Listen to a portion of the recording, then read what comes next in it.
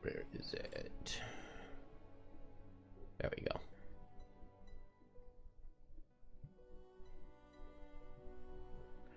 All right. Hello to one or two, basically both of the people who will be watching the VOD after.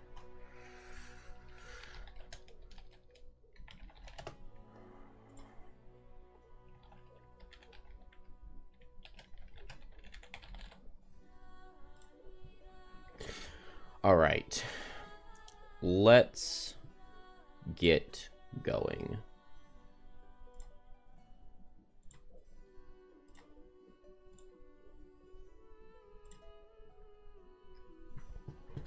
So, yesterday I left off on a very rough loss. It was pretty close, and what I just didn't realize, like halfway through the level, was that my unbreakable wall kind of bugged out on Banner Spear, and I played the card, and at one point in time I clicked on this bottom action and then I clicked skip because I didn't want to play the loss, but that ended up activating Unbreakable Wall without giving me the shield for the rest of the scenario, and then I definitely lost because of not having this push one into traps.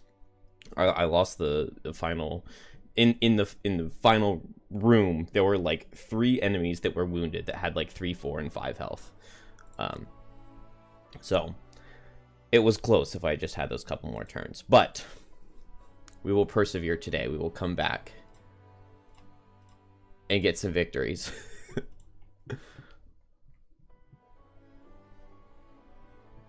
So let's I need to level up Bone Shaper, and super unfortunately this puts me at 4, 4, and 5, and 4, 4, and 5 is a horrible place to be because it will now be monster level 6.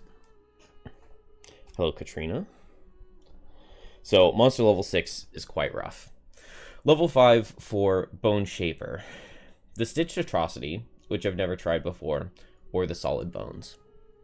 I don't think I have very much longer with the Bone Shaper. I'm going to look at that next, see what all I need to do to retire, but I want to play the Stitched Atrocity. Generally, prior to this playthrough, I've mostly gone like Bone Swarms with my Bone Shapers. So this is my first time really playing single summon Bone Shaper. And I think I like it a little bit better. What do I... Okay. It's weird the way it says 0 of 1, but complete. I would think 1 of 1 would be complete, but that's okay. We can remove this last available -1 to remove, and that'll make me happy. What's in my head slot? Okay, I have a Simple Charm already. And a bunch of potion slots. What herbs do I have? I have quite a few. Arrowvine, Snow Thistle, Rockroot. I feel like I should know what those do. Arrowvine Rockroot is a health potion. Rockroot Snow Thistle is the ward potion, maybe? And then Snow Thistle Arrowvine is stamina. So let's just grab a health potion for Bone Shaper. Why not? We'll put that on. And we can go. So to retire, it's somewhere in here. Personal quest. Oh, wow. Okay, I have not gotten very many herbs on Bone Shaper. I guess theoretically, though, this could just be one more level. I guess it doesn't say which herbs I have looted and which ones I haven't. Which is a little bit sad. But we'll figure it out. We'll make it work. I'm definitely still not used to the interfaces. And I need a card to drop to bring the Stitched Atrocity. It makes sense to drop a skeleton, I think, for it. So we'll drop a skeleton and bring the Stitched Atrocity. I feel like Life and Death is the least useful bottom. Although maybe with Rotting Multitude, where you suffer 6, that can get some value. I'm happy with that. I also was thinking that maybe I should be bringing the Wraith a little bit. I think it would have worked well in the previous level, the last level I played, where there are a whole bunch of cannons everywhere. But that's alright. We'll try this for now. See how it feels. And Banner Spear, I wanted to put Driving Inspiration back on, probably.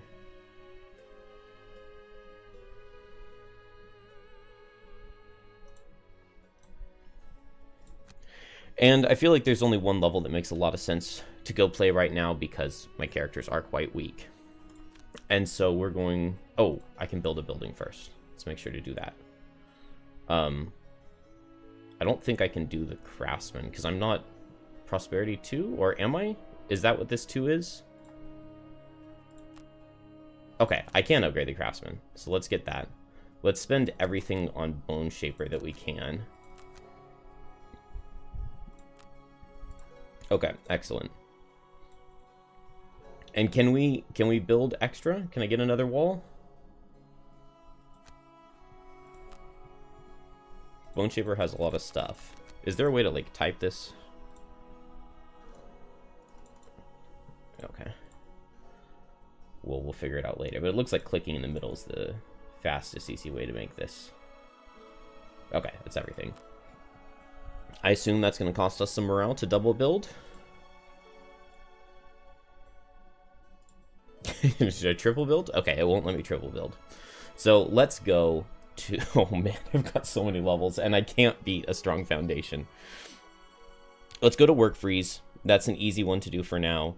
And then I think I'm going to try a strong foundation once I retired somebody. I really wish I could check and see which herbs I've looted on Bone Shaper.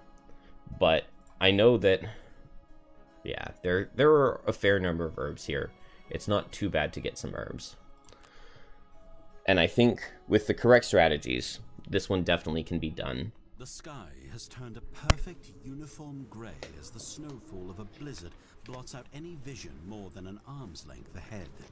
The flurries hide his presence until you're right on top of him, but seated in deep meditation is an orchid. While they have a frail humanoid appearance, they gain the majority of their sustenance from direct contact with the ground as a plant would, growing beautiful crystalline structures across their skin if they remain sedentary. Judging by the length and prominence of the crystals on this orchid's head and arms, he's been seated here meditating for a very long time, perhaps years. Although he shows no signs of noticing, the snow has begun to accumulate on him. Unfortunately, the weather has left you turned around, and without a bit of help, you're as likely to be heading away from your destination as toward it. Now, I've played the beginning of the game a ton with the summer road events. I don't recognize this one now that we're into the winter. So wake him and ask him for directions, or leave him to his meditation and find my own way. Waking him feels rude, but for some reason I feel like that's the right answer. So we'll wake him up. You brush the snow off the orchid, then tap gently on his crystalline head. That leads to I love the way they did the sound effects in the background. Finally, a light shake. When he finally jolts awake, he's startled and furious. You do your best That doesn't to sound good. apologize, and he points you in the right direction. It does not sound good. Is it not? It's not even to tell us what it did.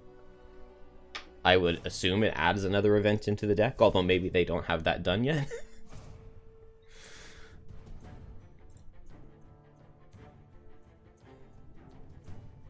It definitely could be discarded at the start of the scenario. I want to bring a lot of movement here. Okay, Strength of the Abyss, good. That should basically be all that I need. maybe I want to bring my other move 4. Tip of the spear.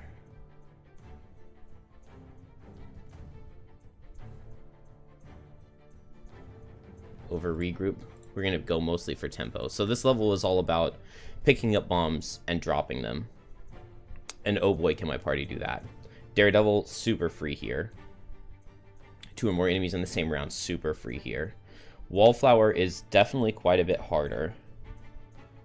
But maybe we can go fast enough and keep it in mind and get it done. I would love to farm a little bit here. Pinter Droman's explosives are surprisingly light. Hello, Damon. You hike up the pass to the demolition site, where the enthusiastic tinkerer hopes to create a new shortcut on the road over the mountains. You head to the spot marked on the map, where you find a natural stone plateau that could indeed lend itself to wagon travel, were it not for the heap of fresh landslide rubble perched directly in the path. You drop your packs of explosive charges and begin to loosen the straps, but a howl interrupts your work. A pack of wolves poke their heads out of hiding, and a polar bear emerges from behind a large boulder. You were warned about the aggressive wildlife in the area. This is why you were chosen for the task, after all. But as more and more animals appear, you realize there's no end in sight. You'll have to do your work while fighting off the locals. Luckily, you figure the explosives you brought will work just as well on beasts as they do on rocks. Alright. So we have explosives for the rocks and the beasts. That definitely makes for the most fun way to play this level. We need to blow up 7 rocks, and there is an infinitely replenishing pile of explosives right at the beginning of the level. We can discard either our top or bottom action to pick up said rocks or said explosives. Hello, Chase. Yeah, +3 has not, it has not gone as well as I hoped it would. I can at least say that most of my fails from yesterday were from the first one was from like a graphical bug where the hexes it was highlighting, showing that I could move my shadows to on Deathwalker, were not the only legal hexes. I could move them to hexes that weren't highlighted, but I didn't think that I could. So I thought there was a line of sight issue. The very last level I played, I lost because Banner Spear lost. I discarded a card, but it put it in the lost pile instead, with the bottom of Unbreakable Wall, where you get a permanent shield for the rest of the level. And then I lost many times to Snow Imp's Brittle not interacting correctly with shield. At least we'll pretend that's the reason I lost. 36 health. That is actually disgusting. 36 health doesn't die to 2 explosives. I've never played this level against such high level monsters where they don't die to 2 explosives. That's crazy. Yeah, Snow Imps are brutal, and what's even more brutal is the level A Strong Foundation that's at the very beginning of, is one of the personal quests you can have in the beginning. Unlocks a strong foundation. You have to go play that storyline to the end. There's a bunch of hazardous terrain, and the monsters have push with every single attack, and there are Snow Imps. And so you cannot shield to block the Brittle correctly, because it applies the shield after doubling the damage instead of before. And with the push they have on every attack, the game optimizes it so that they always push you through the hazards, when they could just as easily push you next to that. Yeah. So I got to the final room one time, and it was actually looking potentially possible for a couple seconds, but I ended up failing. This really dampens my spirits, because the way I've always done this level is picked up a couple bombs, dropped one here and one here, and just blown them up on turn 1, and just lost cards to not take damage. Obviously, the number of monsters here at the very beginning is extremely unfair, and that's a great way to start. with a bunch of explosives and blow everything up, and then kind of work your way slowly on from there. I still think we can do it. It's just the fact that the polar bear is going to survive is crazy. Very easiest thing to do, though, is start with Banner Spear, discard our top, add jump, go 1, 2, 3, 4, place our bomb right here, and then I could attack it with Deathwalker, or I do have a Frenzy Potion. I could attack my bomb and blow it up. That would work. I would love to do like a multi-target attack on Deathwalker and hit both the bomb and the polar bear and get just a little bit of damage. Let's see, we need a top that I won't mind losing, and I feel like combined effort is the top because we'll have to discard it to get a bomb. Then I want to place another bomb down here. I'm pressing my number keys to change like I'm playing Tabletop Simulator and wondering why it's not working. So I'm going to need to get to the position where I have, I guess, this pile of rubble remaining. Once both of these are destroyed, this rock wall comes down. So I could theoretically have all three of my characters here, each carrying an explosive, have one of them step on this, probably Deathwalker with Shadow Step. It gives me a move 6, and I just move 6 straight onto another pile of rubble, and everybody just rushes in here and blows up their piles of rubble. With Strength of the Abyss active, I can make Shadow Step a move 8. And that should clear the second half of the level really easily as soon as we can get set up for it. I would love to pick up some herbs on Bone Shaper to retire. But I don't know what herbs I have and haven't picked up. 13 health on the Snow Imp is absolutely brutal. But I wonder if I could just pick up a bomb with my bottom. And I don't even need to drop it here. I can drop it next turn. I think we'll do that. So we can drop Transfer of Essence. Or, yeah, Transfer of Essence. We'll go for Tempo Plays. And then Deathwalker, I'm going to have to get a bomb right here and pop it. So that's just moving 3 hexes. And I guess I would rather go fast. Although I don't want to play Eclipse if I don't have to. But I don't have a move 3, so I have to play Eclipse. That's alright. I guess we're ready. I'm not killing the Cave Bear, but I can get it next turn. Okay. He'll hit multi-targets, but I think I can just not end next to myself. We will start by foregoing a top action to grab a bomb. And then turn on Winged Shoes. And then move 4. So 1, 2, 3, 4. Then I can place my bomb in an adjacent hex. And I can boom my bomb. Unless I miss, but let's just not miss the first attack. There we go. We will lose a card to not take damage. And that gets me halfway towards my Daredevil perk, which you gotta love that. And a fair amount of loot on the ground. Banner Spear is done. Hound taking a turn there and running at me is really annoying.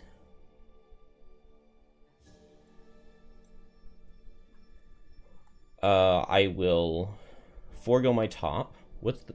Okay, the Snow Imps are attacking. I think I want the Snow Imp dead more than the Hound. But it doesn't matter that much. So we will forego top. And move 1, 2. Place the detonation charge. And then go 3, 4.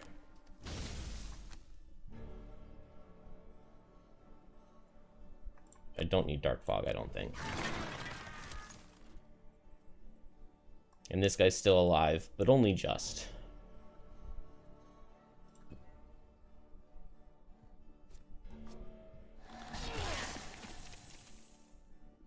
Hey, Victor. I am enjoying the game a lot. It has definitely been harder than I expected. That kind of hurts.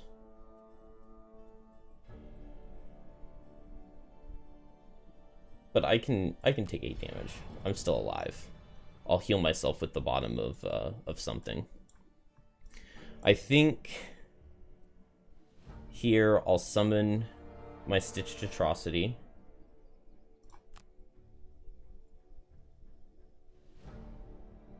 Maybe I'll control him to go and hit the Snow Imp. What's going to spawn here next turn? An Elite Hound. That is kind of gross. I guess that means that I want my bomb to go right here. Which means that I'll need to actually kill this Hound. How much Retaliate does he have? Oh, okay. Only Retaliate 2. Oh, he's a normal Hound. I saw 14 health and I just assumed... I just assumed 14 health was an Elite. That is just a normal. And then we'll forego bottom to pick up a bomb. And just drop that off right here next turn.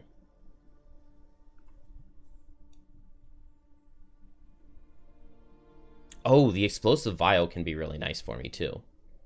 I can use that to pop a bomb without having to lose any cards.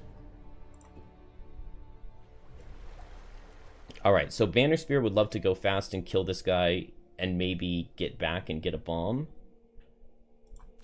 I guess that's not necessarily something that I can guarantee. But I can move 4 and hit him. And then I'm ready to pick up a bomb. And we have Elite Snow Imps. Are they always Elite on the spawning? Because we got an Elite Hound. Bone Shaper... 1, 2, 3. So some sort of move 3 something. And what do we want? I would love to get extra attacks into this Hound. Or like pull the Hound somehow. I could pull the Hound with Javelin. That's also a play. Step here with Javelin. I like that. Step down, pull the Hound in with Banner Spear. And then he'll die to the bomb that Bone Shaper is placing right here. Bone Shaper already has the bomb, so we just want to go right after 18. You watched my video on Bone Shaper and wish you hadn't. The tier list video? Just because I rank it as the worst class in the game does not make it useless. It definitely has uses. It also does... It has felt like it's helped me back at times, but not that bad. Really not that bad. I think I want to go fast on Deathwalker, attack the bear at range, and get back here. Which I could do with, like, Fluid Knight Deadbolt.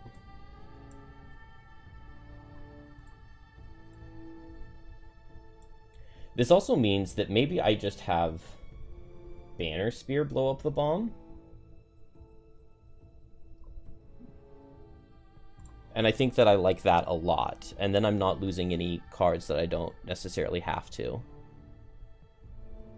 I do need to make sure I lose one more card for my Daredevil perk, but that should be easy. Did I already fail Wallflower? Okay. At least I already failed Wallflower. I don't have to worry about it for the rest. 2 or more enemies in the same round will be really easy by just blowing up a bomb. But I think I'm going to save my Explosive Vial for blowing up a bomb in the second room.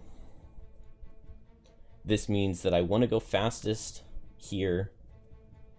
I really want to... I hope my Stitched Atrocity doesn't die to the Hound, but I don't think it will. And then I want to play like a move 4.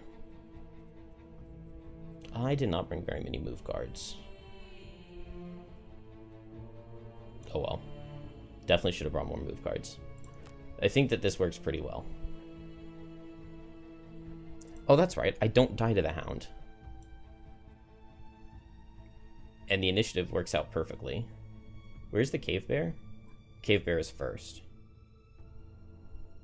Does this guy have move 2 or move 3? Ah, only move 2. Dang. Because if he had move 3, I could use my horn and tell him to go over and attack the polar bear. The polar bear is immobilizing, so we're going to Boots of Speed to go first, and we're going to Horn of Command. Oh, that doesn't help. Okay, well, we'll get a little bit closer this way. I guess I will not be killing this hound then. And I may very well just be dying to him. I'm going to go 1, 2. Drop off my charge.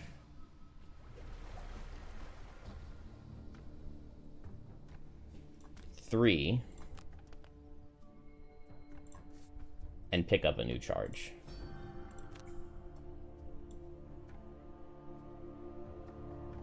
I don't really play anything besides Haven. I play Zelda and a little bit of Pokemon with my son mostly. Okay, I can heal myself next turn. This feels fine. Not ideal, but alive. I really wish I was able to get that pull off, but all of these die, which is pretty good. And then I can't move or anything, so just be done there. Oh, he lives? That's really bad. Also, oh, I took the damage. Okay. Well, that's definitely my fault. I should not have taken the damage. I was going to say the bomb shouldn't go off because... Oh, dang it. That really sucks.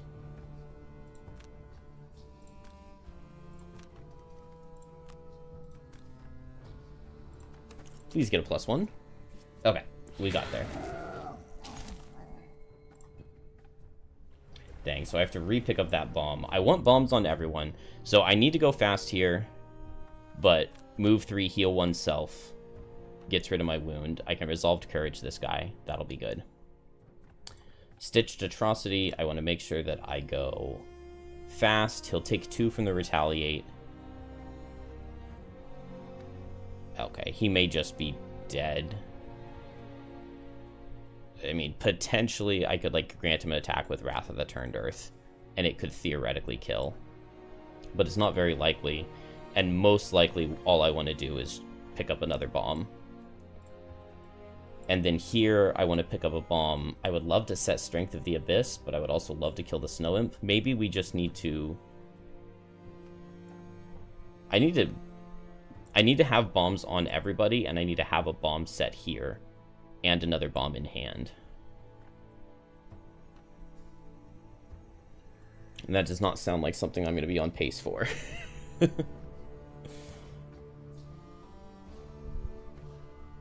Especially because I do not have moving abilities. So I think I'm going to pick up a bomb with my top and place a shadow over here that I can potentially use. I guess I can teleport 3 with said shadow. Okay. Not amazing shape, but it could be worse. Move 3, heal self. I get the Resolved Courage off. And we're alive, but we didn't make it back to the bombs. Do I only have slow cards left? I do only have slow cards left, so let's get back our 6-speed move 4.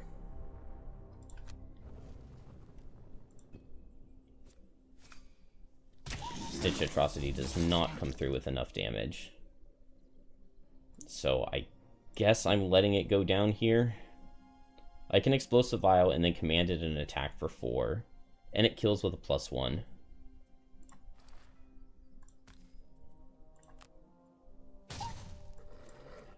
I shouldn't have done that. Saving the Explosive Vial for winning the scenario would do more. Alright. He dies to Retaliate. It's fine, though. Forego a bottom action. and I'll go ahead and heal up. But I just need to be losing cards if I get hit at all. Here, I want to place a shadow out here and forego my top.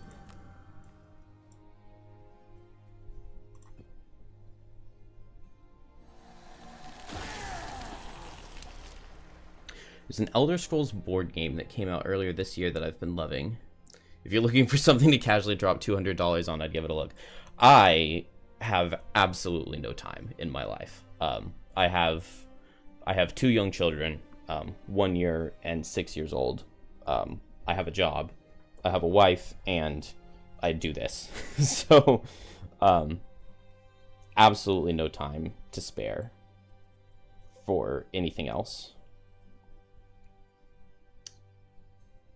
I don't know why, but the formation on Head and the Hammer is like really confusing me. I do not remember which one is blue and which one is gray. Okay, based off Bolding Blow, Banner Spear is gray. So I'm not getting the Head of the Hammer formation on this guy. There's just not a way. I think I just need to pick up bombs and just lose cards to damage. So let's go late. I shouldn't have Stamina Potion to that card back, but that's okay. I'll go late and get back over here. Oh, never mind. I'm going to go fast, and then I can command movement on Deathwalker for Deathwalker to drop her bomb. And then on Deathwalker's turn, I just need to get back over here. Which, unfortunately, I didn't place this shadow in the right spot to just teleport back. But I have Shadow Step to move with my top onto my shadow, and then I just walk back. Beautiful. Okay, so this gets us set up. I just need to move my characters over and lose cards to damage. And then I think we're ready. So I feel like I need to short rest here to get my move 4 card. I definitely should have brought more than one.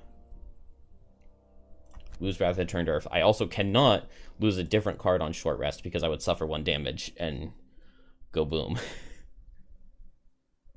I guess I'm only picking up 1 pile of loot.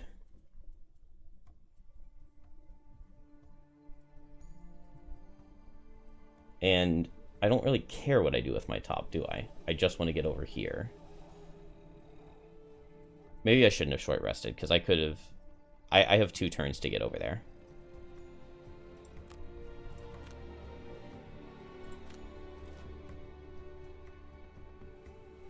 Yeah, I mean, not only do I have kids, but like they're at a very they're at very needy ages.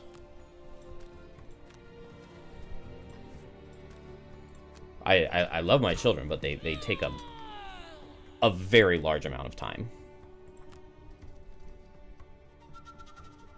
Okay, and then we forego the top.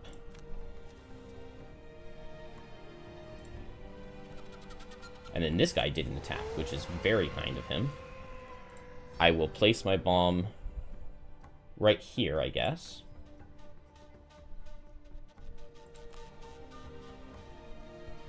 And then move with my top. Why not?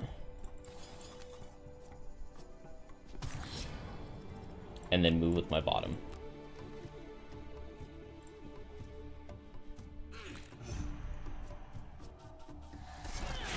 We live that, but we are holding a bomb, so we have to lose a card.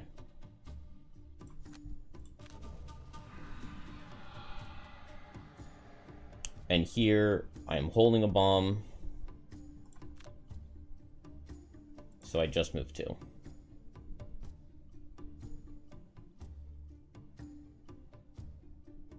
I guess I could place my bomb, pick up a bomb, and then move. That would kill this hound, so next turn he doesn't attack me. And I would still be holding a bomb. And I have to lose 1 card to do that. If I don't do that, then next turn the hound can attack me, but the hound could go at 6 speed and immobilize me. And I'm not going to get a top action off either way. So I think this makes the most sense. Just go ahead and kill this hound. Oh, can I pick up this loot pile?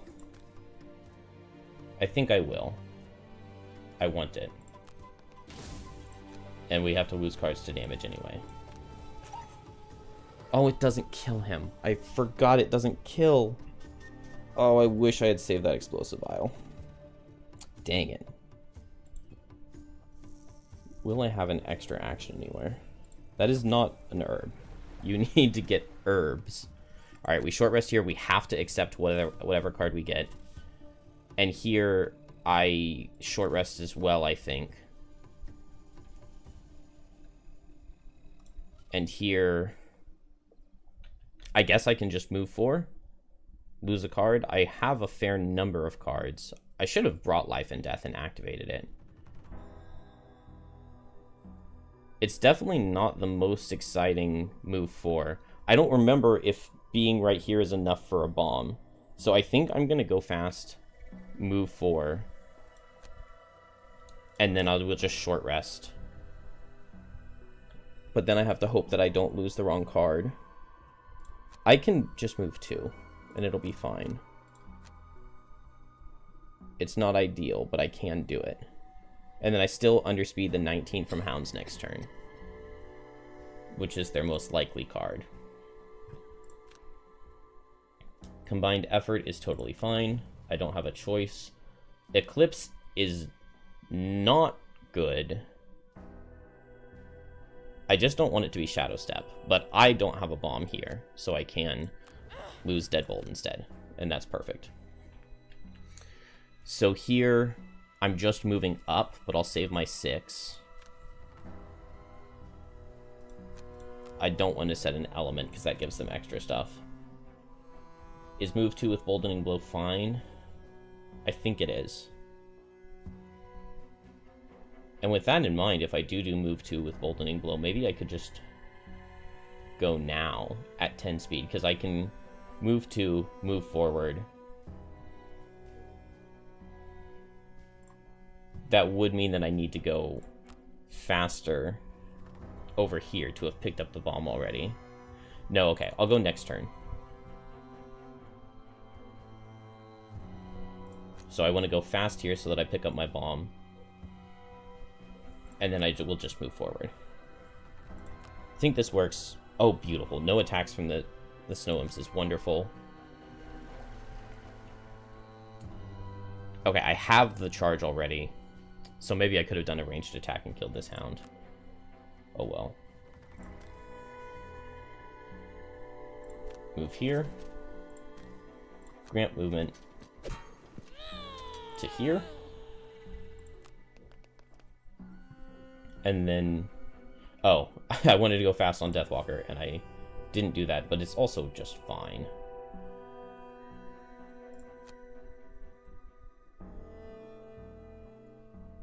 Oh, I also definitely don't want to be next... Well, no, these guys aren't attacking this turn, so I got a little lucky there, because I walked right next to my own explosion. We're just getting gold. Forgo top. And move 4.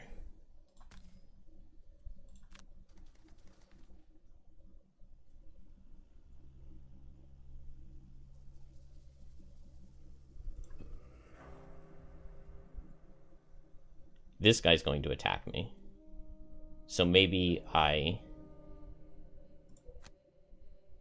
just go right here. So that not everybody has to lose a card. Although I dodged the loot pile.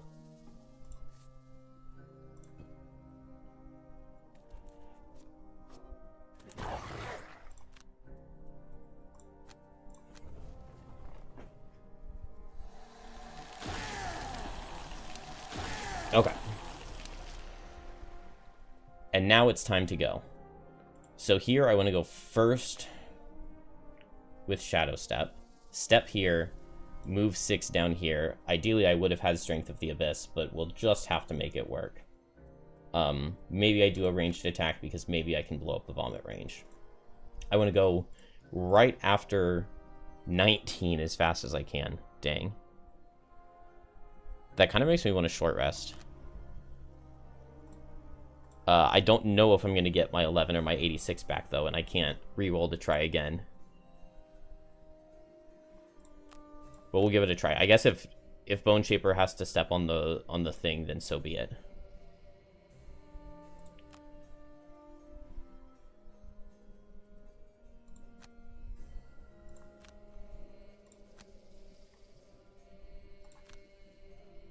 Nice. Okay, I lost my late card, so I can go at 11 and be first. No attacks out of snow imps. I love it.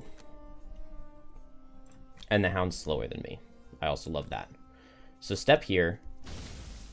It booms.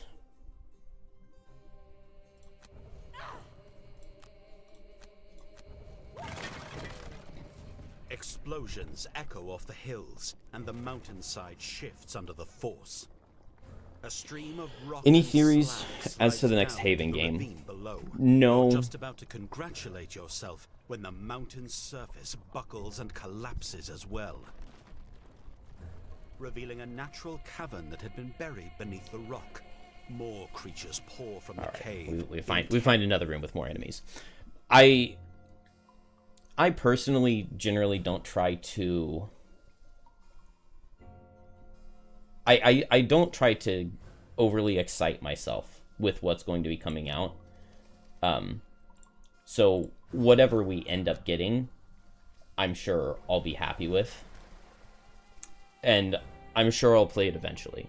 I myself don't have a copy of Gloomhaven 2E.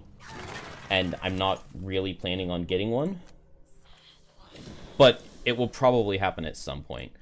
Like, unfortunately, my wife enjoys playing games, but she got enough of Haven. She doesn't need any more Haven. So I don't really have people to play with physically. I have one good friend who would play with me, but we just getting our schedules to work out, as probably every group always experiences, is just very, very difficult. So I think I just move in here. Oh, I don't have my winged shoes. That's fine. I move in here. Dang, winged shoes would have gone so hard. I could have placed it right here. But that's okay. We'll just get close and lose cards to damage. If the hound comes here, move 4 won't be enough.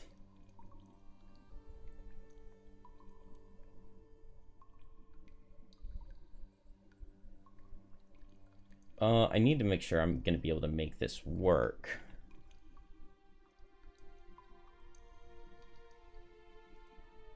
Maybe...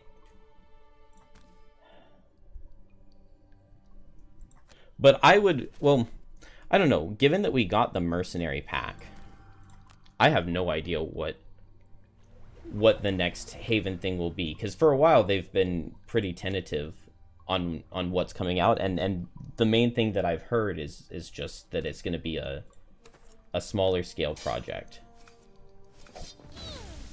And then now we've gotten the release of that with the 4 individual characters, which I think those are really cool, and I'm really, really hopeful that they will come to Frosthaven Digital eventually. I think that will be awesome. Okay, I can head towards this one. That'll be the play. And then I blow up this one next turn. I could attack this guy, but I don't want to suffer retaliate if he doesn't die, so I guess I just won't.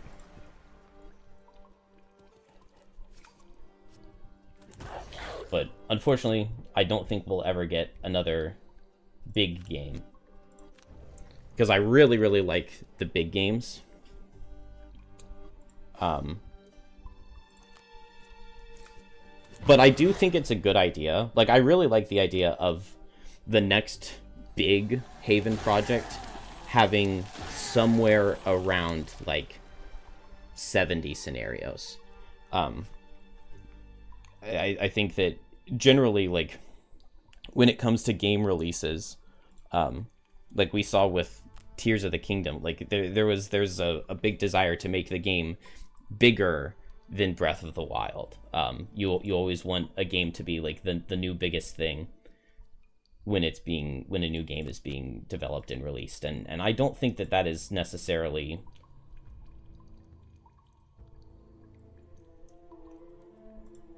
I think that I personally would be very happy even with just a smaller scale project, something that's a little bit cheaper. Yeah, 70 scenarios is a ton. If it were something like, 10 mercenaries, 70 scenarios,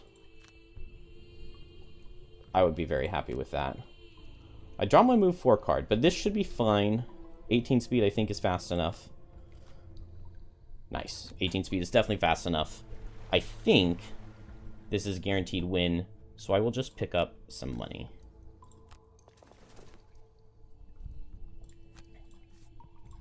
And this is supposed to be a very easy scenario, and it was still kind of rough, but I think we made it.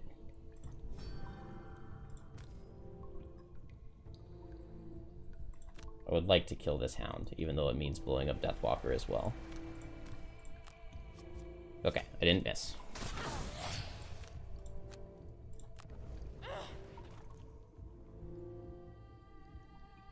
Do I think there's more room in the system to iterate on it without it becoming stale?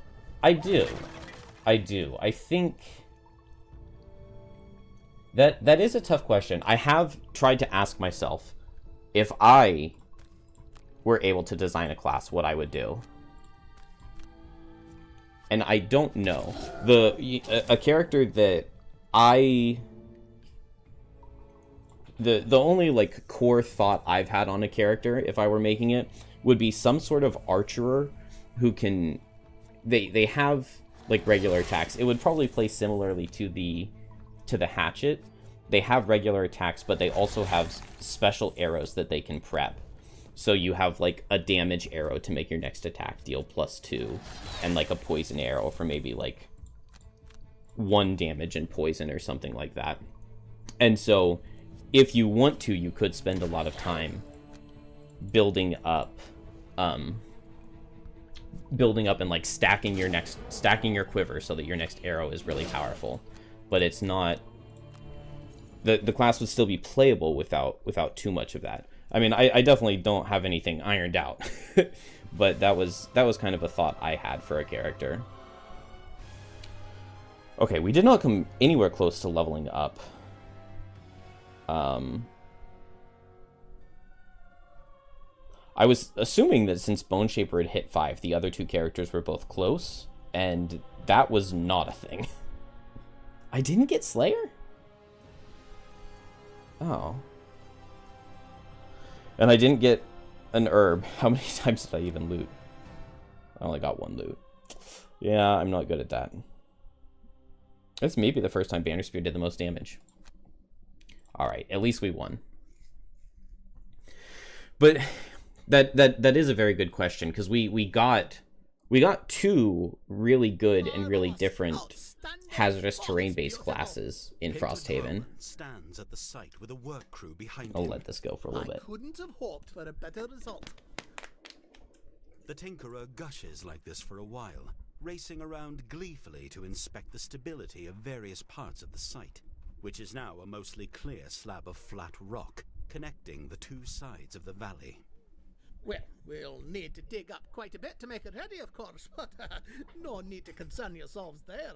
I'll be certain to send for you when we reach the next phase. Oh, okay, cool. That was the short one. We can 5 hide, and then in a couple weeks we get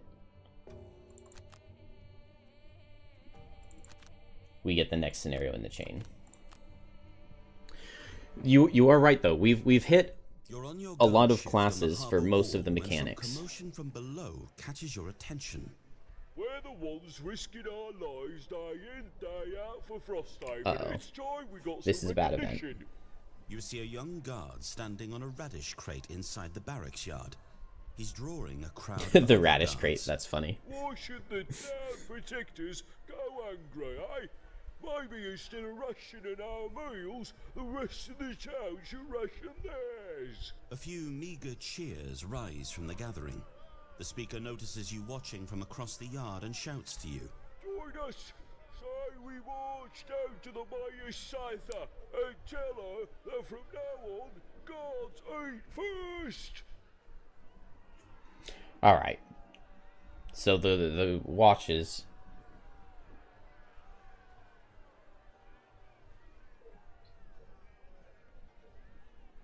Oh, that is a cool idea. The spontaneous bouts of truth or dare to maximize abilities. I like that. A very roguelike class. There are still classes that can be made, and creative people, I'm sure, can get it done.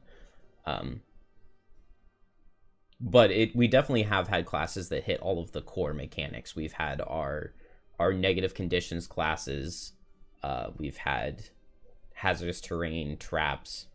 I'm going to try to talk them down from destroying the town, but okay, that was the wrong choice. We get attacked and we can't use soldiers, so let's just not get wrecked. The barracks? Okay, it's damaged, that's fine. What materials do I want to lose? 2 materials, we can lose 2 metal. The hunting lodge, we can lose 2 hide. The craftsman, we're just breaking everything? My town was very underdeveloped because I keep losing scenarios.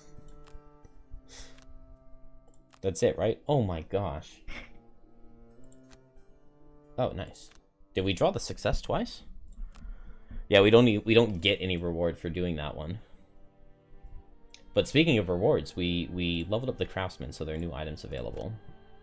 And I got 2 check marks here. So I want to take the disarm, I believe. Subdue. Oh hey, the deck is... Bannerspear's deck's a lot better than I thought it was. I also would really love the... There's a shield 2... Okay, we have this whenever you open a door, gain 3 move. But then there's also... It's so hard to... Why... They need to order these when... I'm sure I'll make a video on things I want to see eventually. So let me... Cards... You're seeing board... Order perks by...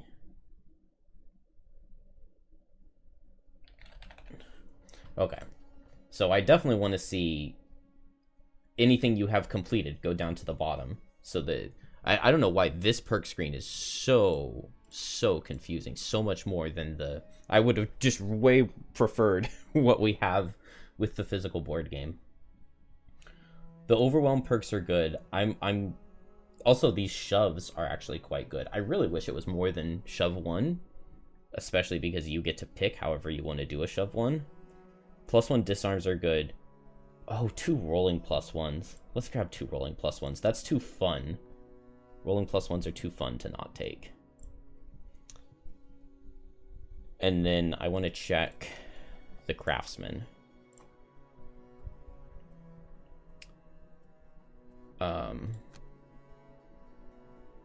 Okay, the inspiring helmet, which I think could be interesting here. Do I want it over a spyglass? I don't know. But during your turn, grant all adjacent allies a move too. Maybe I do. I kind of like that. But spyglass is really nice to guarantee getting a kill on something. Let's try the inspiring helmet though. It's not that expensive. I barely have enough for it. I'll put that on. I'll hold on to spyglass for now because I don't really get much out of selling it. Oh, I should have looked at everything else though, because... Okay, we didn't get any new armor. Boots. The damaging slippers I think are really good, but also winged shoes are pretty required. So that's fine. Hand slot. I didn't get any new shields. The reinforced shield is actually really good, especially with all the brittle. My favorite class that isn't Banner Spear. So there are several classes I really like. I really, really, really enjoy playing the Bane build with Kelp. That's probably my favorite, is Bane build. After that, I love everything about Astral. Astral is really, really fun. I've mostly played it with infusions, but a couple nights ago I tried the sword summon thing for the first time, and it was so much better than I expected it to be. I was really... Yeah, I say the game has been out for a while, so full spoilers. Yeah, I'm totally fine with people mentioning anything. So I love Kelp and Astral, and then Deathwalker is my favorite of the starters. And I also really like Banner Spear.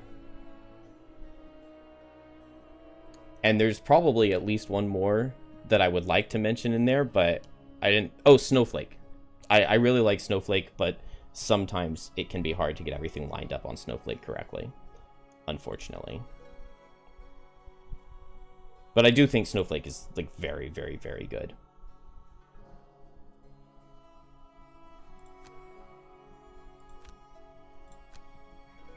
Alright, we didn't get anything super exciting. What do I think about Chuck Norris as the final boss? It was a very bold decision, but they executed it perfectly. I actually haven't ever played the finale of Frosthaven. I've saved it, but then all of my... Any of my playthroughs kind of fizzle out before I get to the end.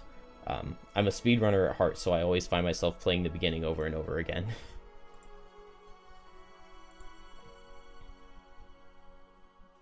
Is there not anything for me to really do? I feel like there's not much for me to do.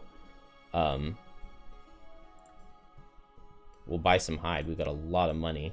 I need to build the other... Oh, that's not what I want. I need to build... Where are the other buildings? I do not understand this interface at all. Okay, let's get the logging camp. We need a lot of... We need a lot of wood for building buildings. Man, I've got nothing on Bone Shaper, but I do want to use her gold. Deathwalker could also probably retire pretty soon, because she just needs to get 100 gold. And I have a fair amount of stuff to sell. Although I think I've gone up in prosperity, and now I need more than 100. I need 120 now. And I don't actually have all that much stuff to sell. Lucky Dice, I think, sells for 17. So I need to get more loot.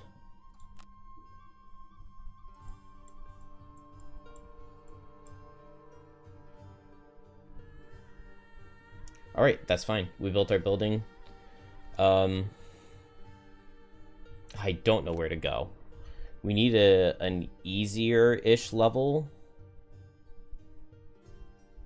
If my private empire is the level that I think it is, I've been able to beat 1, 2, 3, 4, 5, 6, 7, 8. I've only beat 8 levels. That's a little bit rough. I thought it was more than that. I think we'll go to my private empire, because if it's the level I think it is, we can always leave early and win. Oh, it requires the climbing gear, which I don't have. Okay. Then I need to build the climbing gear. Let's do the Spire basement. I think is the easiest level I have available to myself. The temple entrance I do think I could beat, but it will have gone up a level in difficulty since the last time I failed it. I really need to retire Bone Shaper because she's way too high up there and makes everything way more difficult. Spire Basement has living spirits, which is just not something I'm going to be good against. But maybe Putrid Cloud can be pretty good there, and maybe I want to summon a lot of little baby skeletons to make the living spirits suffer damage when they hit. I don't know why it doesn't just show all of the enemies you're going to be facing, because there's definitely a living doom in this level. And that's kind of a theme I've seen multiple times, that it's not always accurate with what will be in the levels. Tree hang low, heavy with the ice of the season. This picturesque grotto features an iced-over pond. During the warmer season, it would be fed by a waterfall, which is now frozen and anchored to the cliff face overlooking the area. The ice over the pond is sturdy and supports your weight easily. The frozen waterfall beckons you closer with an unnatural blue light, and as you approach, really unfortunate. You can see glowing shapes moving behind the ice. It's a cave of some sort, now sealed off. The ice is much too thick to get a decent look, but you can feel a supernatural chill that turns your stomach. The waterfall likely hasn't run since summer and has a rough surface that would be perfect for climbing. The top would put one you of these right is really good, and the other one is really branches. bad. I think we're going to make camp in the middle of the iced-over pond. I believe if we go into the cave, we get scared of what's in there. Okay. You triple check that the ice is frozen Is that completely solid. Ward? The perfect place to set That looks camp. very similar to the bless symbol. Visibility is ideal in every. But I believe that you get warded if you pick the right one there. Unfortunately, I think we start wounded in this level. Wallflower, Opener, Slayer. Maybe we can get Slayer. Recluse, never end adjacent to allies. Definitely not for Banner Spear. Slowpoke, definitely not for Banner Spear. Pacifist, potentially. Only take short rests. Never kill an enemy.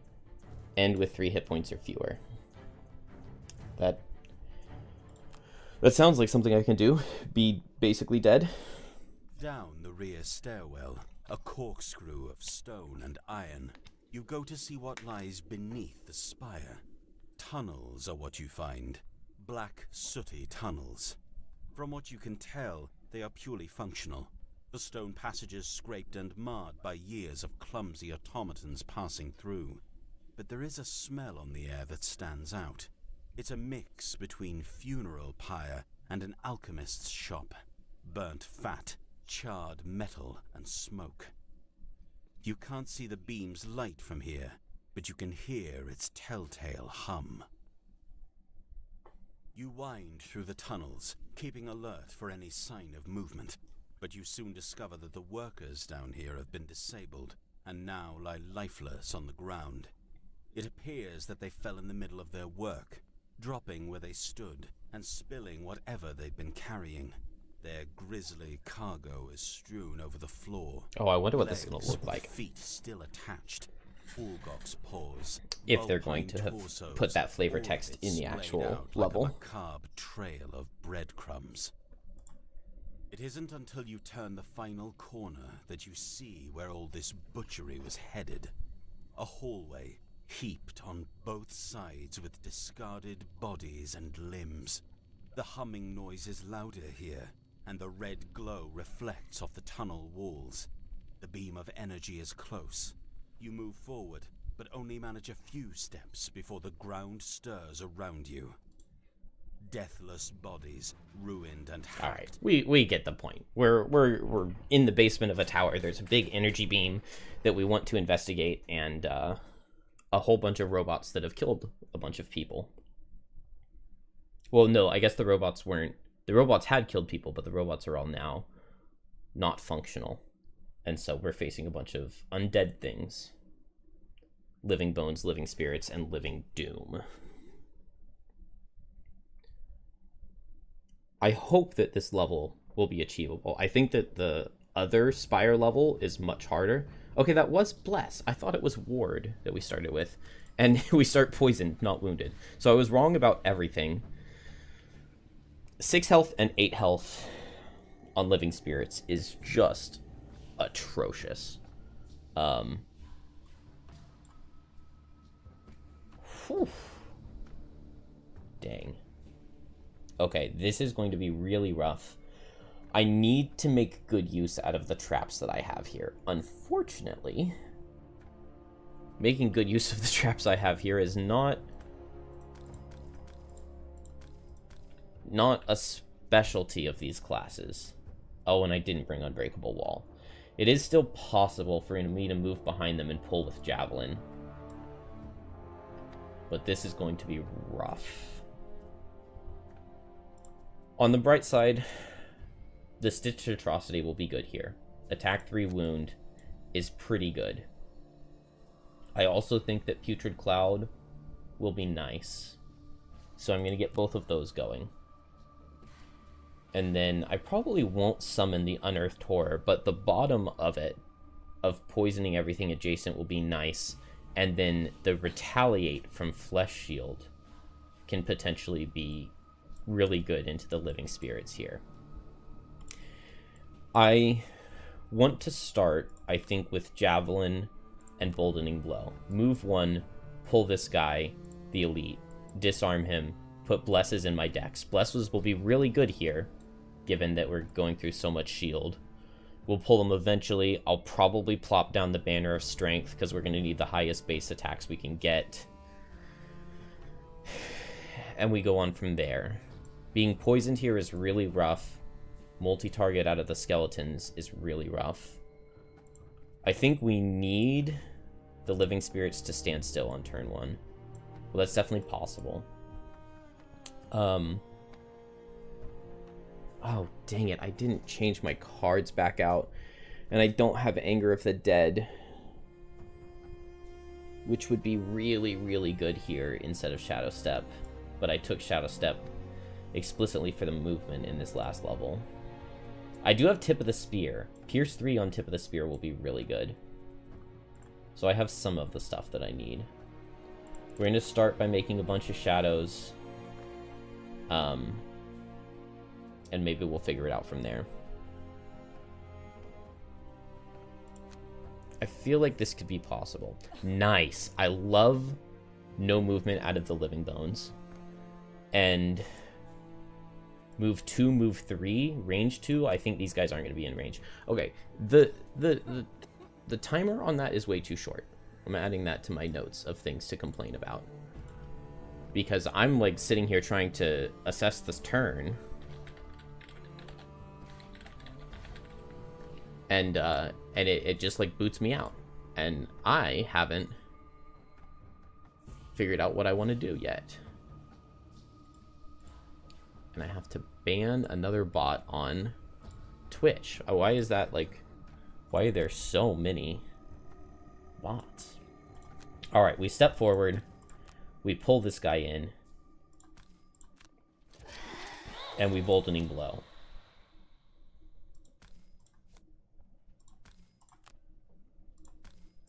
Attack for 3. We get 4. And he's disarmed, so he won't get to absolutely dominate me with attacks for 6. Oh no. This is not good. This is not good. Okay.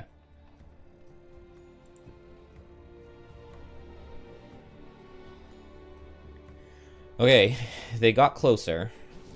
And I get hit 1 time. Oh my gosh, 7 damage. Alright.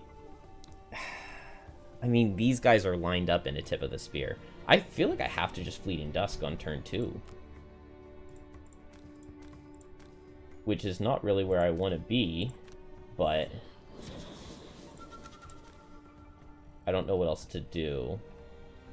I think that's a fine spot for my Shadow. I wish I had Anger of the Dead, but if I Fleeting Dusk, it doesn't matter. I get wounds on all of these guys, and that's pretty good. But I do not have the burst to, like, kill.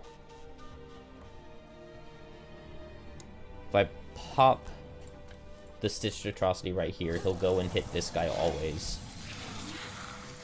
To suffer damage on him, that's annoying. We're okay, though. I need to get some... Oh, man, this turn coming up here is going to be so bad. Okay. So, I would like to go fast. I have to play Fleeting Dusk here. It just gets too much value. But it's not enough damage. I guess that means that I want to go fast. I think 19 would be the right speed. But like attack 3 wound is actually just not even doing that much, and I can't strengthen it in any way. I have the bless, so hopefully that comes through.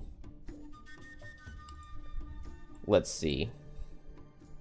Flesh shield with shield and retaliate into banner spear I think sounds pretty good.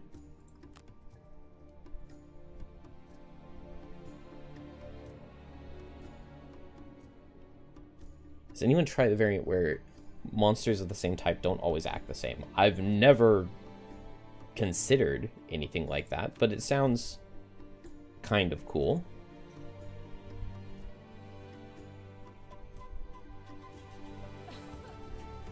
I have tried the thing where elites act smarter than the normals, but it would be kind of cool if elites got different cards from normals in the same turn. There's also ice here, which means that the living spirits can stun me, and that would just be absolutely atrocious. It is... Yeah, I always prefer Gloomhaven when you just have, like, 2 of each monsters on the board, because it does feel a little bit strange if there are 6 of the same type, and they all just do the exact same thing.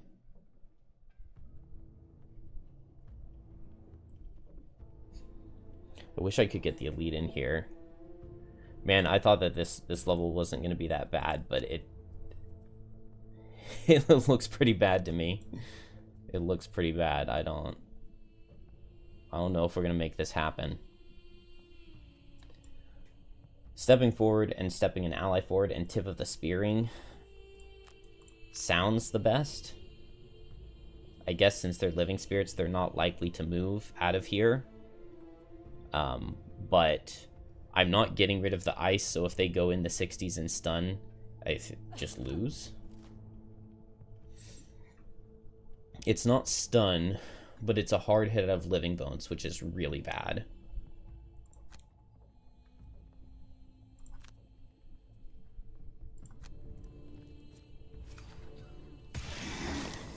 Okay. Summon gets some damage. Oh, I was thinking I was in range for 2 curses, but it's only 1. Still, 1 curse is better than nothing. And then I can give shield and retaliate here. And then I think I will give bonus shield here. And we'll hope that we can make this work. Let's eat power potion. You know, I'm next to this guy anyway. Let's poison potion him before I forget. And fleeting dusk.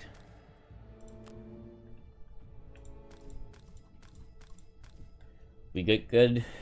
I mean, we hit everything. It's not necessarily good damage into everything. I guess theoretically this guy could die. Let's heavy sword him. Actually, no. Let's not heavy sword him, because if he gets crit, he would take 7 and he would die to the wound. So I don't need to heavy sword him. These guys are going to get tip of the speared, so maybe I will heavy sword and spyglass into this one. And hope that he gets crit and dies. Maybe hope spyglassing this guy for him to get crit makes more sense, but we'll just pull 2 crits here. Dang. That's really unfortunate. That was one of the only ones that was going to do damage. I do get the bless on the guy that I wanted. It did not give me my spyglass.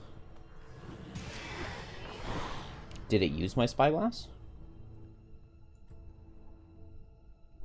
It doesn't look like it used my spyglass. I still don't have any boots. That's crazy. Do I get anything out of moving? I don't think so. Because the elite is going to hit multiple targets no matter what. If I step here and here, I guess he just hits Bone Shaper if I step back 1. which isn't good for Bone Shaper, but I guess I might as well dodge the hit where I can.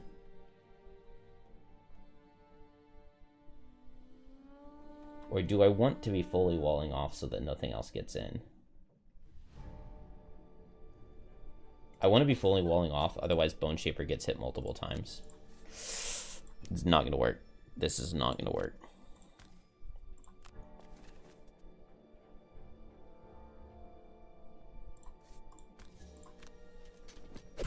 Oh, it doesn't have to be Bone Shaper. I can move someone else. And so actually, it makes more sense to move Deathwalker, I think.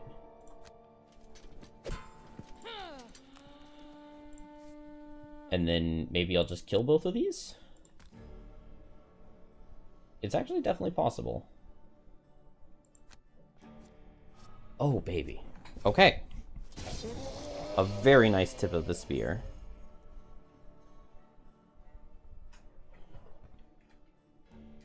We're still not in amazing shape. Oh, no. Okay. I do have the Retaliate too. Which means that this guy's gonna take some damage. It's entirely possible that if I attack him for 2... No, I'm not going to use my Frenzy Potion on him because he'll get wounded, he'll hit me, and then he'll die to the wound next turn. I did also already draw my crit, so I guess I'll hold off on Frenzy Potion. Attack for 5, attack for 4.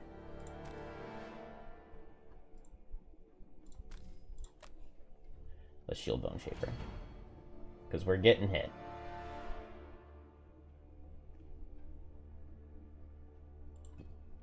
I maybe need a Stamina Potion Javelin.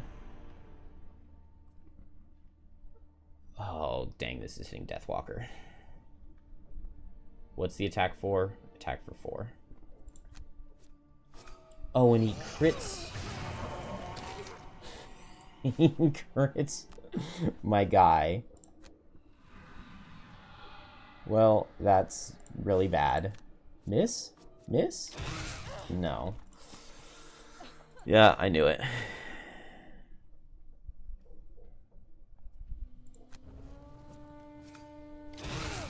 Ow. Jeez, the poison is so rough. Miss? Do I live? No. Don't even live -2. Alright, well.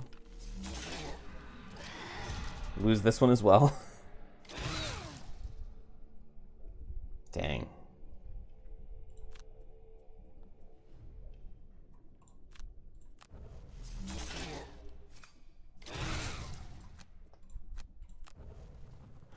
Alright, well.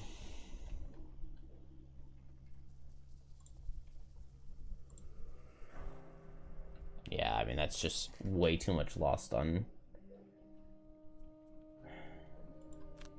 I just don't know what to do, because I don't think that there are any small changes in any way that I can make that make a difference here.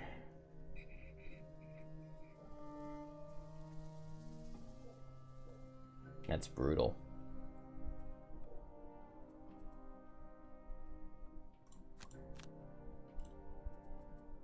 The best change that I can make here is to lower the difficulty.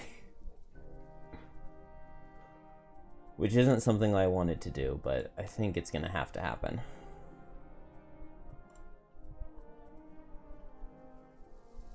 Cannot believe the summon got crit on turn 2. The first time it got attacked. 100% of attacks at 8 were crits. Yeah, we just die here.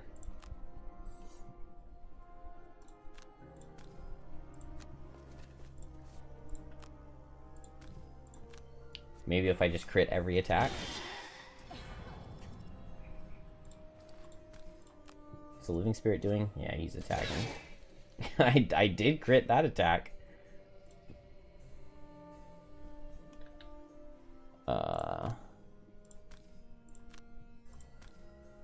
Okay, it did not use my Spyglass.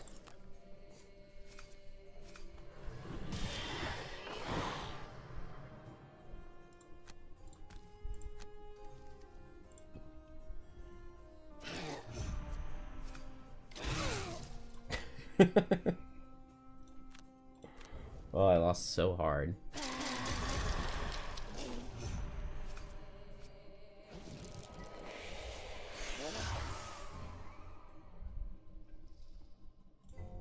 Alright, well...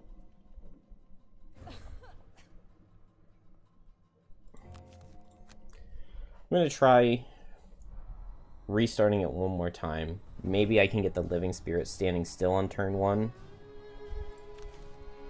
But I got the skeleton standing still on turn 1. It is indeed brutal. It's unfair, I would even say. Let me make sure I bring some of the things I really want. I want Anger of the Dead. I think over Dark Fog. Is there anything else that would have been really nice to have here that I didn't? Wave of Anguish could be really good for the end.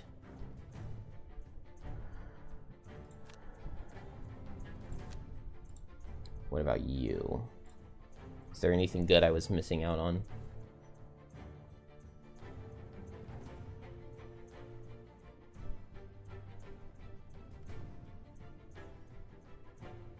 Unbreakable Wall for the push into... Oh, Head of the Hammer for the muddle on Living Spirits while getting Retaliate from Bone Shaper is pretty good.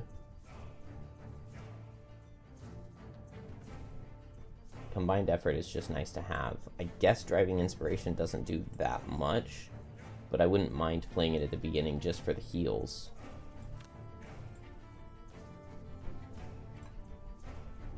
And is there any card here that helps? Exploding Corpse is really good.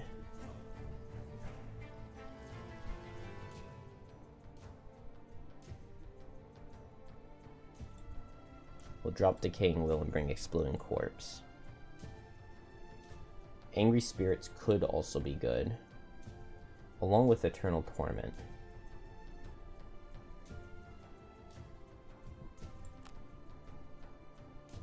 I don't think that it will be possible, but this setup, this layout is much better. It is much better. So we'll give it a try.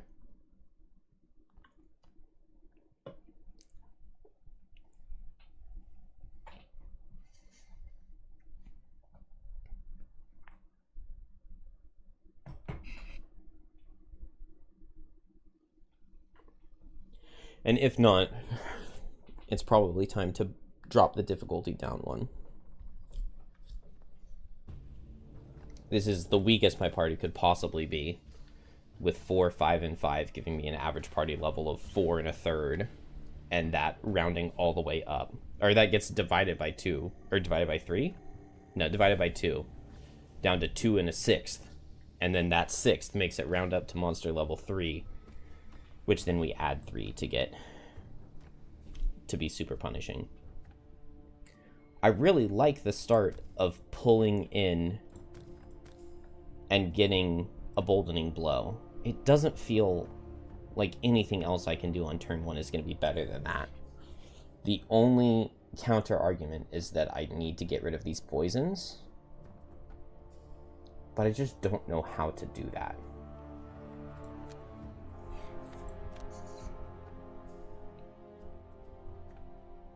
I just need standstill cards out of all of the monsters. I think just on turn 1. And maybe that can be enough. Maybe.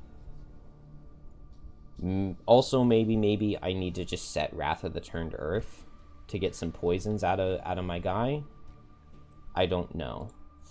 Also, though, I would love to move up enough that I can push into these traps. At least for the elite. Unfortunately, Unbreakable Wall is just push 1, which is just so cruel. Like, would Unbreakable Wall have been too OP if it were push 2? Why does Banner Spear have multiple push 1s? The class was not, like, it's not so overpowered that giving it push 2s would have broken it. Why do I have Shadow Step? What did I... Okay, that's fine.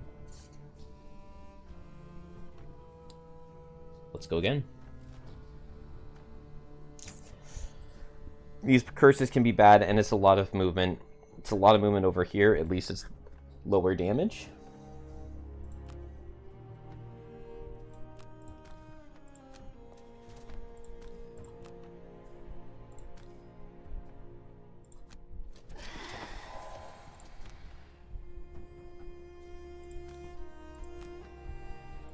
Is there any shot that I play my helmet to move the other two characters back here?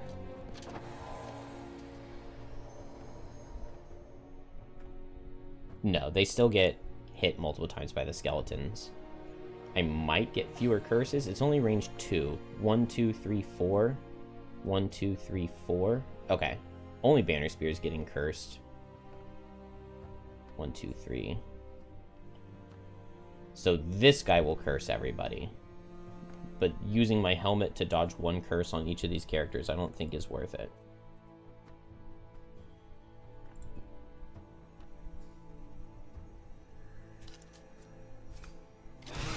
Ow.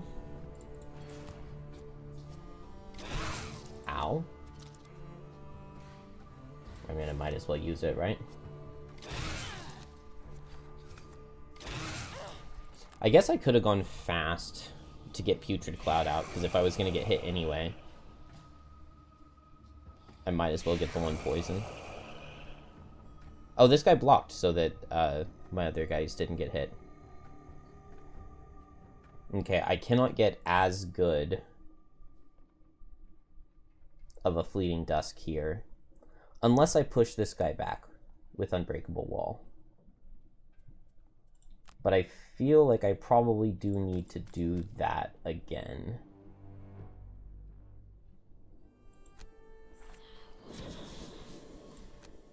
Oh, and I could go for Unbreakable Wall, but I am already in a tip of the spear, which makes that really attractive to me. It's kind of sounding or feeling like I'm going to do the exact same thing. I positioned those shadows really poorly. I was thinking the bottom of Fluid Knight on Deathwalker to teleport to a shadow and ignore damage. But now the Stitched Atrocity is going to move there and hit this guy. We need to see no attacks out of Living Bones, I think. Is most ideal here. If they just shield and heal, I would be very happy. I can push this guy back, and I can Fleeting Dusk and hit 5. Alternatively, I could Tip of the Spear what I have right now. It's not hitting these two. I think I prefer Unbreakable Wall to push back. I could Meat Grinder to remove someone's poison with my bottom, but Resolved Courage for the +1 damage seems like just about as well as I would ever be able to do. I would love to not die here on Bone Shaper. Don't know if that's possible, though.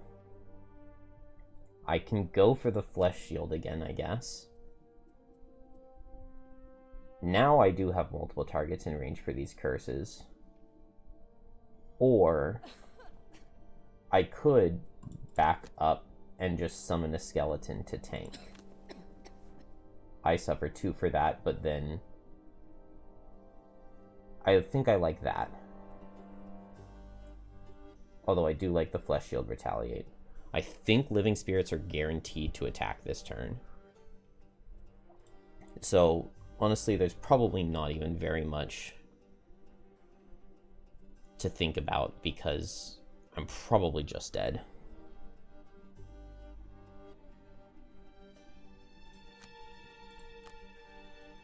Fluid Knight with Fleeting Dusk was what I was thinking. I don't see anything else better. Anger of the Dead doesn't really help because I didn't put the shadow under this guy.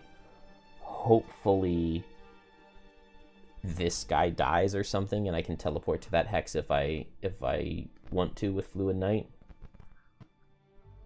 we'll just give it a try. I mean, we just need to see really good damage. No moving out of bones is very interesting. It's very interesting. I'm so cramped, but I wonder if that could possibly help me here.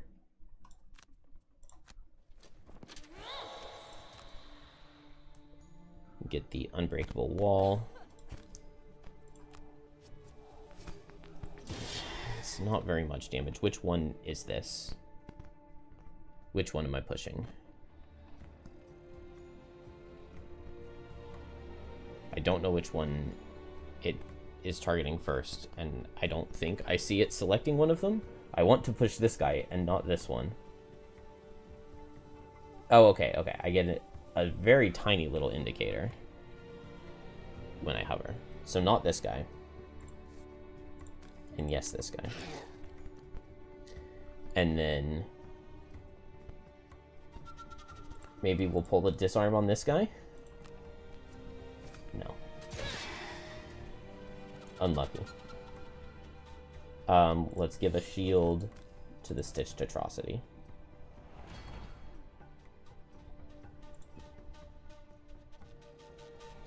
Let's see. How do we know which standee? I want to know where my Stitched Atrocity is going. He's moving to... Oh, he's going towards the elite, isn't he? No, this guy's closest bird's eye, so he goes here. I would maybe prefer for him to go in here. And if I can kill this guy, then I don't get hit, and that's nice. Although killing the elite is obviously better. What are the living spirits doing? Only hitting one target at least. That means it's all going into Banner Spear.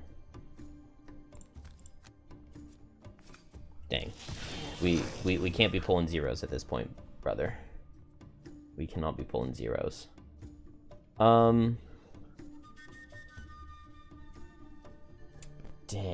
If I could summon in this hex, that would actually be so good.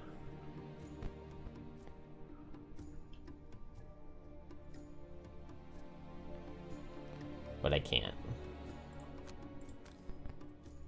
And I just barely can't move him there.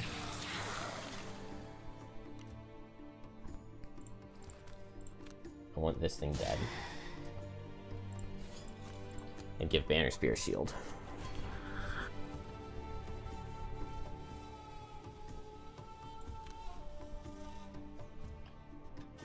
I could move the Stitched Atrocity there. I don't know if that helps me in any way.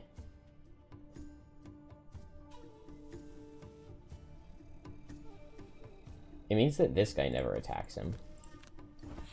But also, I just gave shield to Banner Spear, and now the living spirits hit the Atrocity instead. But that's fine, because we're just going to crit everything. Oh, now this guy hits the Atrocity.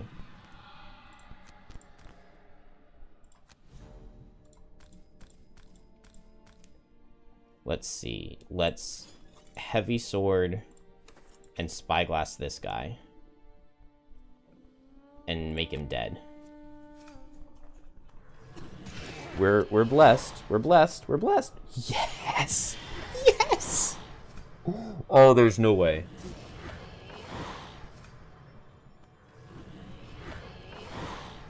Okay. That's a pretty dang good Fleeting Dusk.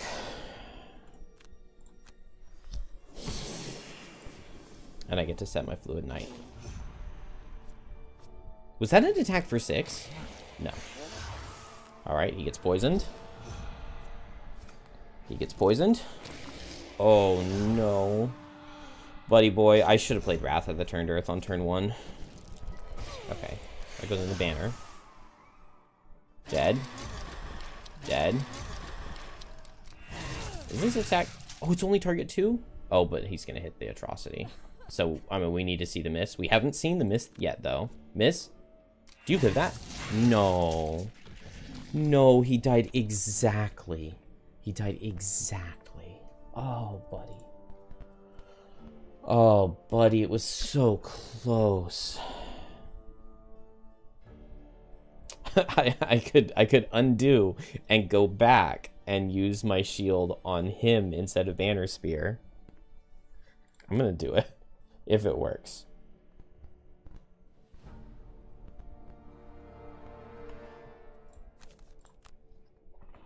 Alright, that actually went really well. Hopefully I click them in the same order on Deathwalker, and we just shield.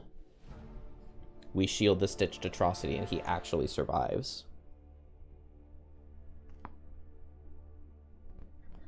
And I'm saying there's a chance. Because if we can get through this first room with just playing like 2 losses on Deathwalker, it gives me a lot of time to build up and get ready to go and be kind of crazy. What did I play for the other card? I summoned a skeleton. That is not a good use for my top.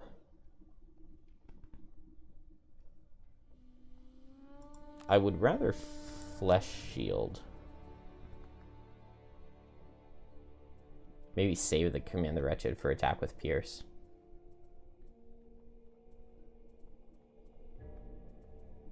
But if I Flesh Shield, I have to do Flow of the Black River to control where he goes.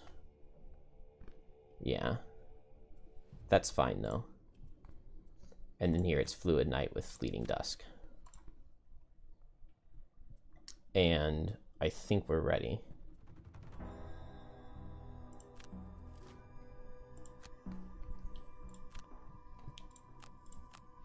Alright, buff up my damage. Flip this around. Don't push the elite, but push this guy. I do need this attack too to kill. And Banner Spears. Oh, Banner Spear will shield the Atrocity. And then I need to Horn of Command. So that he goes here. He hits this guy.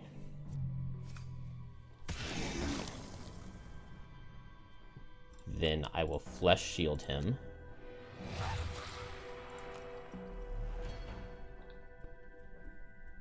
And did I Explosive Vial? I don't think I did. And then I just move him. Unfortunately, this was both of my fast cards, which I don't love. Or like. Give him another shield.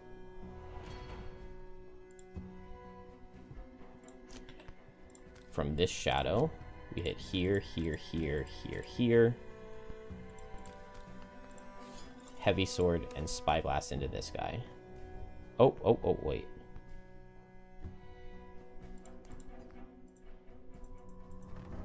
Undo. How do I undo?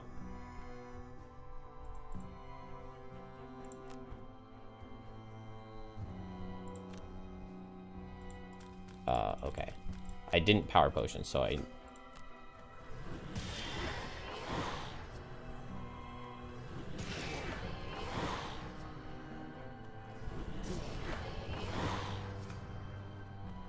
We will just undo this as soon as it finishes, I assume. So that I can Power Potion first. Nice. Okay, that worked so easily. I don't know why it wouldn't let me back out of the Fleeting Dusk, but... Here and here. And we go.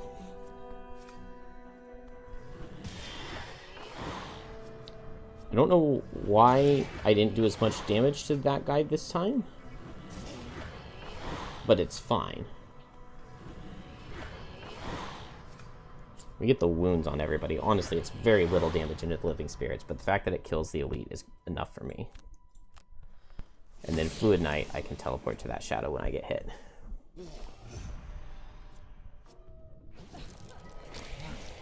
We'll take 1 damage, that's fine. We'll take 0 damage, that's fine. Oh, okay. 0 damage, that's fine. This guy still hits Banner. which means it doesn't get poisoned, but I'll let it pass. Ow. Beautiful.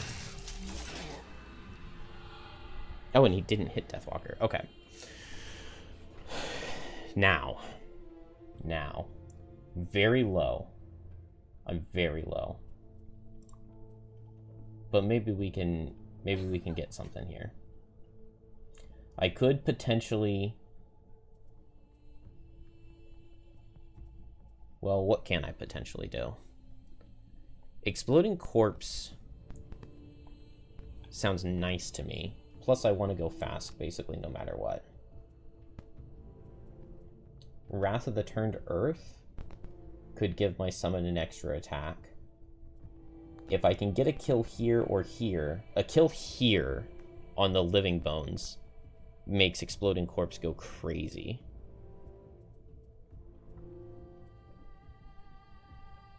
So Exploding Corpse, I think maybe just Wrath of the Turned Earth to get an extra attack here. Then who is killing this thing? Can Banner Spear kill this guy? Potentially. But she's taking some damage to do so. What do I even have here? I have so many slow cards with Head of the Hammer here. Yeah, this is so much worse than the Banner of Courage. I really wish I had that instead. What about Deathwalker? Does Deathwalker have anything exciting? Deepening Despair to kill this guy, but the timing on that does not work out very well.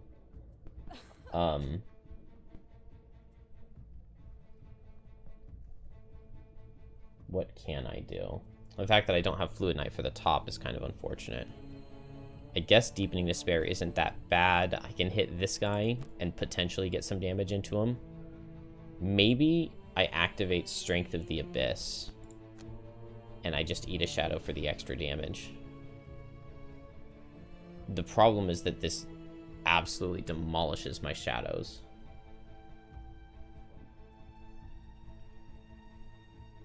I lose shadows really, really fast if I do that. But the damage sounds nice. Maybe we're just gonna move some shadows and figure it out from there. And finally, that leaves the Banner Spear, who is not set up for much of anything. I could just activate Set for the Charge. When this guy comes in, he dies. I would love to kill him at range after setting my Explosive Corpse so that I don't take the damage. And then this guy just barely needs to take a tickle. Which kind of makes me think Black Barrage is the attack.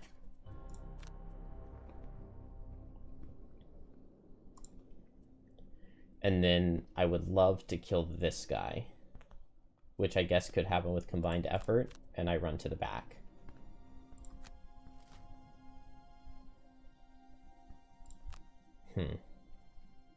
No attacks out of skeletons is nice, but it also means my Exploding Corpse play doesn't really work. How much damage? This is attack for 0, but I could potentially get some damage. I don't need to hit this guy now anymore. And this guy's not going to die unless I hit him now, but then I don't get the Exploding Corpse. I think I target this elite because I need it dead, and then I run away. And then we just hope the Stitched Atrocity survives. Show me damage. No. That is very unfortunate. I can move him so that he targets differently. If I move him here, he hits the elite. It doesn't necessarily help too much. But maybe it could.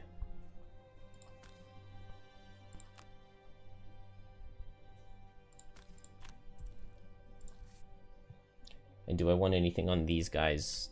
Not really. What cards did Bone Shaper play, Wrath of the Turned Earth. And Exploding Corpse. That doesn't help. Dang.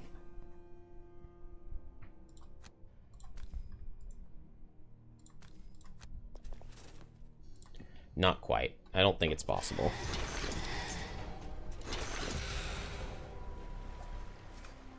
Okay, we've got a curse, but no damage.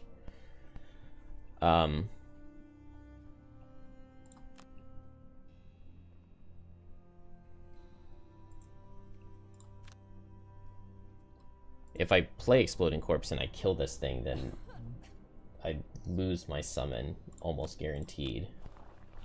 But we probably just need to try it. We're very unlikely to kill. Not. Just barely not. Dang. And then now I die to this thing. Why did I not back Bone Shaper up? That would have made a lot of sense to do. Alright, what is Deathwalker doing? Deathwalker can tank a hit because she has Fluid Knight out. I guess I theoretically could target... I theoretically could target this guy and try to blow him up. It just doesn't help enough.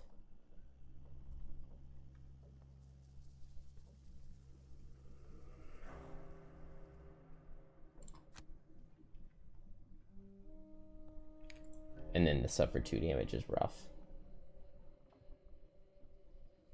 Alright. I'm gonna give up.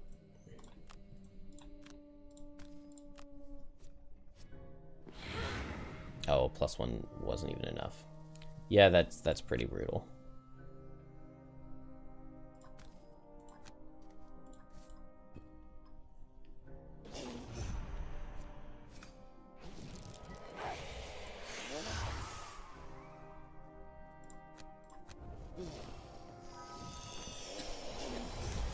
And like they just have to get the heal 1. Oh, and this summon goes down.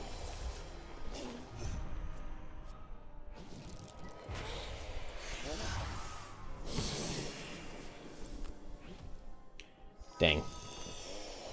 Alright. Feel like it's time to drop the difficulty 1. Can I can't do that from in a level, can I? My characters are simply not strong enough for +3 right now, I think.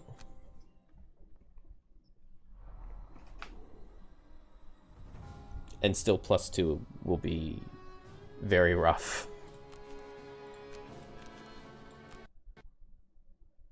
And it crashed.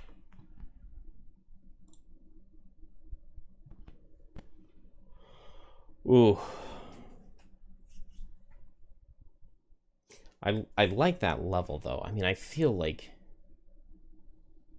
while I wait for it to reload, let me check what happens to their stats if we lower the difficulty.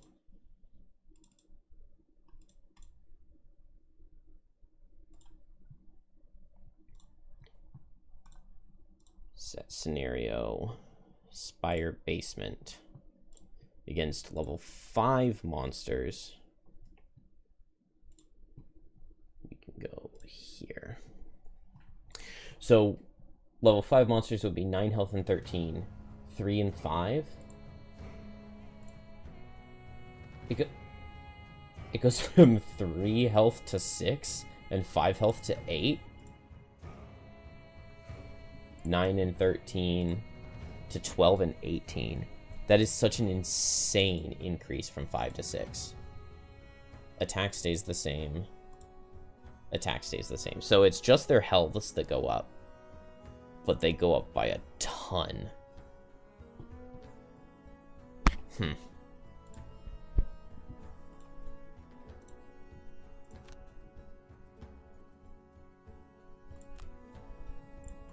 No, I think we have to start.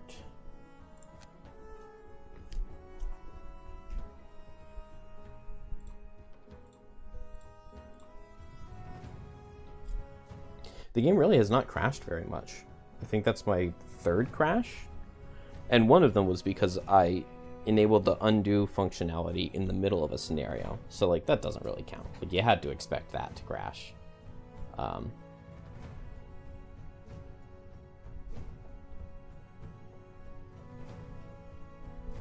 Oh, no. let me go back to the outpost phase, please. Without crashing.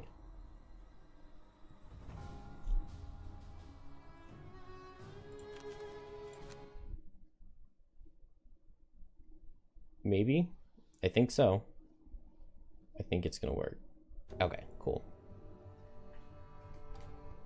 The side gate to town has been left unlatched. Oh no. And the rigorous procedures around it leave I'll only embarrass one myself with this conclusion. little riddle thing. There's a traitor in your midst. Captain Olmsted has narrowed it down to 4 guardsmen who were on shift last night. He asks you to interrogate each of them in turn. The Orchid says, The Savas and the human are innocent. the Valrath says, It wasn't the Savas or the Orchid. the Savas says, The Orchid is to blame. the human says.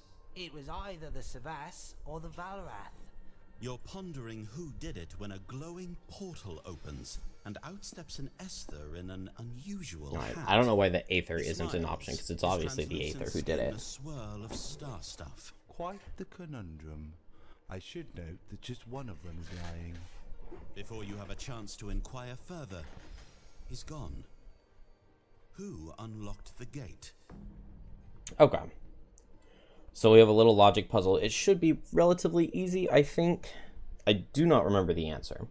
But only one is lying. And so the Orchid is to blame is either true or it is false. If it is true that the Orchid is to blame, then this is a lie.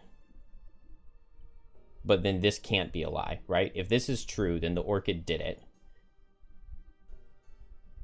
Only one is lying. Wait, and I've confused myself. It's late. It's late. 3 of them say the Savas. This one says it was the Savas or the Valrath. This one says it wasn't the Savas. And this one says it wasn't the Savas. So all 3 of these, it could not be the Savas and it could still be true. So if the Orchid is true, that means one of the others is still false. So if the Orchid is to blame, this doesn't say much. If the Orchid did it, then this would be the lie, which would make this true, which would make this false, which means that the Orchid is to blame is the lie. So it was either the Savas or the Valrath, and this says the Savas is innocent, which means it is the Valrath. He hangs his head. It took a while, but we got there. I've got some Algox to agree that if I let them in, they destroy We got the there. town. And without something Everybody left gains to 10 guard- experience? Do we get any levels? No. Levels would be really nice right now. Or maybe just retiring Bone Shaper would be really nice. Unfortunately, there's no way for me to check which herbs I need to retire. Any buildings I can build? Let's make sure to buy some hide. How do I zoom out? Okay, right click will zoom out. Where are my other buildings? I just built... Okay, the logging camp. I just built that. And so let's just build the mining camp. Oh, no, I want to build the climbing gear. I really don't have the metal on anybody. No metal, no metal. I have 0 metal total. Okay. I guess that means I can't build anything, doesn't it? Because for some reason we can't spend inspiration on building. At least if there's a way to spend inspiration on building, I don't know what it is. So, all right. I guess that settles that. Then we will... Snow Thistle Rockroot is a renewing potion. That would be pretty good for Bone Shaper. So let's get one of those.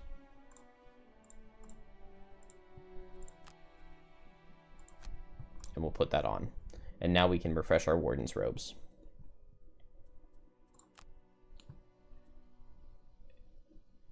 And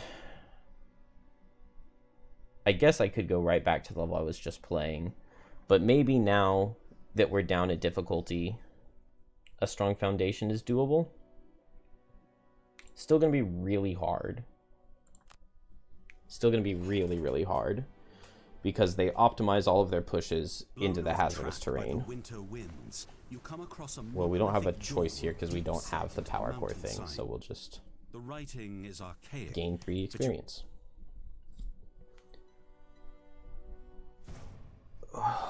Alright. Me make sure I have good cards here. I do not hate the idea of potentially playing the Banner of Healing, the Banner of Hope, because there is some brittle here with Frozen Corpses and Snow Imps. And there's some potential wound. So Banner of Hope, I do not hate. Head of the Hammer, I feel like I don't even want because it sets wind, which I can't use. And then Snow Imps use the wind and get multi-target. So if I'm bringing Driving Inspiration, then I just want to play the Banner for it. Because I do not want to be setting any elements. But that's fine because I don't need to set elements with any of my other cards. Regroup is probably pretty good. And if it's between Regroup and Banner of Hope, they're both just there for the healing option, but I think I will take Regroup.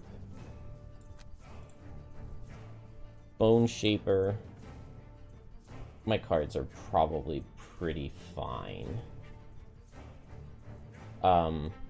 We don't need to ignore Retaliate. It's just Elite.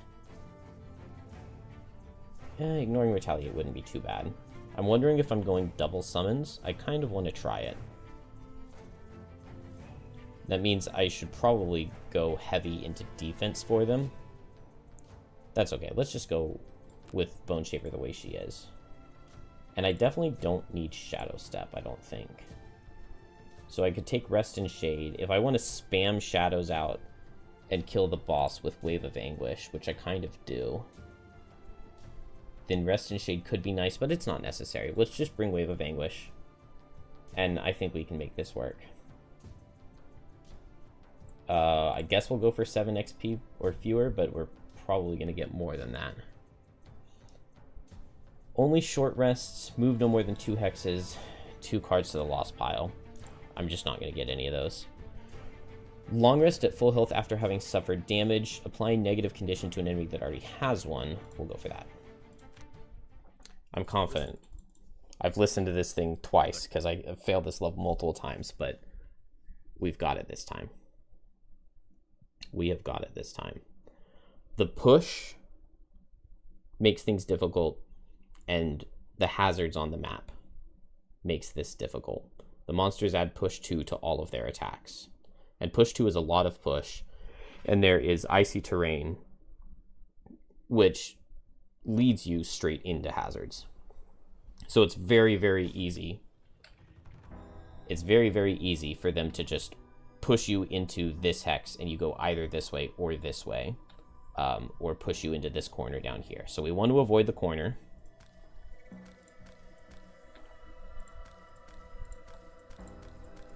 But we can do that. Starting with moving and pulling. Did I lower the difficulty? I forgot to lower the difficulty. I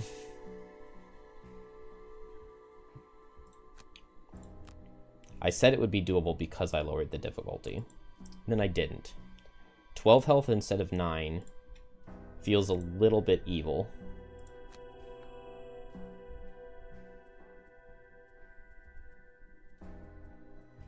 Let's just try. Let's just try, I think.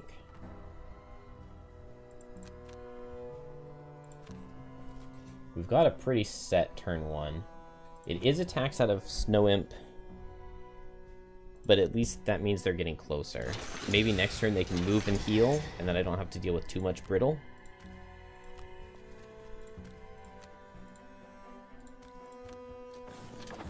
pull this guy in. Boldening Blow. And we get started with some blesses.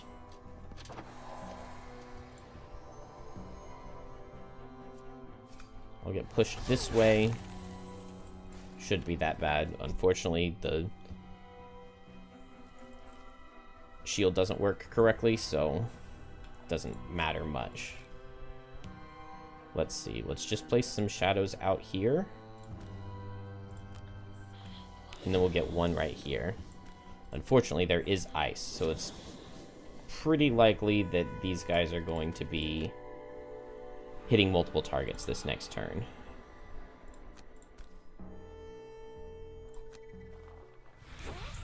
But I have at least one curse in their deck. And we have the summon out. Dang, shield 2 is mean. But hopefully this guy doesn't move enough. It's possible with the icy terrain that he does, though. I'm brittled, so I would love a heal. I could... Well, this guy's in a meat grinder, but I would love to use the bottom of meat grinder to heal the brittle off of myself. Also, I'm going to get a wound from the Stitched Atrocity, so I don't really need to combined effort him. I do have Unbreakable Wall to potentially push into Hazard myself, although that doesn't work with where this guy's positioned right now. But we can maybe get it later if we can push into this ice. Something to keep in mind. I like the idea of going fast and getting a flesh shield for my buddy, and maybe just granting him an attack that has Pierce and eats the dark. That's not bad.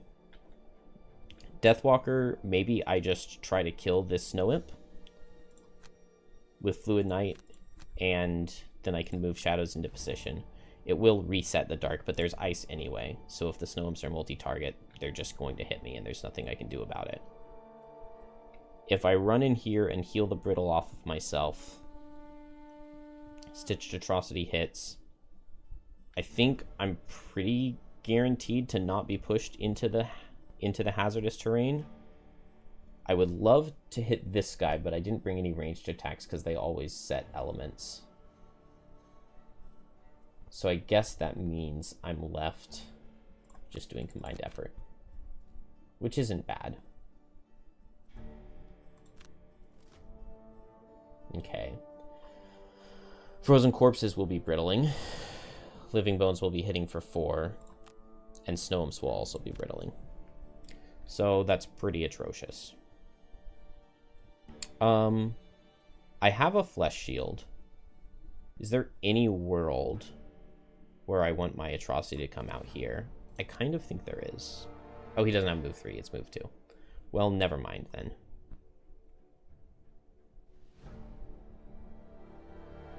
Coming down here doesn't make...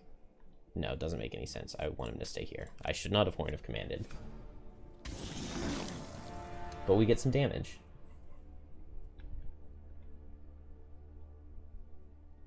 Oh, if I had moved him here, then I could have gotten a hit onto the Snow Imp with my Command the Wretched.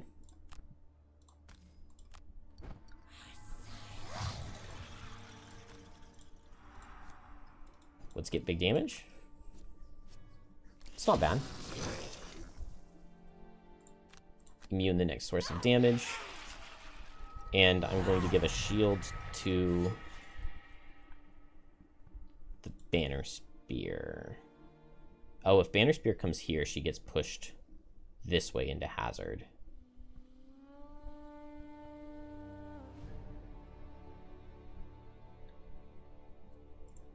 Let's give it to the summon. Don't want him to die.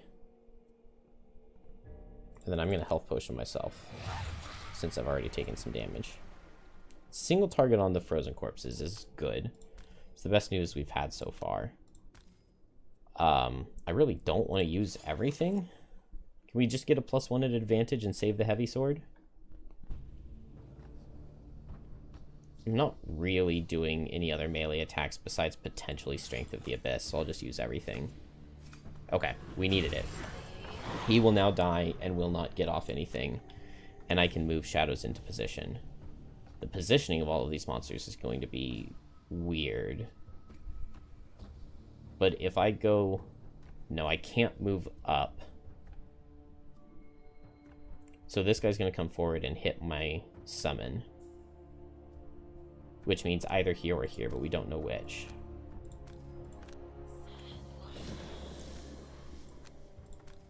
I think I want my shadows like this, and then next turn I can Deepening Despair the Snow Imp.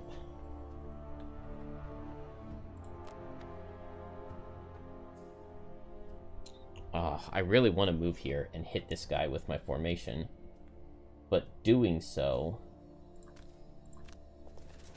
I think means that I get pushed into the hazard. But maybe not. Good damage? Okay. +2 is not bad damage.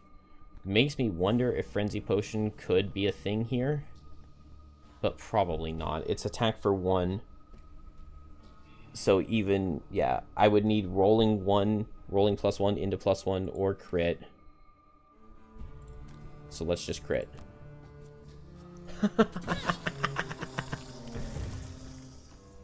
The game is too easy. Alright.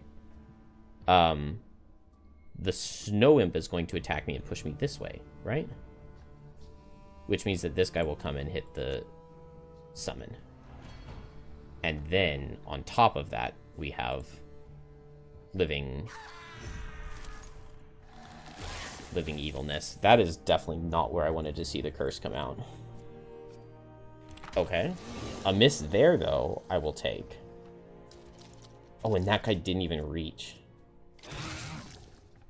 And we have a Flesh Shield to remove the Brittle. Very nice. It also, that does mean that I wasted those shields, because I didn't get hit on everybody, but it's fine. I thought the Snow Imp was going to be moving forward, so I cannot Deepening Despair it. Well, I can if I just Black Barrage and I move Shadows. It will only be an attack for 4, though, so it never kills. But we can stack some stuff on top of it to make up for that. Let's see. I could run up here and I get an Unbreakable Wall, which pushes a couple things away. I hit a couple things, and potentially this Elite isn't able to get me because of that, maybe? 1, 2, 3. I need 3 movement to get my summon over there. So that's not going to happen. I might... What do I want to do? I really want to get this Snow Imp, but maybe he just won't be attacking this turn. It's definitely possible. Deathwalker only kills it with crit and doesn't have any items to use. So what is the play?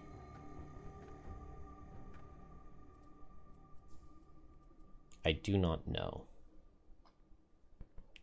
Could go fast and strengthen Deathwalker. And that might be my best odds of getting the crit.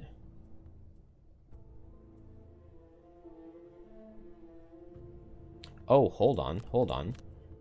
One really nice part about the pushing is if I immobilize things and then I get pushed away, they just can't hit.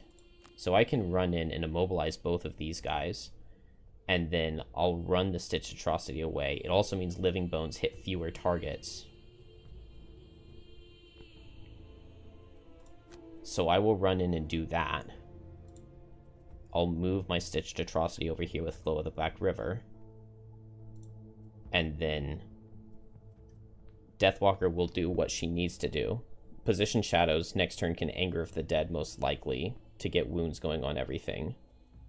I don't hate the position I'm in.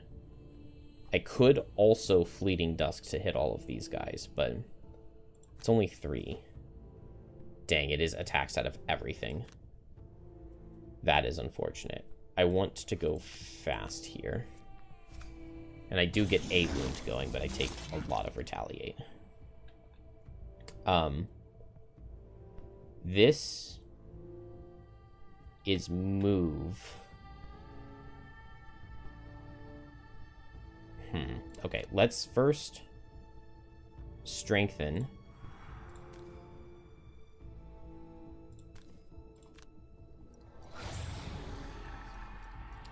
poison. And I can move and move summon. What's this guy doing? Single target. I did not use my armor, so I don't need a renewing potion.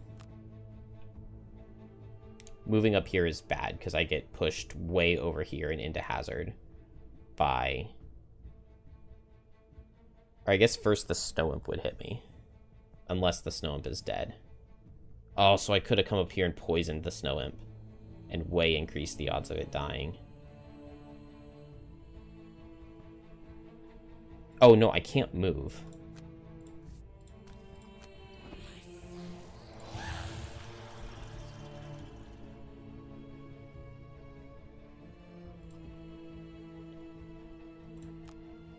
I come here.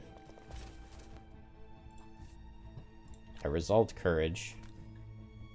I get huge damage. Oh. Oh, I was strengthened. Okay, cool. So I dodged that -2. And then now I can move my ally out of the way.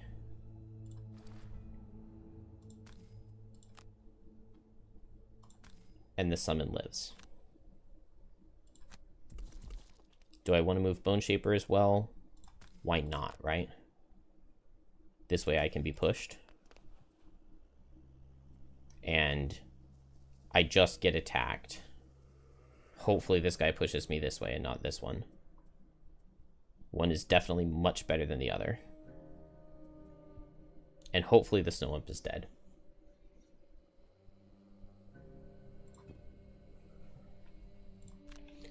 So I need to move this shadow to be adjacent to the Snow Imp. And I'll move this one to be where this lower skeleton will be. And then now Deepening Despair needs to crit to kill. Dang. Poison wouldn't have done it either.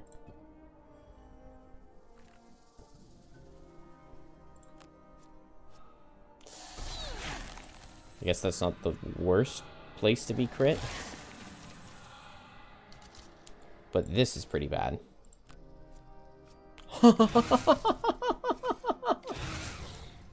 8 damage. Wow. Technically alive. Technically alive. Let's see. So we need to see standstill cards out of these guys.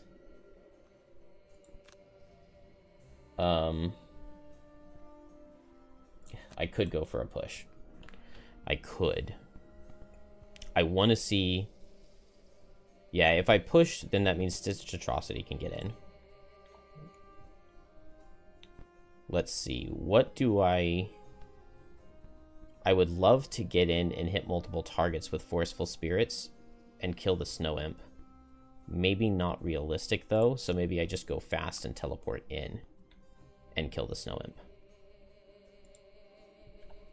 And then here, I can get Wrath of the Turned Earth so that the summon can tank. I think that needs to be the play, and we need to see Living Bones standing still.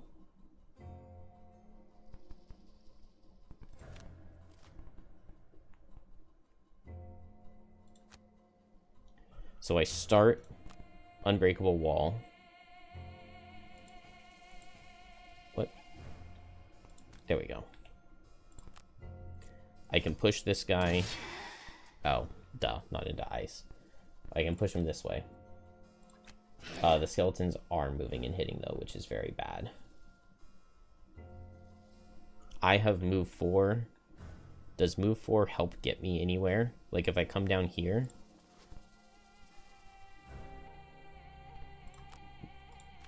For some reason, I'm just thinking maybe this helps. Definitely should have lowered the difficulty. All right, I can teleport in here. Teleport here and attack for 2. But then the Frozen Corpse sees 2 things to hit.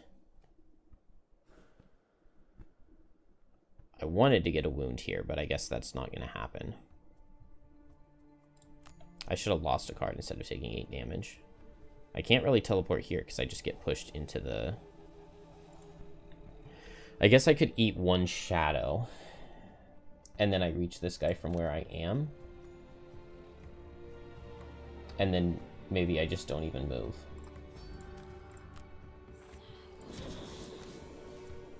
-2. Well, that's the worst thing I could have possibly drawn.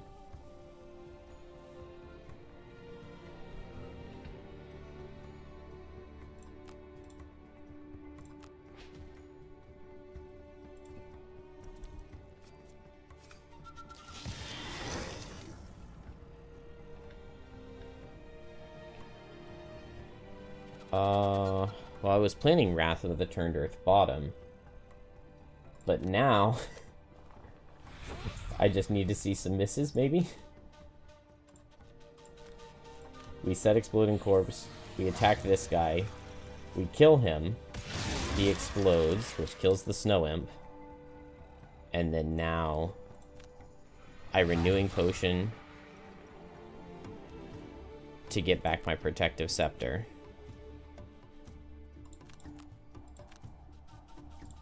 And I give him shields.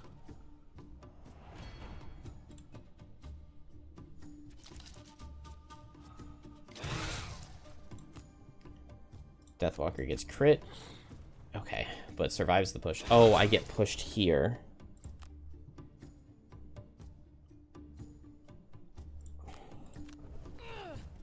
Oh, the hazards are 4 damage. Oh, come on. It was almost close. I hate this stupid level. Why did nothing hit my summon? Alright. I meant to reduce the difficulty.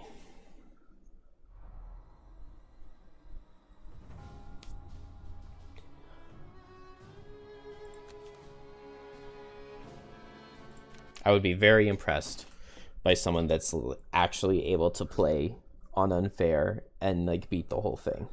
Like, I mean, definitely every mission is possible, but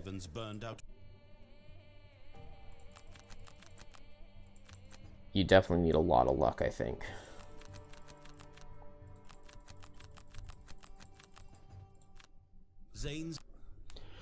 All right. Do this. And then now we can go beat the level.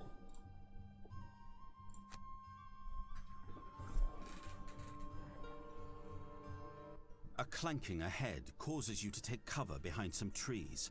Metal banging against metal. Oh. I definitely picked the wrong option there and I start suffering damage. Oh well. Kill 1 or more of each monster type, that's kind of hard. Kill the first monster, kill an enemy not adjacent while adjacent to someone else. Never use a potion. Never play your lower initiative. Never collect from end of turn looting. End at max health. Kill an enemy with 2 or more negative conditions, 7 or fewer experience points.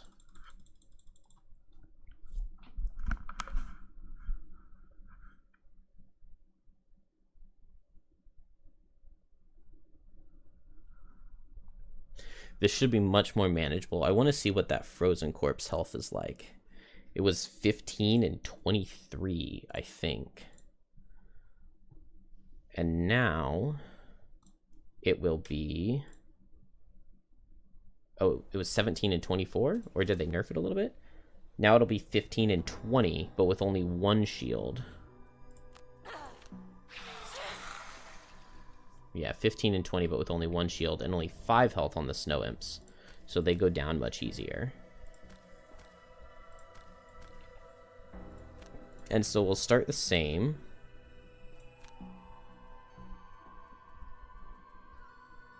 What do I want for my bottom? I could curse. I kind of think I'm just going to heal, actually. That sounds pretty good. And then here's shadows. We're going slow on everybody. Snow Imp's doing nothing. Love that. They also set Leaf, which is actually really good for me because I can use that. And I have a very nice Flesh Shield set up now.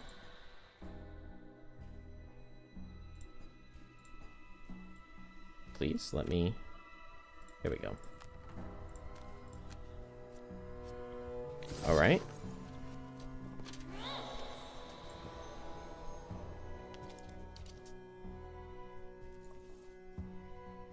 Alright, I love it. 0 damage turn 1. Let's get a shadow to Fluid Knight this guy, I think.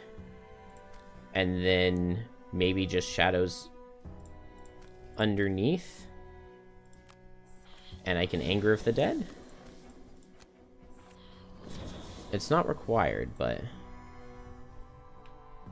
I also didn't take very much damage on anybody. Kind of hurts to have Bone Shaper hurt herself this much, but getting Banner Spear healthy is not bad. And I have a health potion. And then now, Unbreakable Wall feels right. This time I can definitely push this guy into the hazard. And I'll get at least a little bit of damage down there. Flesh Shield into somebody. I get to eat all of the elements, which is really nice. And I can double curse if I can go first with Boots of Speed. Here, a Fluid Knight kills. And we can just set Anger of the Dead, I think.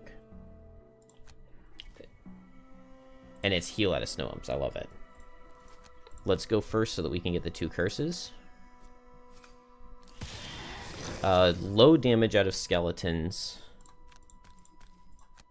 Heal out of these guys. And low damage out of frozen corpses with no brittle. It's very nice. I think we'll shield the summon. Unfortunately, I will still be pushed. Or maybe this guy can't push me. We'll see what happens. Increase the damage of our formation. And go. This guy gets pushed here. This guy gets pushed here. And we're happy. Anger of the Dead. There's nobody in a single shadow right now, but they'll probably walk through some. And we Fluid Knight this. Let's Spyglass it just so that we don't miss. Okay. And I didn't draw Bless. Very, very good start. He gets his Anger of the Dead wound. And I get pushed around. Oh, that means Buddy goes into the hazard. I guess at least he doesn't get hit again. He does get hit again? Wow. Means he retaliates. It also means he will be eating Retaliate. And he's just like way over on his own. And has a Snow Imp right in front of him. Okay, we are going fast. And we are giving him Wrath of the Turned Earth to immune damage. Unfortunately, he's going to use that like instantly. So, what can I do? I could teleport over here, and I've got 3 shadows, so Strength of the Abyss is an attack for 4, Heavy Sword, and I kill. And then, dang, with teleporting over, I just barely am not in a meat grinder. Also, I'm really low. So that's not good. I would love to kill this thing. Let's see, with move 4 jump, I could go 1, 2, 3. If somehow this thing were dead, maybe Horn of Command, then I teleport here and I jump over here and I meat grinder. The problem with that is initiative. So I can go... I used Boots of Speed already, right? I can go at 18. And then this would be 34. And that means that this would be 62. Which is not a good initiative to go. There's got to be a way to make this work.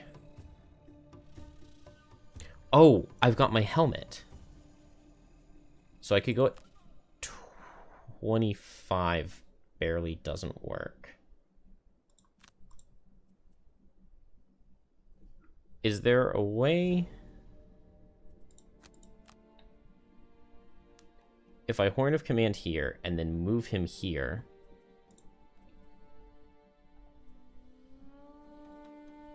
I'm still going at 25. It's not an awful initiative. Oh, but I can't move to jump over because of the icy terrain. Because you can't jump into icy terrain, so I need more than 2 move.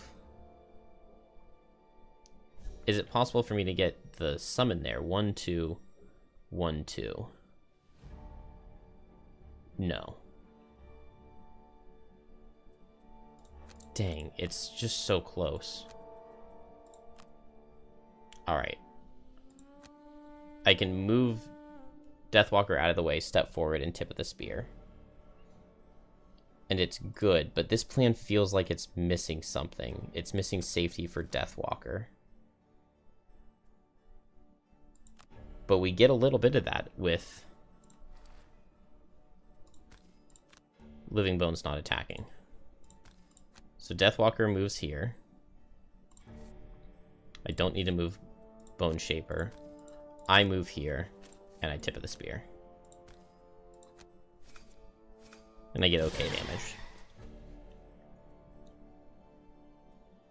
Frenzy Potion's never killing here. But I'm tanky, so it's fine.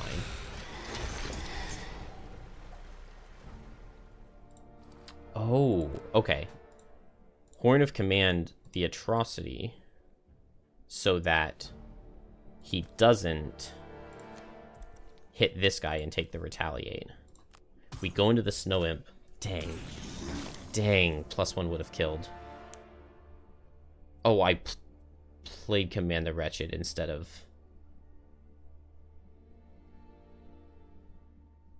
I definitely played the wrong card. But maybe it's fine?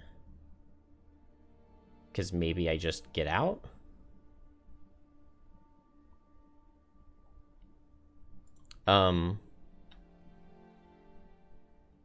Two movement. What are the Deathwalker cards? Okay. Let's teleport over. I am not in range to hit this guy. But... okay, I think I see it. So I move here with Command the Wretched. I attack. Will consume the dark just in case I miss. Good. That kills. Now, my move doesn't help, but I move here. This guy's targeting Banner Spear because she was faster. This guy's moving 2 as an elite, and he doesn't reach. Oh, I could have Explosive Vialed if I had Frenzy Potioned. But that's okay. Banner Spear can tank a hit here. And we're alive.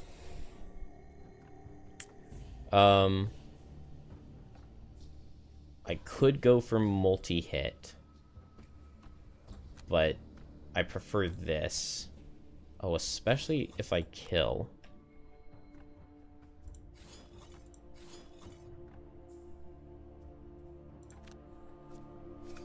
Nice.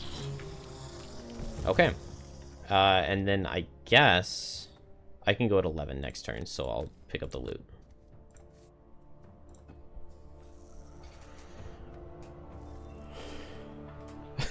Well, you don't really need to watch back the early ones first.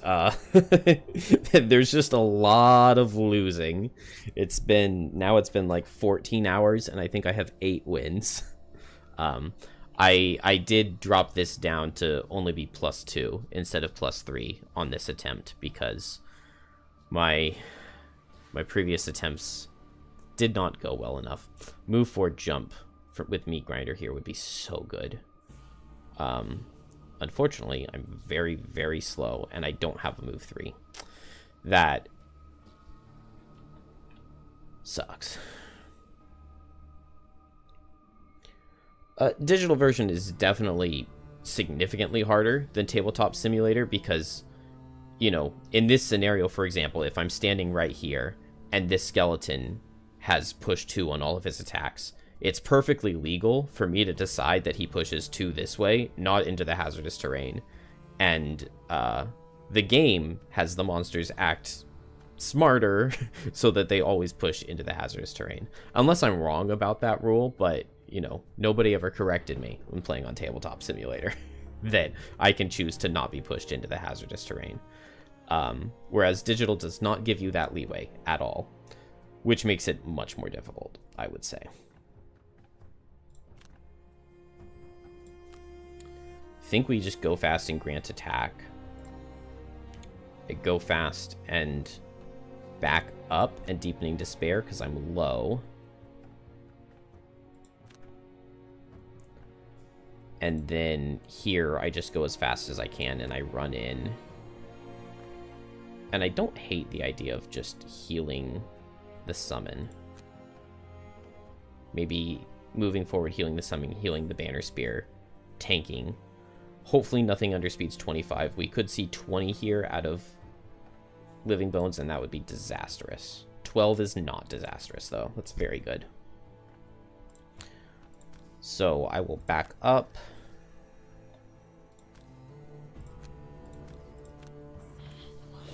I could target this guy, but it feels like I'm going to have meat grinder stuff next turn. Although maybe on these two would make the most sense, but now I've moved the shadows and I can't do that. So let's just hit the frozen corpse while I can hit it at range and not take retaliate. And not do much anyway.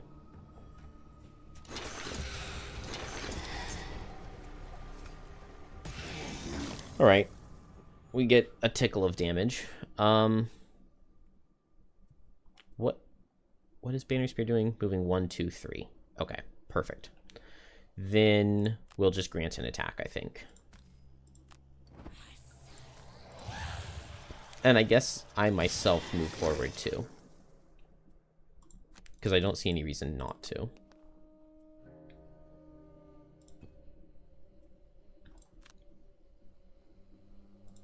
I move forward 3. No, let's heal the Bone Shaper, because that's only 2 range on regroup.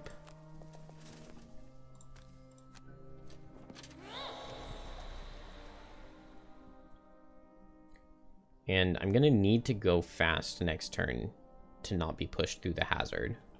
But I possibly survive it anyway. I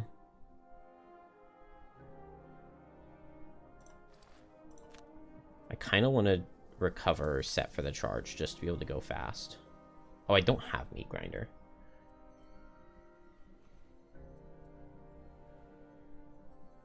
Combined effort, I could move an ally, though, so let's get Resolved Courage. And that can move the Stitched Atrocity out of the way. Okay, I get pushed here, which I forgot about. And of course he pushes me into the hazard, but it's fine, because I can still step 2, move my ally, hit both of these guys for 3, and that's a good turn. Here, I just go fast. And I guess I can summon another skeleton, although I just gave myself that heal. Maybe we can kill everything here? What is Deathwalker doing? Probably just placing a shadow and attacking at range. I would like to get the curse in, but I'd also prefer to go faster. Okay, we underspeed, but I don't know if this is going to be enough. Move here. Move here. Banner Spear is going to take some damage, but it'll be fine. My summon also will get hit and pushed for 2, but push 2 doesn't hurt him in any way here. I would love a +1. Good job, Banner Spear. Good job, Banner Spear. Let's throw a shield, because we might as well use it. Oh, what a fail. Dang, I can't grant an attack. Deathwalker is hitting this guy, though. So maybe we'll just attack him for 2. Oh, healing Banner Spear would have made way more sense. I would love for this guy to be dead. Definitely should have healed Banner Spear.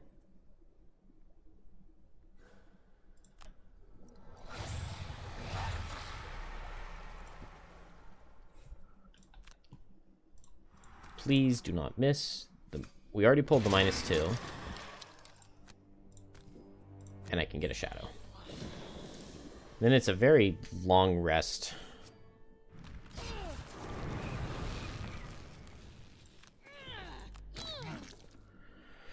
Whew.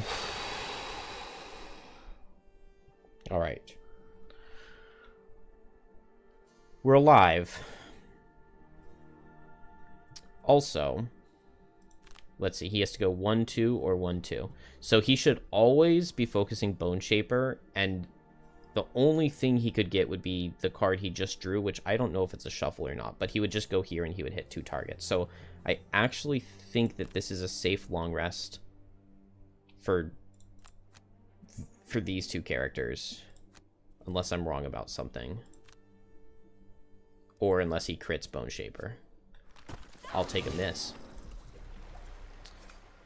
And another curse right back in their deck.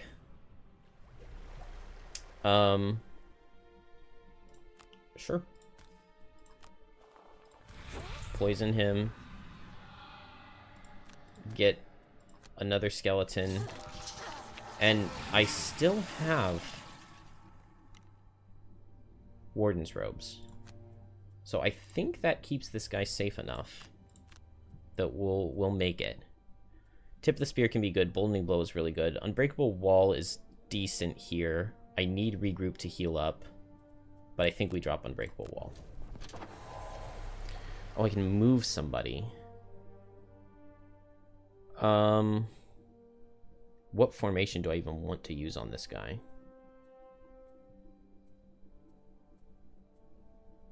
Doesn't make much of a difference. I guess a Tip of the Spear. And I can move this guy out so that he's not the focus. And then here, we'll drop Anger of the Dead, maybe. Or, yeah, let's drop Anger of the Dead. And move this shadow.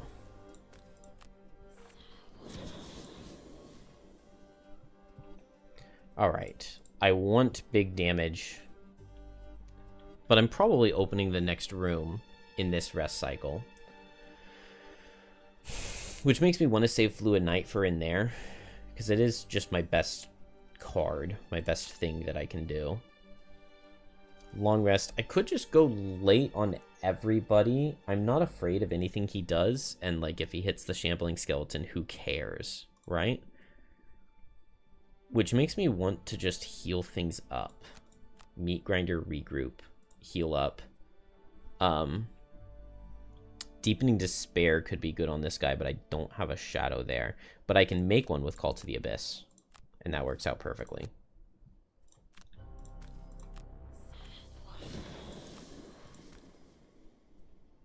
Let's save the Spyglass, because I think I'm opening the door before I go into the next room. Is he single target? Beautiful. We even live that. We even live that. I will give myself a heal 2.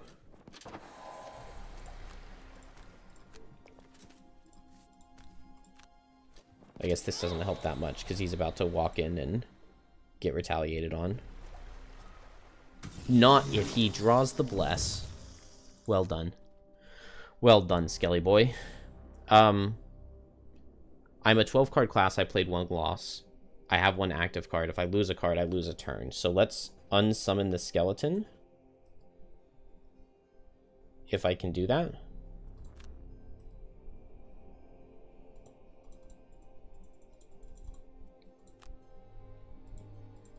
Can I not unsummon him? Okay. Well. Oh, maybe now I can? Did I undo the long rest part? No?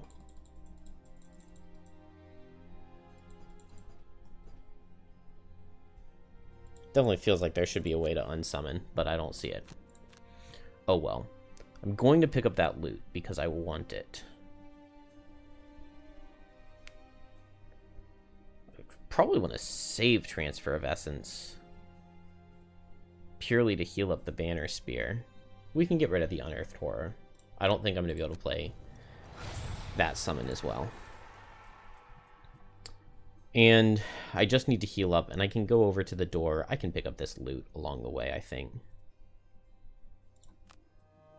I do need a move 3 to get there, though. But then just a move 2 gets me to the door next turn, so that's fine.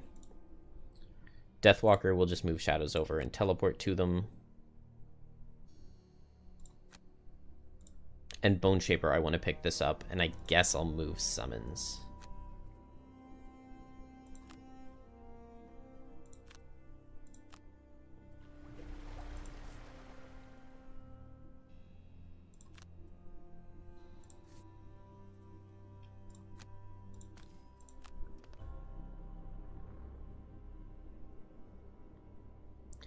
Yeah, it definitely is a big nerf to Bone Shaper, unless you've taken the kill a summon to bless it perk thing. I would imagine that that works just fine.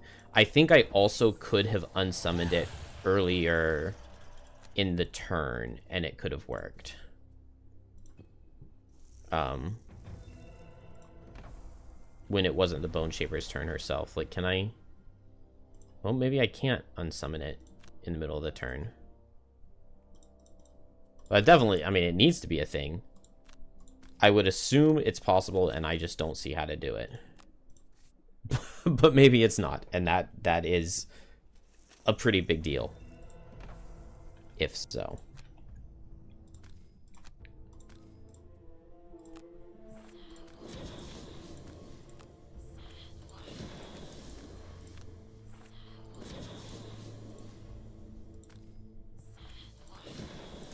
Alright, shadows are pretty close now. And I don't open the door this turn, but that's fine because I need more healing. Bone Shaper will just move... Dang, this is the move 4 summon too. So you can definitely get rid of them here. But if you can't unsummon them in the middle of the turn...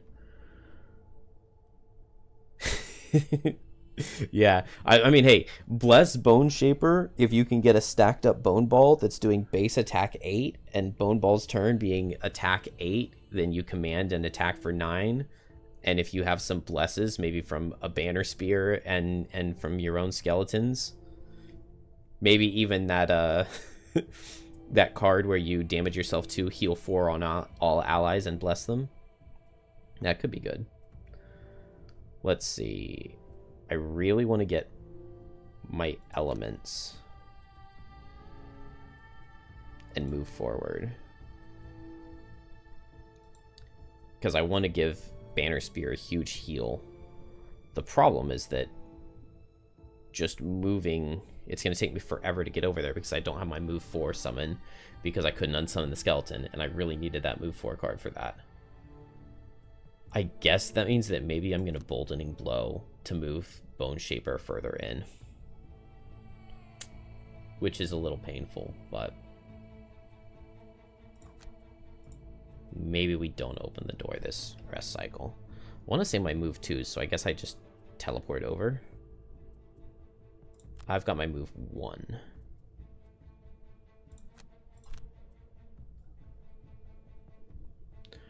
Oh, so if you want to talk about crazy damage, do that, but also take critical failure. So whenever a curse is drawn and your summon is next to the target, your summon gets to attack the target with their base attack. And then, so just have a party that's completely focused on muddling and cursing and blessing the Bone Shaper. And so you've got a ton of blesses and a ton of curses in their deck anytime they miss the Bone Ball. So the Bone Ball could potentially be getting like 5 attack for 8s in a single turn.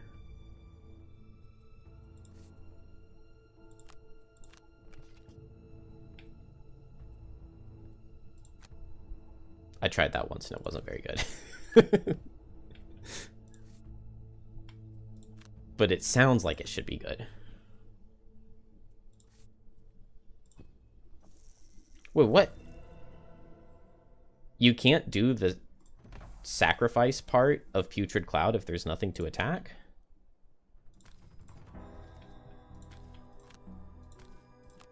I wanted to sacrifice the summon to get the leaf. And then with said leaf, I was going to be able to heal Banner Spear for extra. I need to set my hotkey for skip.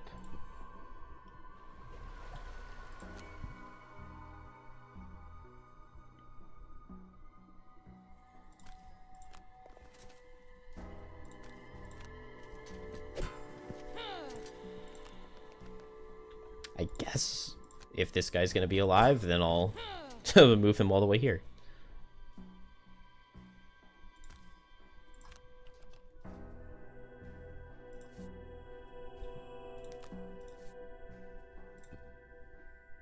Okay, I think I want to go fast here and double heal, and then I go slow here and move forward and open the door and back up. And I can like 1, 2, 3, 4. Oh.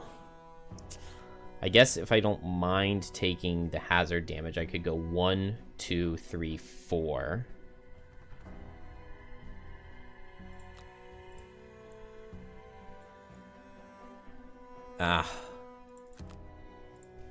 Maybe I Boots of Speed to go fast and get the heal, because I would love to go... Actually, this isn't even late enough, because I need the monsters to move, but maybe I can potentially hit the closest thing. I just don't want my summons running in.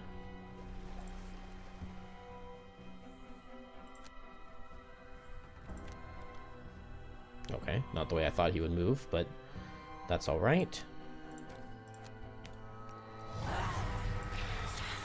Heal and heal. And all of a sudden we're looking quite healthy.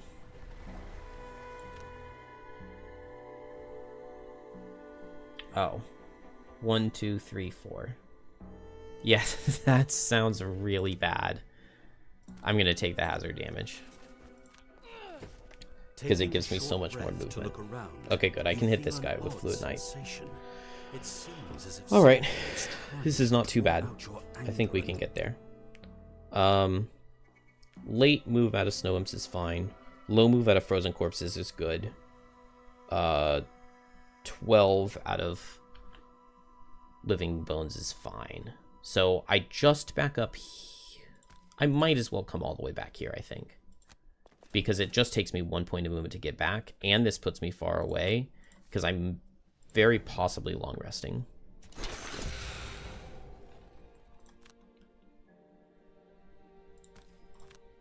Move this in.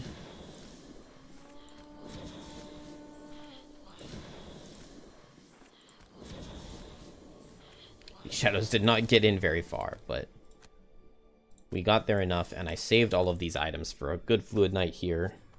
That's fine. I think I still have a Bless. Yeah, I do still have a Bless, so we'll get that eventually.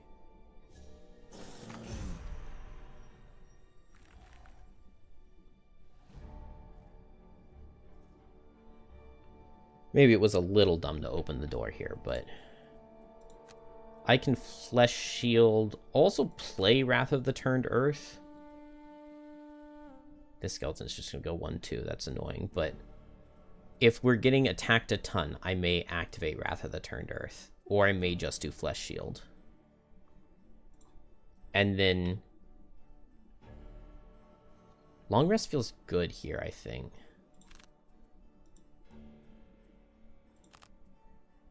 I don't think I get too punished here. Maybe I do. Okay, Living Bones doesn't reach. Snow Imps definitely reach, and they brittle and push away. And then the Frozen Corpse doesn't reach. So... Oh, I played Wrath of the Turned Earth. I could potentially kill this sucker. Yeah, let's do that. Kill him. Make sure to kill... Oh, what a bro. What a bro. I'm a little afraid that I will be targeted by a snow imp and brittled and pushed through the hazard. But maybe that just won't happen. Let's just shield the buddy, because why not? And I may have to lose Exploding Corpse to damage. That's not the end of the world. I don't need that card. Beautiful. This guy's not going to reach. Oh. Oh, it's so good. It's so, so good. Alright, we can drop Regroup. I'm healthy pretty much everywhere. I don't need the heals. Yeah. Mind control this guy so that he is able to reach on his turn. That probably means short rest on Bone Shaper so that I can command him to come back. And then on Deathwalker, I've got so many shadows, it feels like I don't need Call to the Abyss.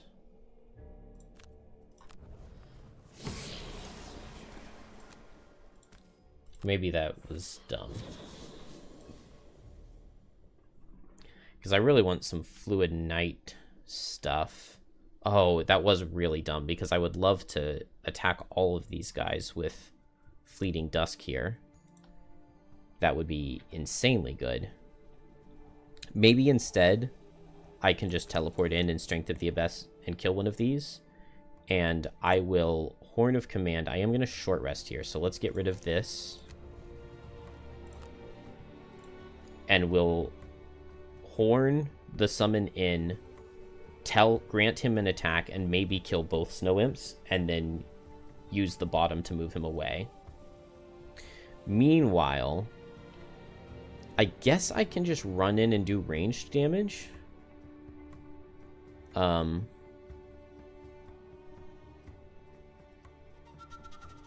problem is if I activate Jump, then I don't get to use the ice. But if I don't activate Jump, then I can't actually get in.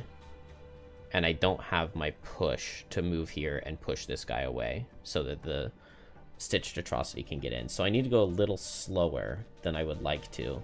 But I think I'll be set up for a Meat Grinder next turn, which maybe just means I'm running in on a Javelining. Command the Wretched is fine. There are other things I would rather not lose. And then we go Flow of the Black River. Oh, I still have a Flesh Shield up. That's fine. With Wrath of the Turned Earth. I like this. Living Bone's not even hitting. That means that I will Horn so that he targets this Snow Imp. Snow Imps are attacking, but I think it's fine. I'm relatively healthy. Oh, that's funny. Okay, so if you Horn of Command onto loot, you pick up the loot. Horn of Command onto loot picks it up on summon turn. Honestly, it's a good buff.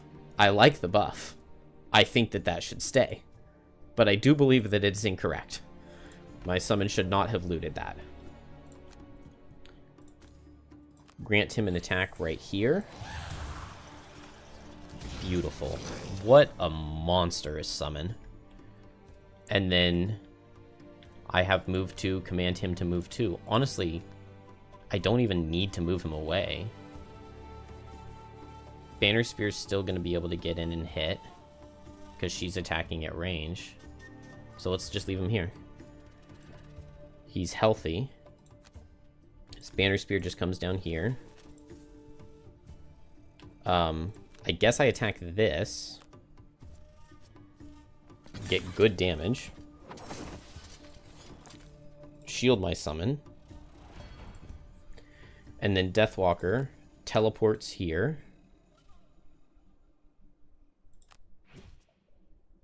and attacks. I think we'll spyglass it, because then we should be just about guaranteed to kill. We get 2 deaths to wound.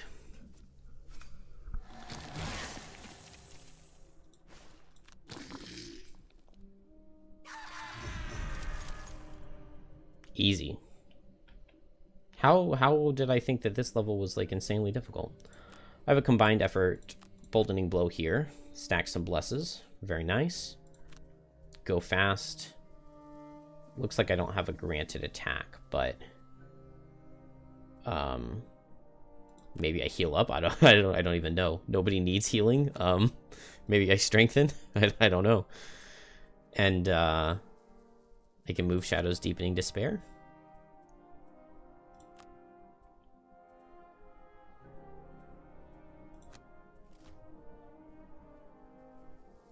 Okay. Living Bones is being very annoying. So ideally I kill him here. But I don't know if that's realistic. I'm just going to start moving shadows towards the next room.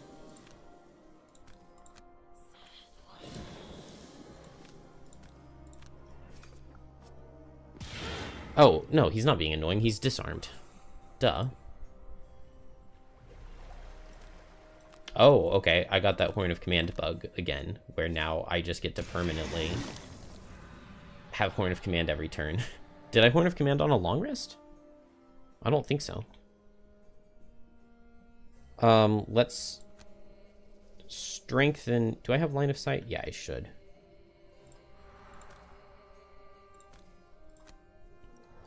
Strengthen these guys, poison this one, and then I can just move 2.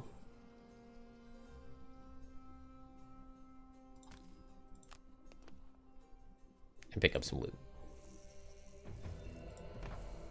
I got 1 herb here. I need herbs to retire. And then I just need to move, I guess, Bone Shaper right here. And that puts me in the Boldening Blow formation. And he's disarmed and doesn't get to attack the same target multiple times. He would have pushed away anyway. That's funny. Alright, very nice. Very nice. We just go fast. I don't even need the Meat Grinder heal. We just go fast, probably move towards the door. Summon's strengthened, so he's gonna just about take it out on his own. And then here I will just get a new summon out.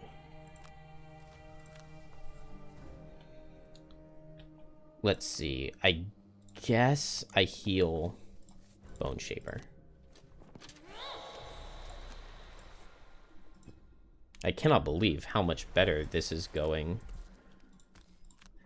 being on +2 instead of +3.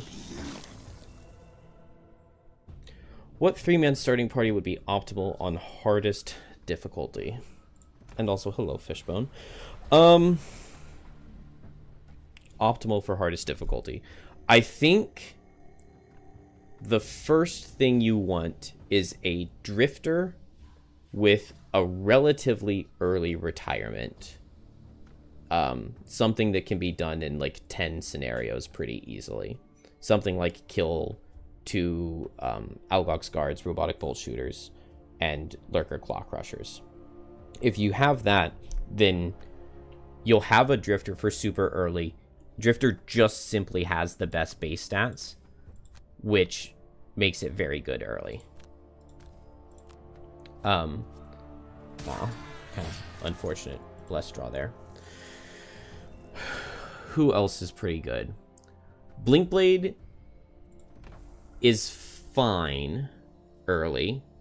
The invisibility is nice, but you do run into a bit of an issue with everything being just so tanky that you're more forced to take slow turns. You don't kill everything in just 2 fast turns when you're on the hardest difficulty. So that makes it tough. Disarm from Banner Spear and just like the ally movement, all the support and everything that Banner Spear has, along with being tanky herself, I think makes Banner Spear Drifter a really, really, really solid 2-man combo. And then if I'm putting a third character on top of that, it might be Deathwalker. Between Deathwalker, Bone Shaper, Geminate, I feel like it's Deathwalker that offers the most damage. So that would be my answer. Banner Spear, Drifter, Deathwalker.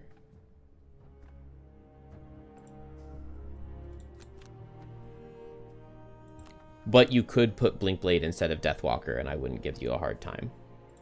I think that that would also still be very good. Mm-hmm.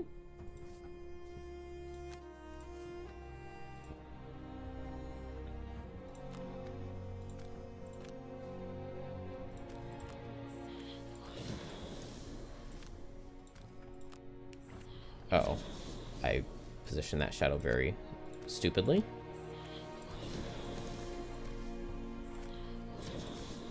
I'm so happy that they increased the animation speed so much. In the closed, or the open beta, moving shadows was a nightmare.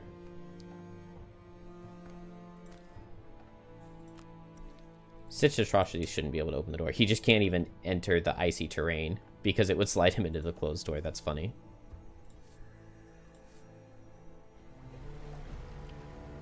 And what is my stamina looking like? I still have that flesh shield. Can I bring it down like this? No. So only 2 losses and a third and a fourth when I rest, which means I either want everything down or I think I just summon this skeleton because I have a lot of stamina. I should have grabbed the loot.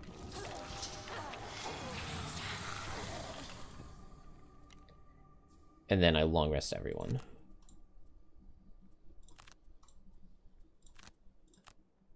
Maybe I should have brought... From the info screen second tab, can you do that mid-turn? Because I tried while I was long resting. Oh, okay, right here. Got it. I tried clicking on this, and it didn't work. But thank you. Oh, let's see if I pick up the loot again. Yeah. So Horn of Command lets you pick up loot with the summon, which is nice. Also, my Horn of Command is bugged right now to go off every turn, which is double nice. Drop Fell Remedy. Definitely don't need that.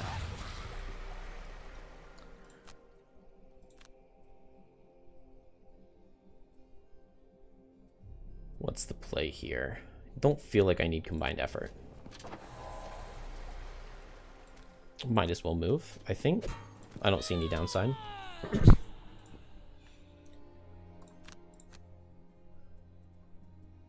And I have 5 shadows out. No, Fleeting Dusk is a really good card. We'll keep it. And I have 5 shadows, so we'll keep Strength of the Abyss. Wave of Anguish, Shadow Movement. I guess I dropped Deepening Despair. It's fine. And then this one closer. And we're going in. So I guess move 4 ranged damage. No, I'm going to save Javelin. I want the pull, and there are snow imps, so giving them an element doesn't make that much sense. I'll just move 4 and open the door. And then that means I probably want movement. If I'm going at 6, I can go at 18. I've got a flesh shield. So maybe I'll Putrid Cloud this skeleton if I can get him in position for something. That sounds pretty nice. And then we move shadows. Probably don't get off an attack this turn. I'm probably not Wave of Anguishing this rest cycle. So we'll play it here. You finally get a glimpse Easy. of the elemental array. A mechanical construct is encased in solid ice. Next to it, A wraith-like creature feeds off its energy. When it becomes aware of your presence and your intentions of clearing the area of its influence, it begins draining the ancient device with even more fervor. If you do not deal with it quickly, it will destroy the thing you came for. Okay. We get Strengthen and Muddle out of Snow Imps. Reinhardt moving and attacking, that's fine. He doesn't switch to shield form, which is good. Low movement out of the Frozen Corpse, so nothing from him. Well, he won't reach anything. That is a very, very nice starting turn for me. Don't want to be muddled, so I guess I'll go here. And then I'm kind of in position to just go on something next turn and figure it out from there.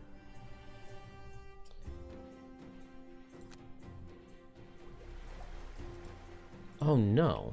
Wait, this door is closed still? Oh. Well, I guess my summons can go this way. I thought it was supposed... Why did he go there and not here? Skeleton, you are drunk.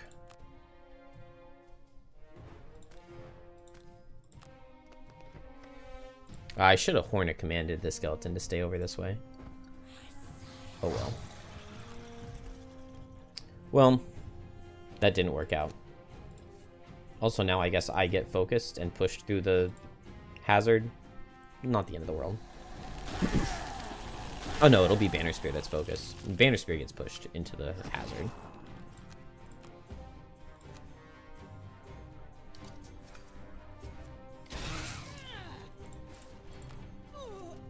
Oh, now I do get hit by this guy, don't I? Did they dodge a curse? I think it looked like they dodged a curse.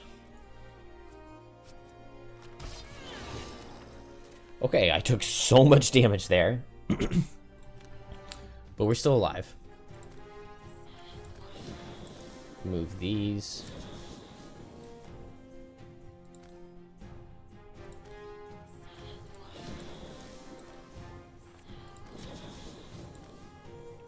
And definitely not Wave of Anguishing right now. But I have one enemy in range. I think I also have... Yeah, I have Black Barrage. So let's move Shadows in. I'll Fluid Knight. Next turn, I can teleport in and Strength of the Abyss. And I think I just focus Reinhardt for now. And then I short rest and Wave of Anguish. And that, like, ends the whole level. Here we'll just go fast and grant attack.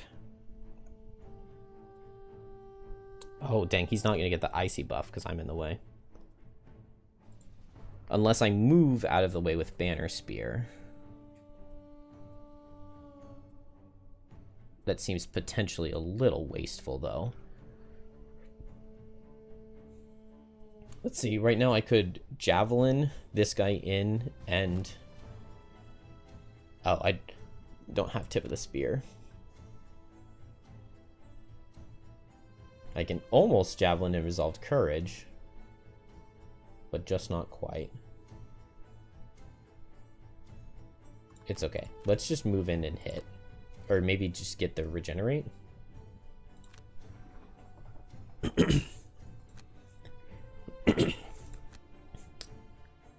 It is multi-attack, but they won't have the ice. So it's single target attack with poison. I think I just come over here and they don't target me. Oh, the Living Bones will hit me. No, he's not moving. So he'll do a lot of damage to the thing, but this is fine.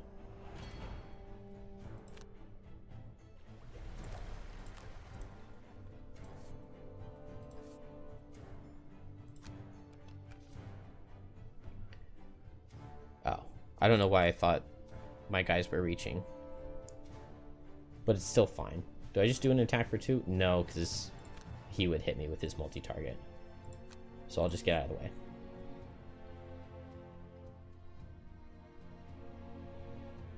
Steam reviews are somewhere around 70%. Would you say you're enjoying it so far? I am not a very fair person to ask because I have probably upwards of 3,000 hours playing the board game version of this game. And so, with that said, I like it very much.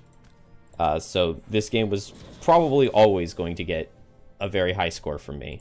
I do really like Frosthaven. I think making a digital implementation of it is basically impossible because there is such a steep learning curve, and when you do not have the physical elements of it in front of you, learning that learning curve it seems impossible to me.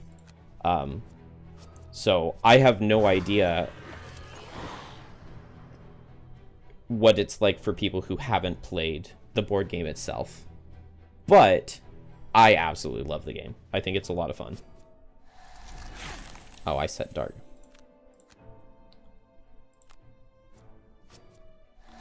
So I did get hit, but we're fine.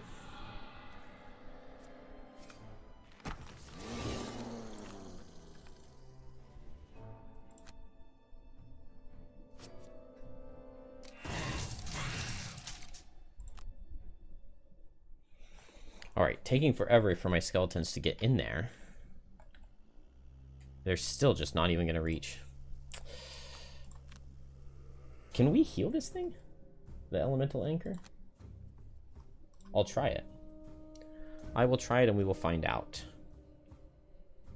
I killed one snow imp. I think I just target the other one here. It's only an attack for 5, but that should be sufficient.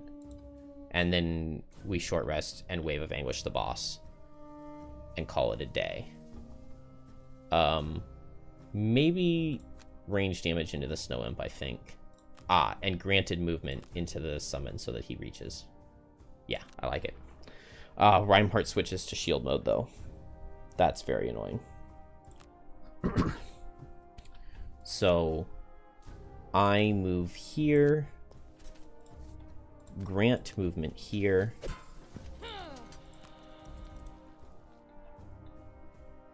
I don't need to move Bone Shaper, I don't think. And then attack here. Okay. Am I planning on playing Gloomhaven 2E? No. I'm sure that I will play it eventually, but just as of right now, I don't really have a physical group to play with. I played Gloomhaven 1 with my wife, and she has gotten enough of Gloomhaven. We played Gloomhaven together, and we started Frosthaven, but she only played 2 characters, or like 1.5 characters. Deal a total of 1,000 damage or more with 1 hero. Good job, Deathwalker.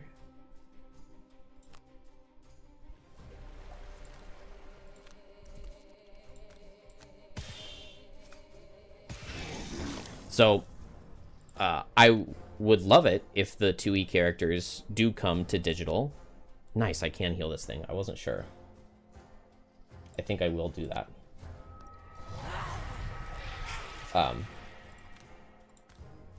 And I would definitely pay for DLC if they add the 2E characters to Frosthaven Digital. We will just have to wait about 1.5 years or so and see. When Gloomhaven 2E, or if it comes to Tabletop Simulator, I will probably check it out there. But right now, I just don't have a time planned to play 2E. But I'm sure I will. I haven't looked at any of the... I've kept myself completely spoiler-free, so... I don't know what any of the classes... I don't know how they've changed at all. So I think it will be really fun and exciting when I do get a chance to play it. That's fine. Step right here. Boldening blow this guy.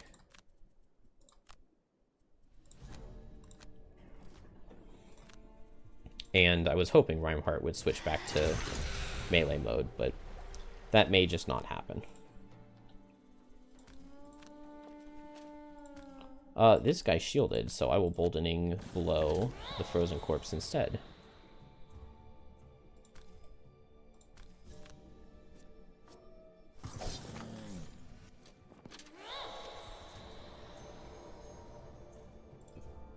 And we get more blesses. It's really nice that we have this thing in the final room to tank for us. Because it has a lot of health.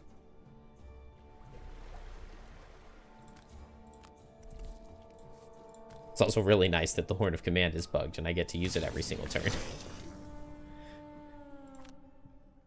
And my Shambling Skeleton that I summoned forever ago finally gets his first hit. Oh, and the new guy throws out a poison. Good job, new guy. We didn't drop Putrid Cloud for sure.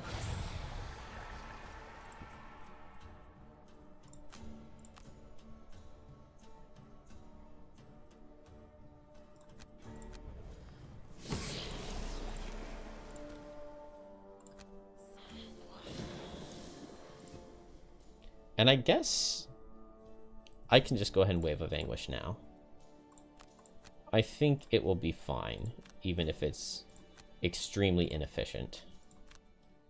Do I have a Meat Grinder? If this counts as an ally, I have a Meat Grinder, and I think it does count as an ally.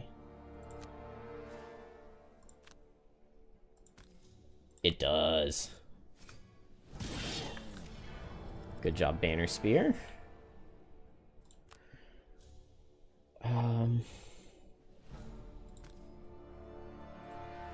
I will run away.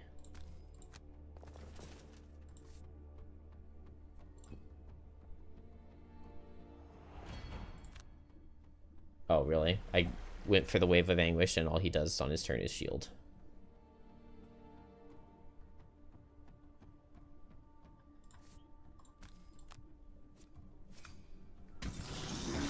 Bone Shaper has done really well in these... in the scenarios I've played tonight, I think. Now that the attack modifier deck is online, it's feeling pretty decent. Let's move. And I guess I definitely don't Wave of Anguish.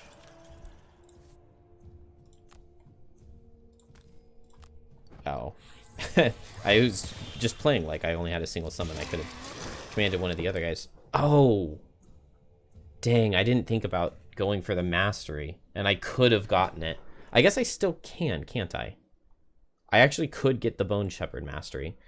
If I just go faster than the Frozen... Oh, no, never mind. He hasn't had his turn yet. Alright, well, I'll just place a Shadow. And then I can short rest and move them all onto the boss. Dang, I could have gotten the mastery if I had just targeted this guy and then gone fast the next turn and had him get the final kill. What a fail. We'll short rest. Not Wave of Anguish. And then I can just move them quickly. Nice. He goes invisible, but that will not be enough.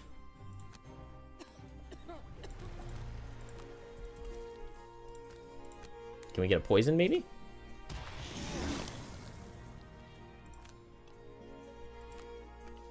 No, they're not going to reach. Oh, but I can get a poison here.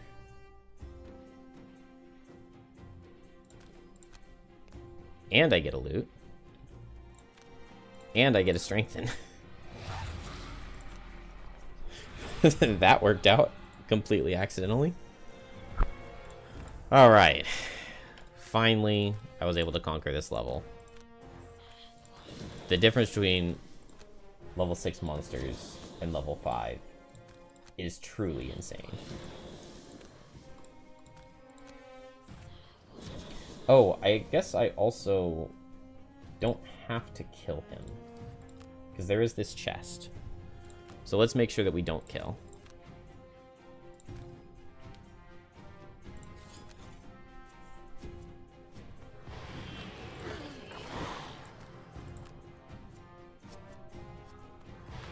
Okay.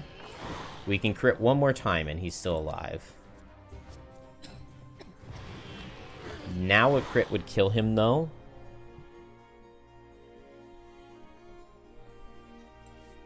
So we'll just skip the other 2 attacks.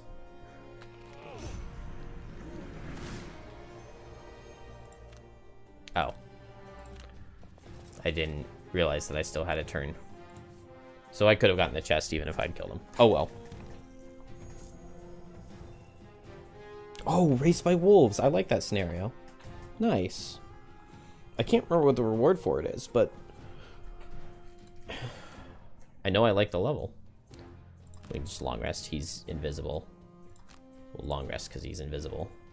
And we'll just go... Oh, no. I don't want to long rest. I want to pick up loot. So I'll short rest and go late.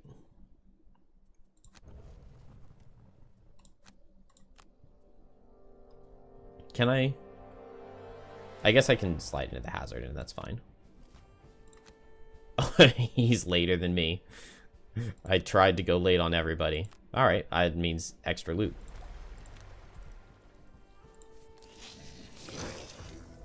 Do I get any herbs? What's the most important changes I would want to see? Gameplay, UI, etc. My...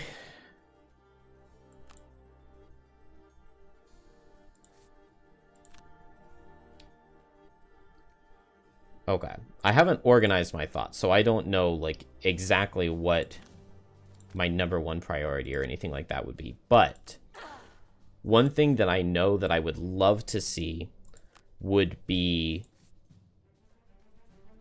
being able to change your cards once you have loaded into a scenario, but before turn 1 starts.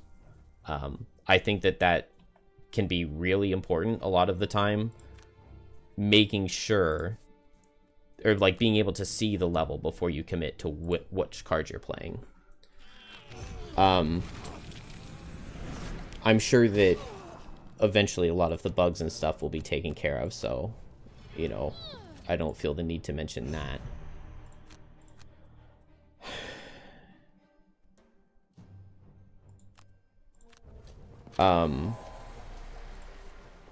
Yeah, I don't know. My #1 change, I think, would just be being able to change your cards after you have seen what the scenario would be.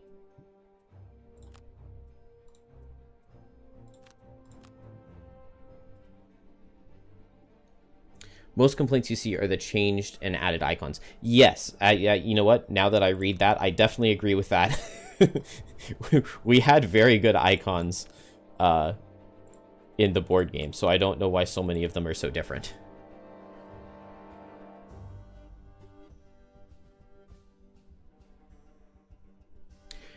Yeah, you can restart the scenario, but then you get new... You have to go through the loading screen again, and you get new battle goals. Nice.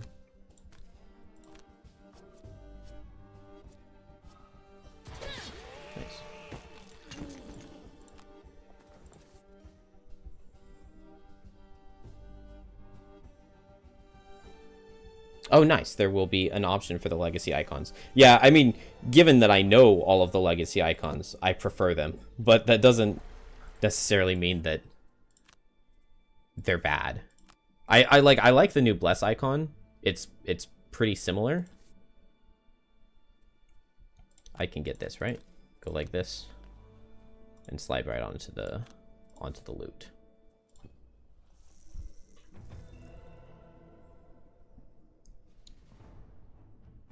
Not even going to talk about the Blink Blade. Everyone hates the card UI. I haven't tried Blink Blade yet in the early access, but I played it in the closed beta, and the way the cards are worded, double time makes absolutely no sense, because it tells you it doubles your fast effects, but you have no clue what your fast effects are. So it's like, I guess you would assume like Blurry Jab is attack 4 wound, so you read double time and you would assume it's going to be attack 8 wound rather than attack 5 wound. I didn't get any of my stuff. I'm surprised I didn't get bully. I could have killed the boss and I would have gotten bully. An opener I should have focused on. Man, I really should have gotten bully. Let's see. Bone Shaper did the most damage. I think that might be a first. It's like always been Deathwalker doing the most, but I definitely did get to focus. I also did hold Bone Shaper back from, or Deathwalker back from killing the boss when she would have gotten it. I got a lot of herbs. I love this stat screen. The stat screen is so nice. I need gold to retire Deathwalker, and she's the only one who didn't get gold.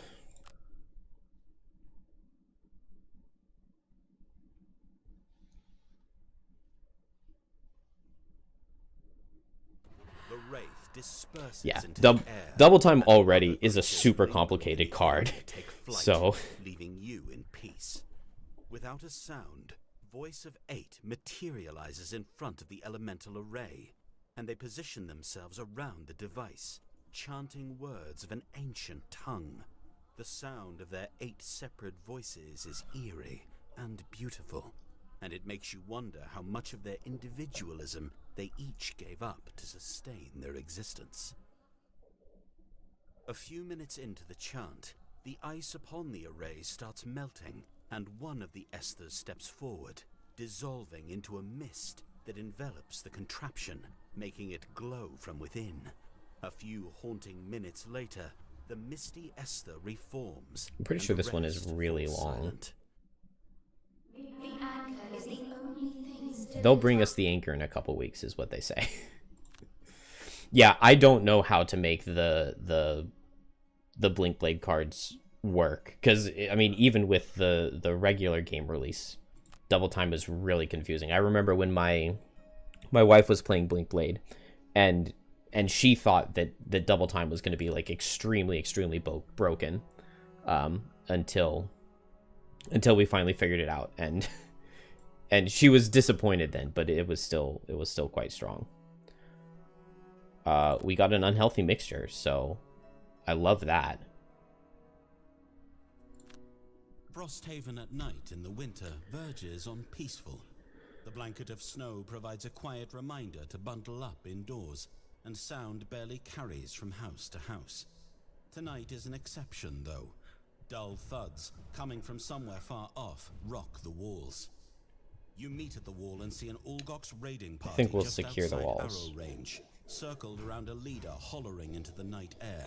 I feel like this is fewer attacks, and this one is higher base defense.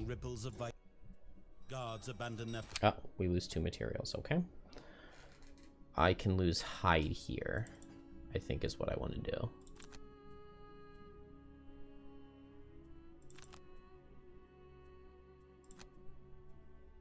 Oh, and I get attacked everywhere. Okay. Alchemist. Nice. Logging camp. I don't really need, but I'll spend a soldier. Why not? I need to make sure to retrain my soldiers. Okay, that was it. Let's do that first. No? Oh, okay. Select a resource. I don't think the UI is terrible. I would, let's see, for Bone Shaper, I would love to be able to unsummon a skeleton by clicking at the top. I really like the way they added the initiative changes. The UI for the Outpost phase, I don't think is that good. I think when the Outpost phase starts, it would be nice if it like took you through the, if it automatically took you through the steps in order. Like if it's after the event finished, if it took me to the hunting lodge and asked if I wanted to buy it real quick, and then it moved straight into the logging camp and asked if I wanted to buy it real quick, rather than me having to remember every time and like ask if I want to train a soldier. And then when it gets to the downtime phase, like let you off here. And the buildings part, I'm still not used to, but I think I will get used to it. The focus for early access was the old players. That definitely makes sense to me. New players will have a hard time because most of the tutorialization is not there. and the game isn't quite complete. But yeah, learning the game is extremely difficult for new people. I think the XP bar and level up graphics should be something more. It might trigger more players to go after XP. That's true. Yeah,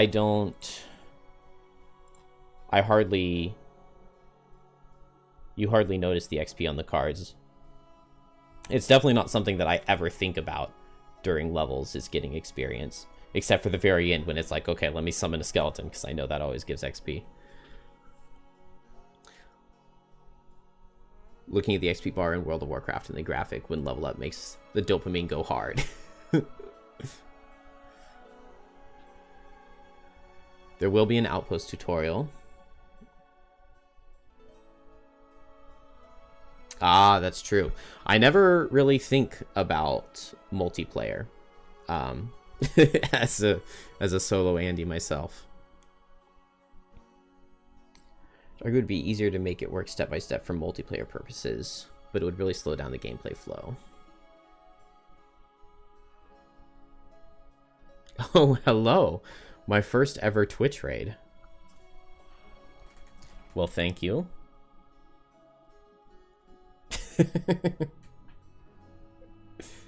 How on earth do you say that? AE trades?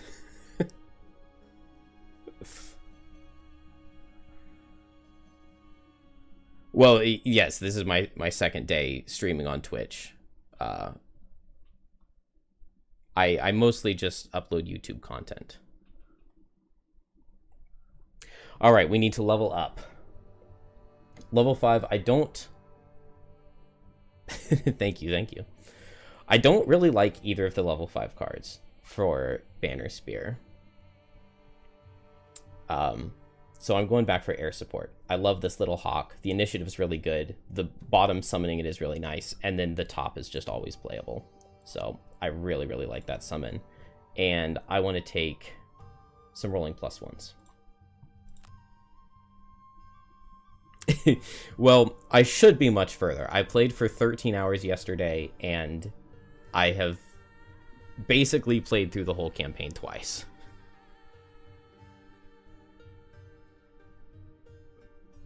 Rolling +1s are really, really good, yeah. Especially, I mean, it's just so nice. Earlier, I had rolling +1 into crit on, like, a base attack 5 on a 10 health guy, and it was very satisfying.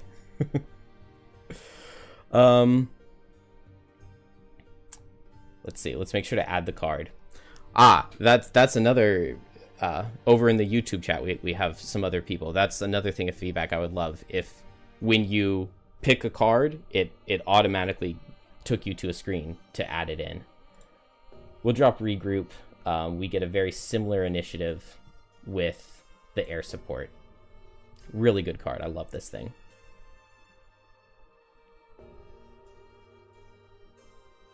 $13 hours would get you about 6 missions. Yeah, I won 7 missions yesterday, and I lost like 10.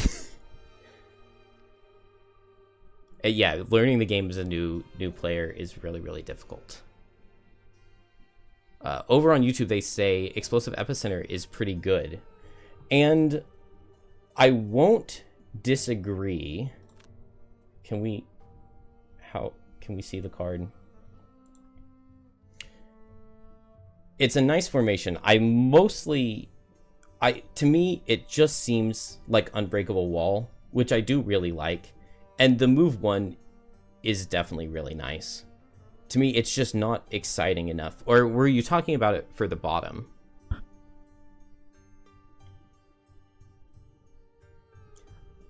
I don't know if we know how Drill will be unlocked, but I would assume... Well, I can pull up a scenario flowchart pretty easily, assuming I can run this game as well. I can show how I think it will be unlocked, but I would assume that you just get to the end of the secondary quest line in the Algox story, and I think that would. Yeah, it's confusing to not have both chats on screen. Well, we get the other robot class. We get Prism at the end of the green story. So I think it... Where is Tabletop Simulator? I am on YouTube as well. Yeah, that's where I primarily... I'm the Gloomhaven speedrun guy. So... That is where most of my stuff goes. If you're ever interested in a Gloomhaven speedrun, I've got a lot of them.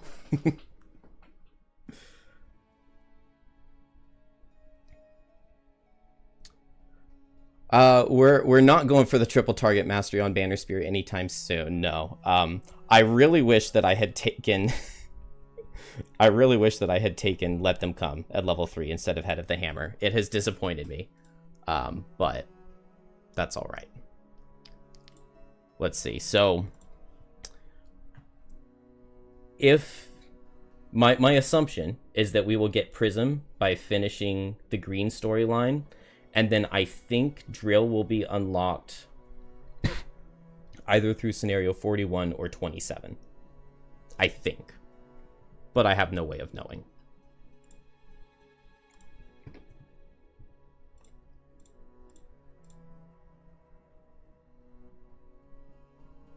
Well, thank you. Yeah, I definitely don't... I mean, it's possible you played Prism during the green missions, because when you're playing all by yourself on the physical board, you can... you can unlock things illegally.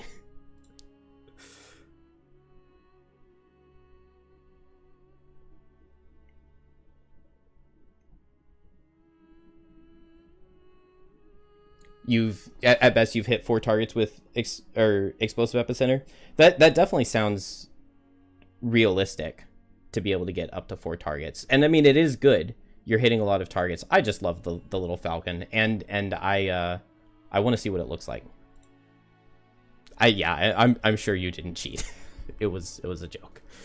I'm not a fan of this card medium, so we're going to take Dominate. I think it's very good.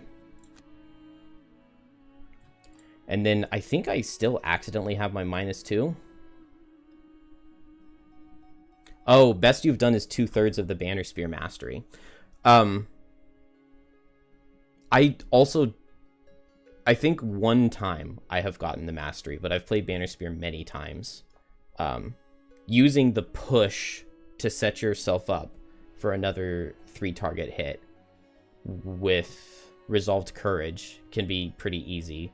But then finding a 3 target with the Let Them Come formation can be difficult. Okay, I can take out a -1, but I do have my -2. Where is the remove a -2?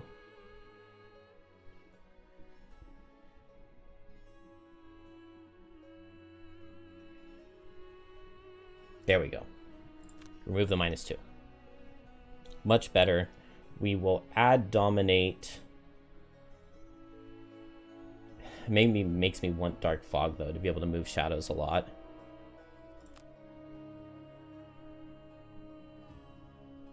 Add Dominate over...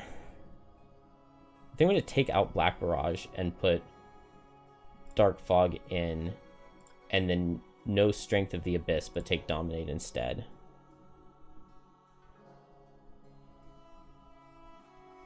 Well, most of the time I would probably rather have Wave of Anguish. Strength of the Abyss over Wave of Anguish. But I knew I wanted Wave of Anguish for that boss.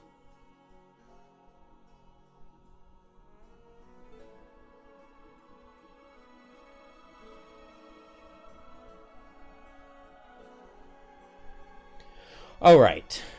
I think we're ready. We can go get dominated by another level. I want to check Bone Shaper because she got... Okay. She looted 2 herbs in the last level, but I still need 2 more. I really wish I had an indicator to know which herbs I have looted and which ones I haven't to know which level to go play. But we'll figure it out. Let's... Oh, I've got a lot of levels here. Okay, I'm going to play the Raised by Wolves. This is one of the few levels that I haven't tried and failed yet. And it has some good... I remember really liking it, but I've only ever played it one time.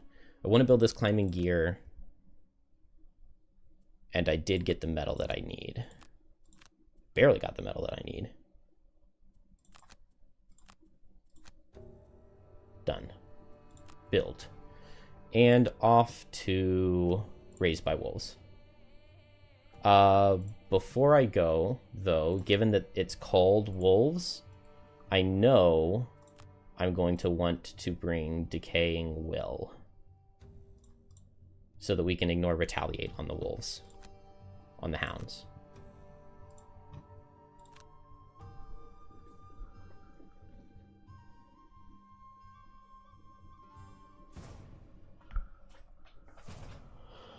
Alright. Earth demons, burrowing blades, earth demons, chaos demons, chaos demons. Are there no hounds in the scenario Raised by Wolves? Maybe I don't need, Okay, this sounds awful.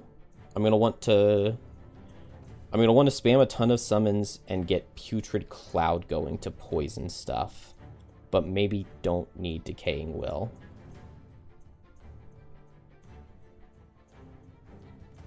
It's probably fine. I may just leave it like this. We're gonna need a lot of attacks to come out, which makes me want to bring the Wraith. Let's drop Decaying Will for the Wraith. And I'm going to try summoning it on turn 2. Occupy a door hex, collect 3 or more loot tokens on the same turn, remove negative conditions from myself. We can get baned. Oh, wounded. Wounded from Burrowing Blade, so Optimus should be easy. End no more than 3 hexes where you start, become exhausted, or never use a potion. Be targeted by 3 or more attacks, collect fewer loot tokens, kill the last enemy to die.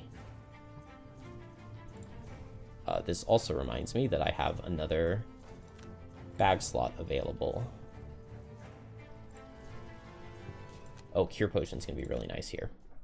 You stare at your ceiling in the dead of night, the tiny howls keeping you awake. Come on, Wolfie, you think to yourself, silently pleading with the tiny pup who remains unaffected by your misery. The wolf cub you found hasn't stopped since coming home, chewing on everything, running around non-stop and howling at every sound. We need to see that wolf cub no, Wolfie is just as in the full miserable release. As you are. You finally give in and take Wolfie for a walk outside. You wander through the streets of Frosthaven, watching Wolfie sniff around before moving to the next area, running to keep up. As you get to the border of the outpost, Wolfie bolts through a gap in a nearby wall. Concerned, you follow. The pup leads you into a nearby field where 2 adult wolves are waiting. Their body language suggests they are not friendly. Do we have wolf allies? Protectively in front of Wolfie and growl.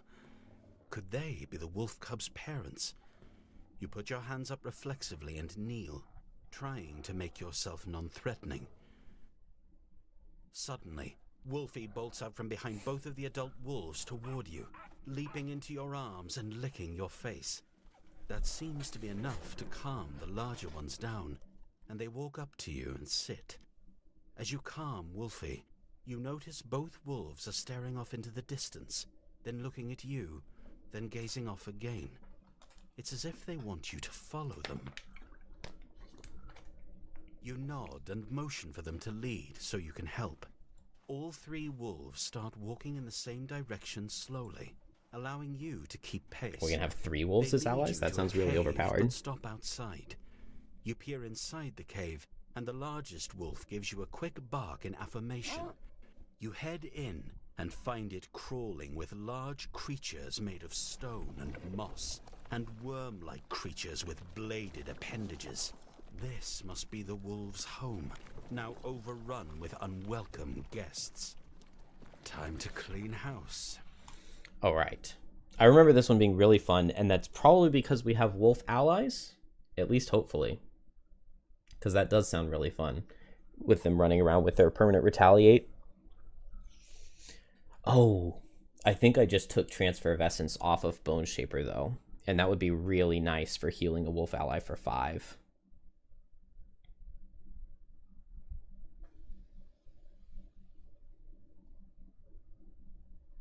But we will see in just a second. This is the first level I'm playing on here that I really just don't remember from the board game version.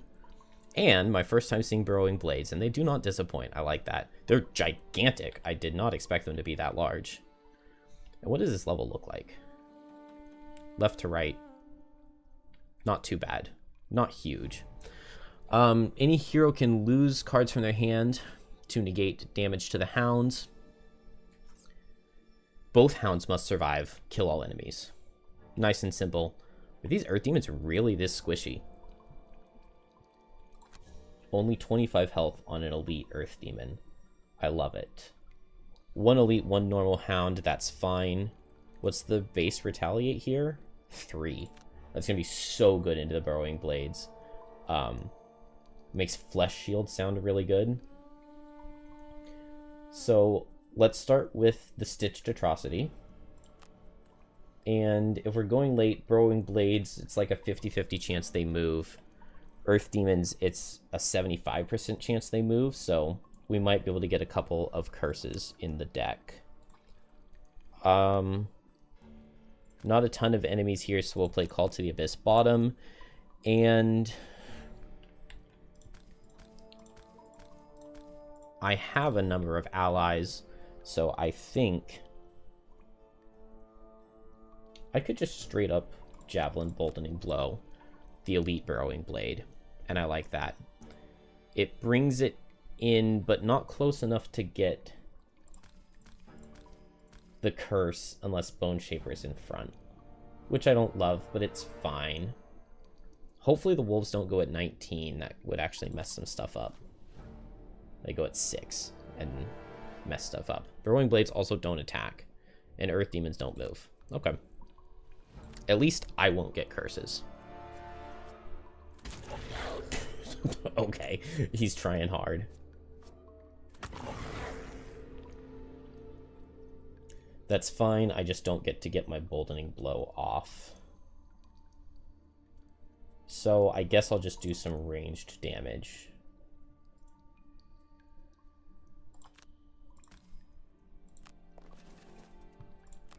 We do have a heal coming out of this guy, but I think this just makes the most sense to target.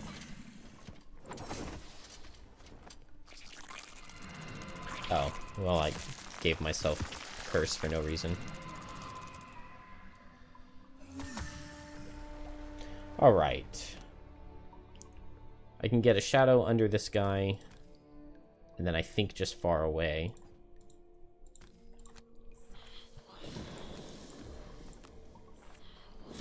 And I probably Anger of the Dead to wound. Unfortunately, only 1 curse, but 1 is more than none. And I would love for this guy to target Earth Demon. So I'll put him right here.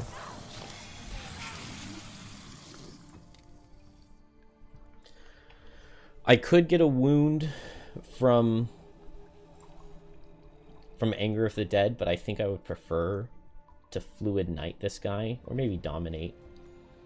I have the Dark, so I'll get the Disarm with Dominate, and then I'll move my shadows into position to get Anger of the Dead to get wounds on like everything next turn.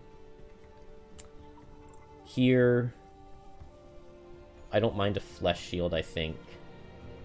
Just make sure that my buddy can't die, and let's just command him an attack. That should be pretty easy. I've got the air support for some nice pierce here. I am muddled. But maybe I just increase the damage and just try to kill him through muddle.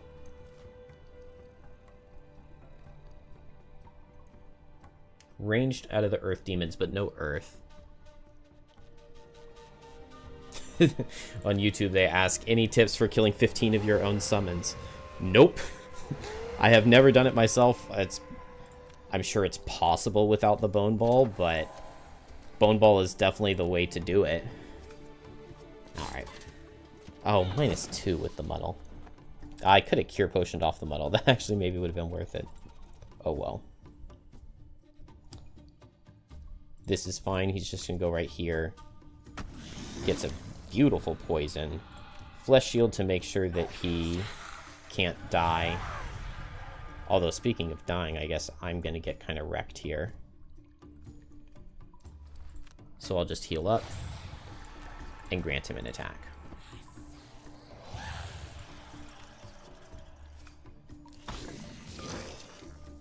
Yeah, the Bless perk plus the level 3 card plus the level 8 card, the level 6 card to get Rotting Multitude, multiple skeletons out at the same time.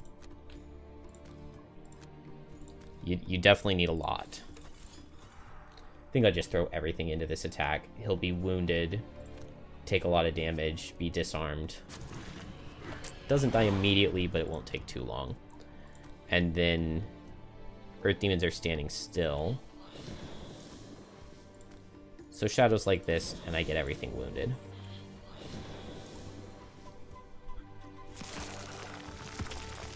Oh.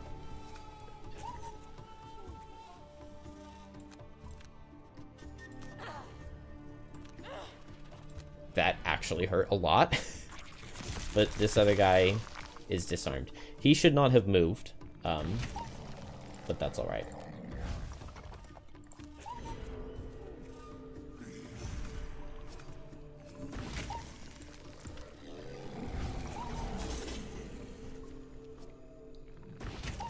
Oh. I didn't think about it being a ranged attack, because I thought my guy was getting hit, but that's fine. Let's see, this guy is almost dead. I don't think there's a way for me to line up a tip of the spear. Well, unless I just go really fast here. I can go really fast and move my summon out of the way, and then move to and tip the spear, and that's amazing. Yes, I do have it. 32 is not an amazing initiative, but it should work just fine. This means I'll go fast and attack, and then move him and attack, and he has a flesh shield, so he can't die. And then here I can wound everything with the bottom, and I guess I just Fluid Knight this guy over here for some damage.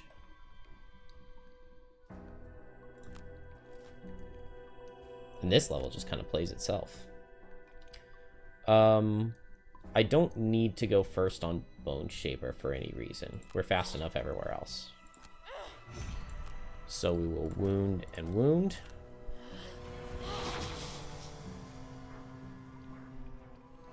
Ah, dang.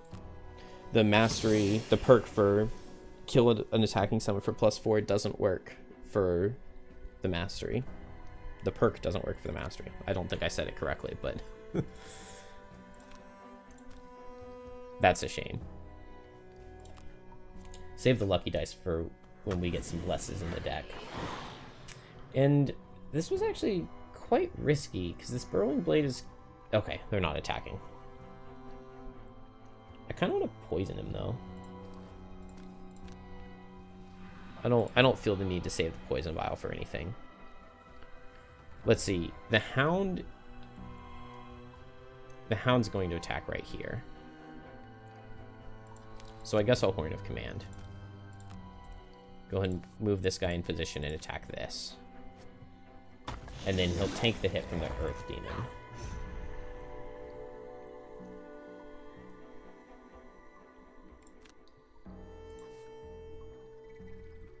Oh, did I? Well, oh, undo. Okay, that's nice. I have not used the undo functionality much, but I did get a use out of it. When choosing to lose a card to prevent Hound damage, you can just press the skip button. You don't have to select a character. Thank you. Run away so I don't get hit by multi-target. I should have shielded Deathwalker, but we'll just...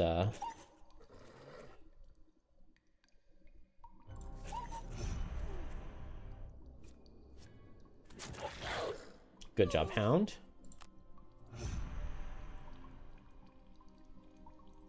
instead of trying to get the kill, I could just move Deathwalker out of the way. But we're not going to do that. We'll just successfully get the kill, and then it won't be an issue. Good job, Hound. He gave me the damage that I need, that it doesn't matter that I missed. What a bro. Shield this guy, because no reason not to.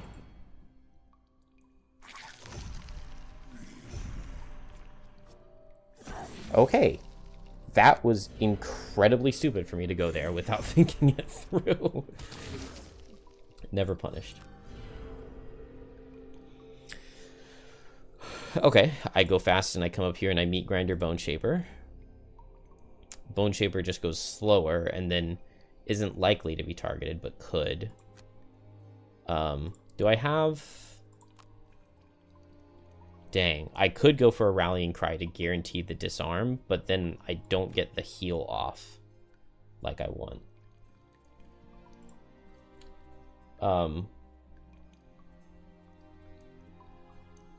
But it's okay. I think I'll just put the Wraith behind myself. And I would like to be healed over here too. I need to bring in a shadow. But I don't have any two next to each other. I can move this shadow here and get Deepening Despair. And then I guess I bring in a shadow next turn. And I just won't get a top. But that's fine. And then I need to find a way to be healing.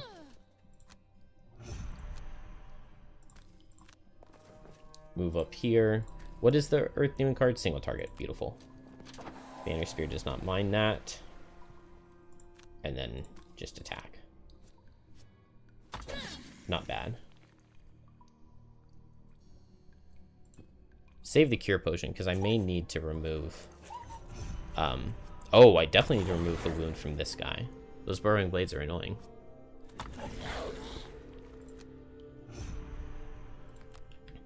Deathwalker is not super happy.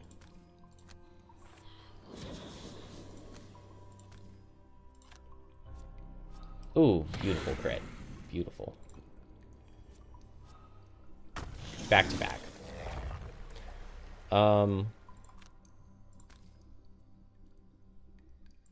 Let's get the Wraith.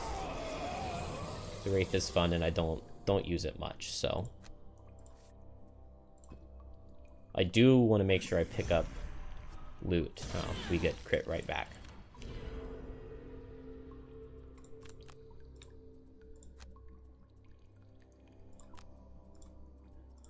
I think I can basically just play anything, and here I definitely want to bring in a shadow.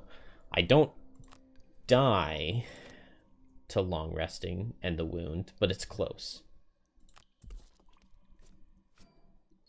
Oh, actually, that's a totally fine place to draw the curse.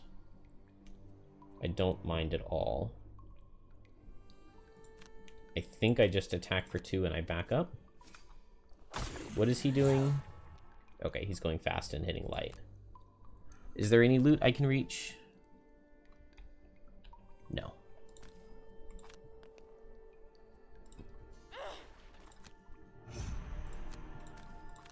Just make a shadow.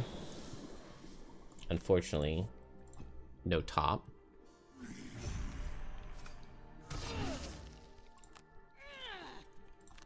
I would say the first room went I was pretty lucky.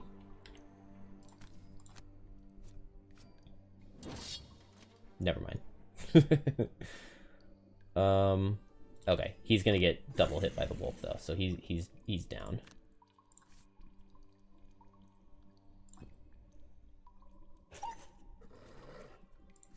All right, I need to heal the wolf, and I need to long rest everyone. Dang, I wish I had not dropped regroup. Okay, I have Fell Remedy that I can use to heal the wolf. And we'll long rest everybody else.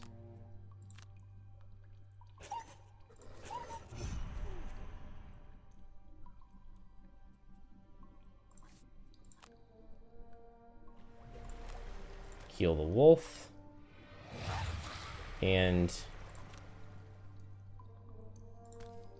pick up this loot. And I think we will just move on.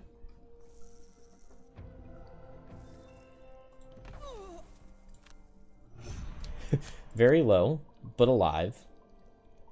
Rallying Cry is really good. I think I drop Unbreakable Wall. Throwing on a Rallying Cry would be really good with the extra wolves. But I definitely need to get some regenerate going. So I really want to open the door, but I also really want not to.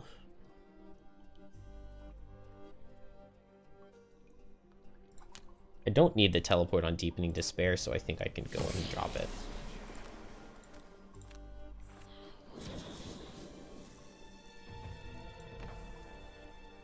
Alright. Definitely a meat grinder. I'm probably just moving and healing myself, and Deathwalker will just stay far away.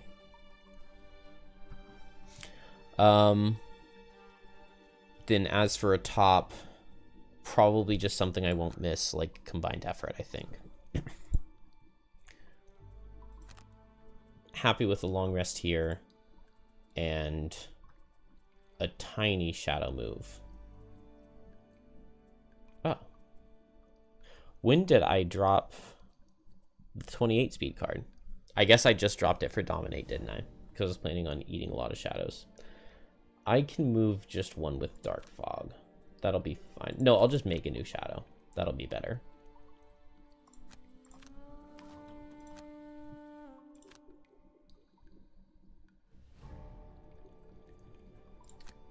Let's see. I will move up here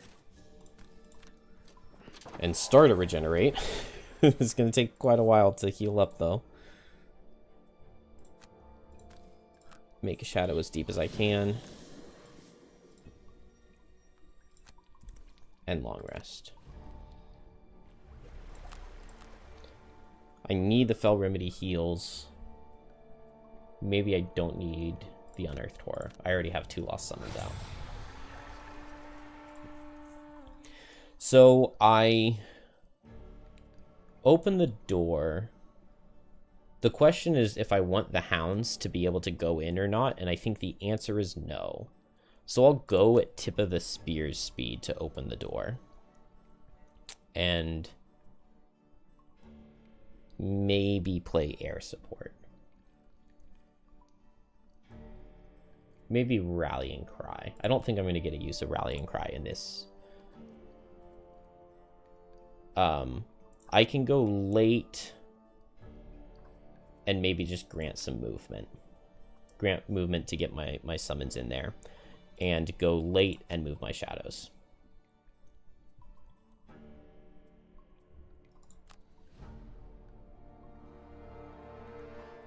We'll play Fluid Knight and we might get a chance to use it. We might not. Good. The hounds don't run in, so they're not going to get dominated. And then now I have a move forward to hopefully be safe.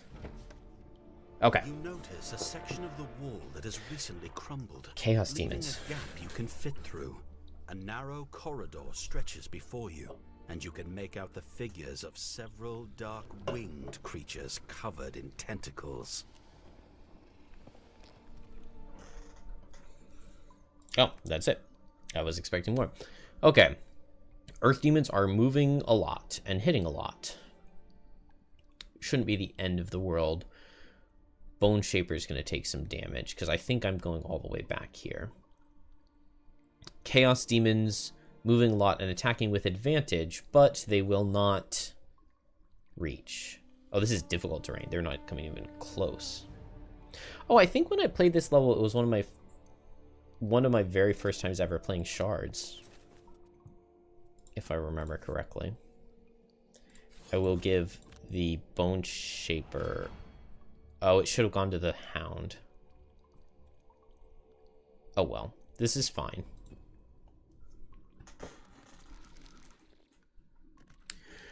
Do I also have the Battering Ram perk? I don't know what that is. Is that the add push on Banner Spear? Oh, the open a door and get +3 move? I do not have that perk. I'm like against the perk because the very first time I took that, I only played 2 more scenarios on my Banner Spear before retiring, and neither of them had a door.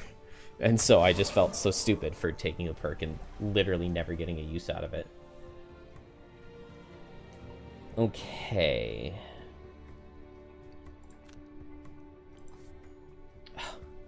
Okay, the undo function is really nice for that because I keep wanting to skip the move and I skip the whole ability rather than just the part that I want. We got the wound, which is I think what I really cared about. I'm a little bit nervous about these Chaos Demons coming in, which kind of makes me want to stay right where I am. But also, they could just go... Is it both 14 and 1 that are ranged attacks? And that would really hurt my summon. So maybe I should move back.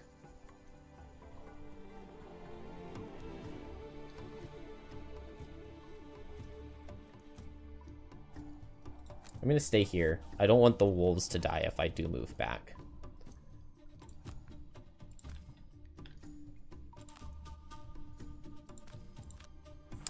And move these shadows in as much as is possible. I think I will target Chaos Demon with this Fluid Knight.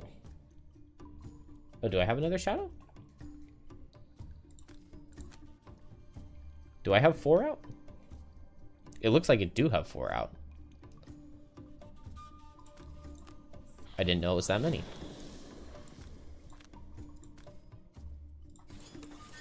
Part of me wants to lucky dice here, but I haven't gotten any blesses from Boldening Blow yet, so we'll hold.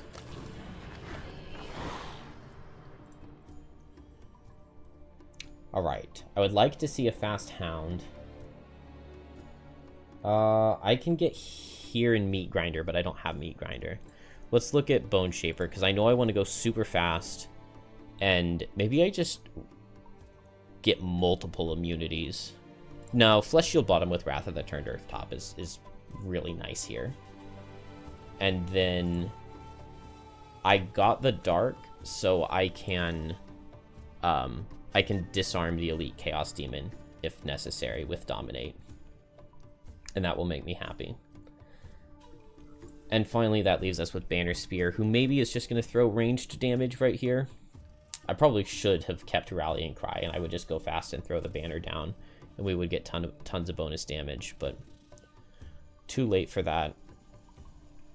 I think we'll just throw some air support damage out. Try to line up for a Boldening Blow next turn. What is everyone doing? Chaos Demon's fast, moving forward.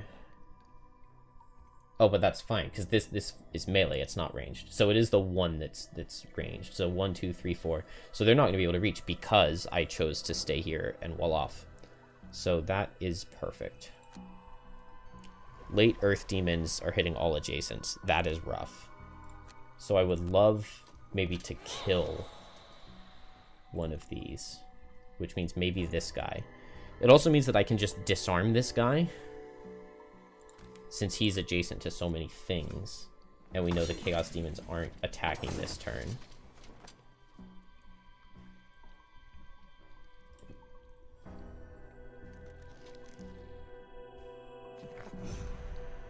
Beautiful. So I guess I will disarm this guy so that he doesn't get attack 4 on all adjacents. That would hurt my wolf quite a bit. So I will Horn of Command so that he attacks this guy. And then I'll Wrath of the Turned Earth into that guy as well. We need like a crit to kill.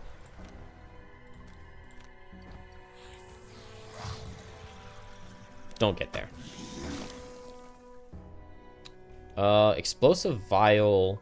He dies to wound next turn. Yeah. I'm down for that.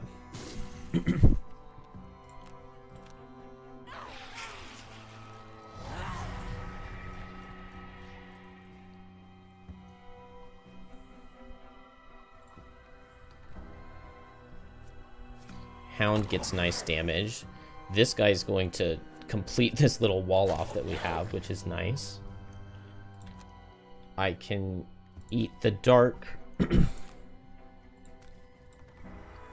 to get a disarm. And then I don't really need to move any shadows, so I think I'll just pick up loot. I need gold to retire, so. Nice, 8 gold. Finally, I get some gold on Deathwalker.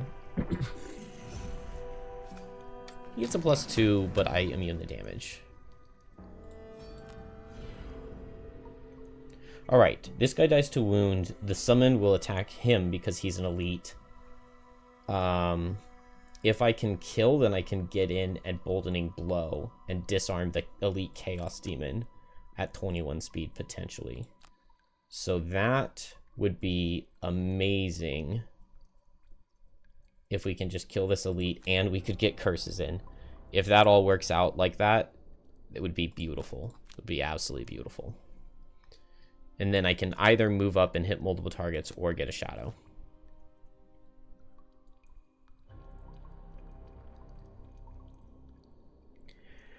How are you seeing what next mercenaries I choose? There is not a poll. But we will figure it out when the time comes. I'll probably just ask if anybody... I mean, who would you like to see? I have the fist unlocked.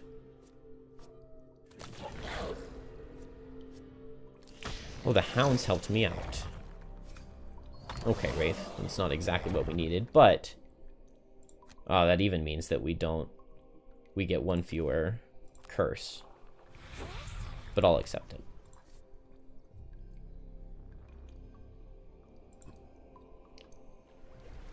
Oh, it's the Bane card.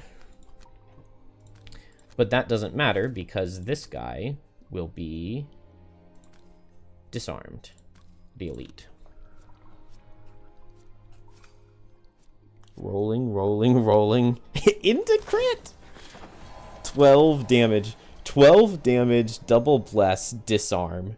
There's never been a better turn.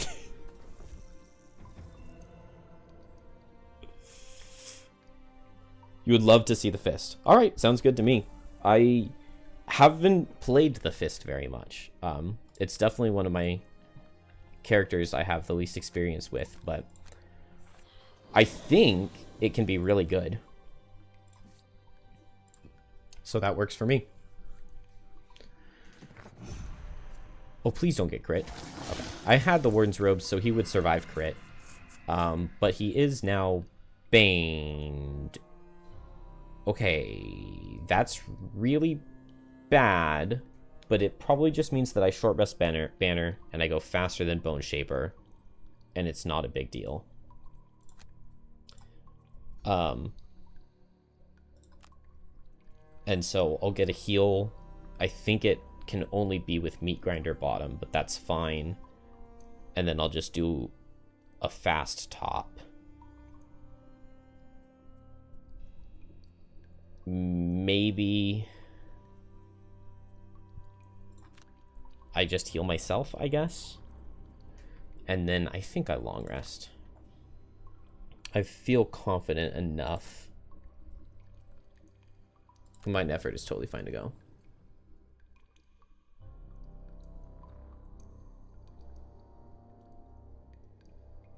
Teach you Deathwalker. Never played it, and oh boy, you had an epiphany. Is it so bad at level 1? I think Deathwalker is not that strong at level 1, and especially early into a campaign. The first few missions with all of the Algox, like, you just don't get to play Call to the Abyss. The thing that I would say for early game Deathwalker is that Wave of Anguish is probably the best card that any of the classes have at level 1. 5 attacks for 3 is really, really good. And especially if you can be strengthened by a Bone Shaper's Transfer of Essence. So if you can be hitting a poisoned target, and if you can get a power potion early, like 5 attacks for 3, 4, or 5 is by far the best thing any of the level 1 characters can do. Especially because it can all just go into the same boss or something. And then outside of that, like Strength of the Abyss for a top attack 6 is pretty strong. Still don't understand Geminate. I ran him with 2 other characters. By the time they were max level, he was still level 4 or 5. That sounds right for Geminate. You don't get any experience on Geminate. Let's see here.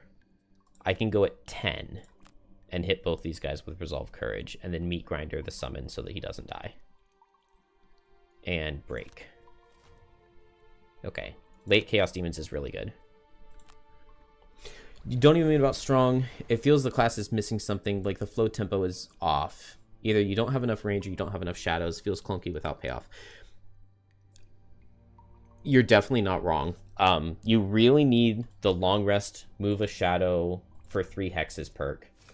And you really need more shadow movement. Only, like, Black Barrage being move all shadows 2, and Dark Fog being move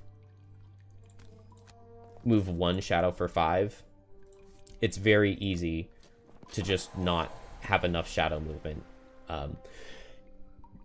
Level 1, you basically have to bring Rest and Shade, and at some point in time, plan to play both Rest and Shade with Wave of Anguish at the same time. And then hopefully you can set it up for a nice Anger of the Dead bottom on the following turn, and then finish off the scenario with an Anger of the Dead top. And you can definitely get a bunch of strong turns, but the tempo in the beginning of scenarios with Deathwalker is really difficult, especially if you're playing Call to the Abyss top.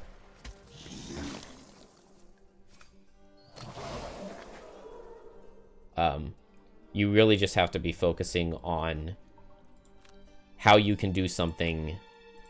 Like, you're about breaking the rules with, like, attacking without line of sight and granting your allies teleport and stuff like that. So when it comes to just, like, straight up fighting in the beginning, it's not the best.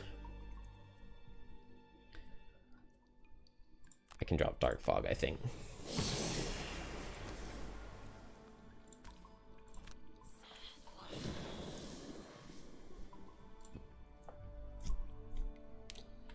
All right. We have a gigantic mass over here. I kind of want to just keep everybody just moving forward a little bit while Banner Spear runs all the way over and then runs all the way back. Banner Spear didn't get hit at all, which is really nice. Let's make shadows first before we start moving them.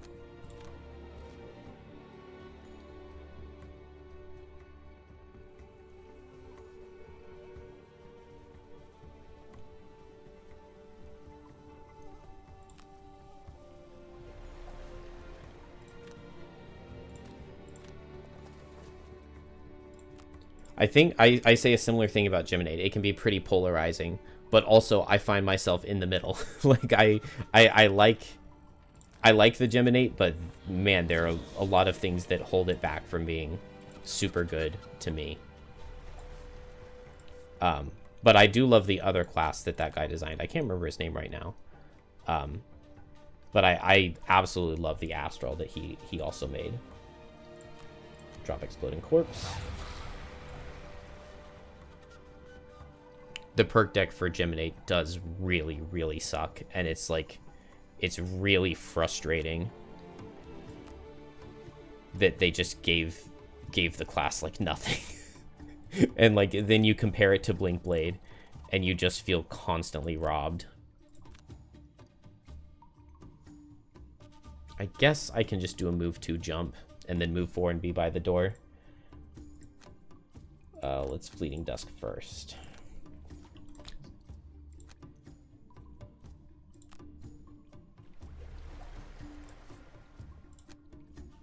There's so much to skip at the beginning of the turn. All right, we get double loot bags. Give me an herb. And I think I will make a skeleton as well.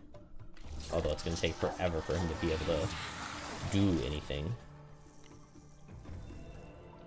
No herbs.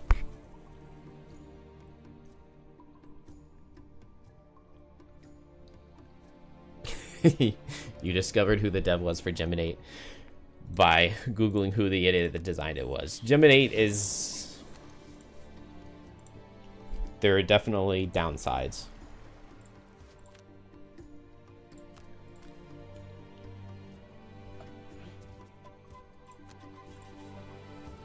Part of me wants to just move forward and open the door right now, but that makes no sense. I need to just get there and long rest.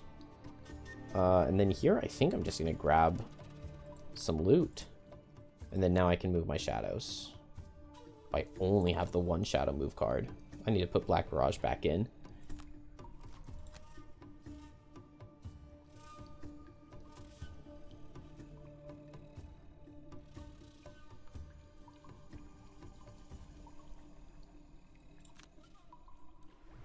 Alright, move 4 by the door. And we're ready to open. Sometime soon.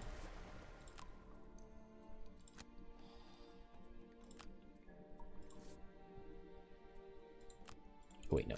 I can heal up a wolf, at least a little bit. And then now I can get an herb. No.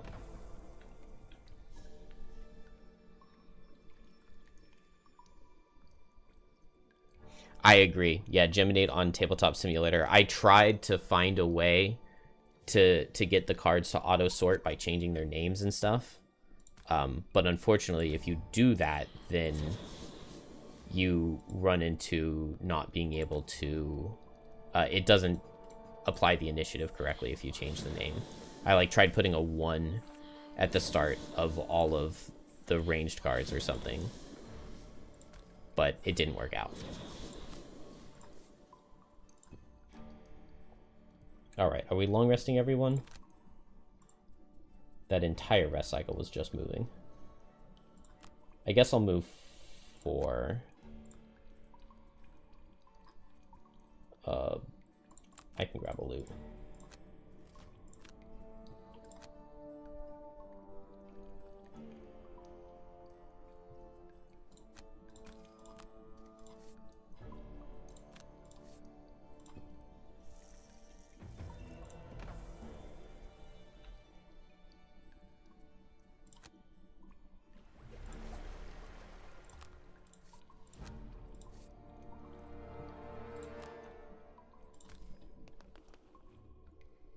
Personal quest for collecting herbs. I was so motivated to find them, I did it by the 7th scenario, all thanks to Geminate. At least Geminate made you feel something, right?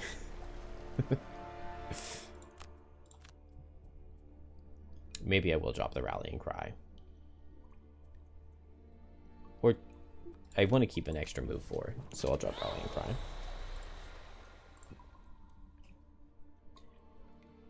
We should be totally fine to just open the door and run away.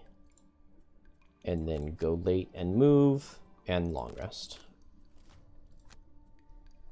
Oh, maybe I should have gone fast. The issue with Geminate is it's super hard to play and just doesn't have enough payoffs. I agree. A small whine from Wolfie at your side helps to urge you forward. You move further through the corridor traps. and finally find the nest for these demons. You draw your weapon, ready to evict some unwanted residents. There's a chest back here that I want. We can probably get it. The problem is the hounds might kill everything for me. 3 chaos demons is annoying. Are they moving? They're moving 5. Okay. They're not gonna... They might reach Banner Spear, but nobody else. And I have a 7 damage trap that I can use with Javelin. So that'll be pretty good. But I want to be able to get that chest by the end.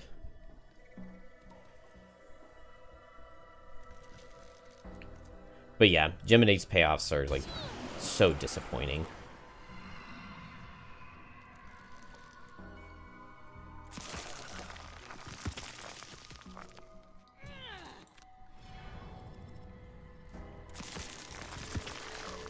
Okay. This worked out.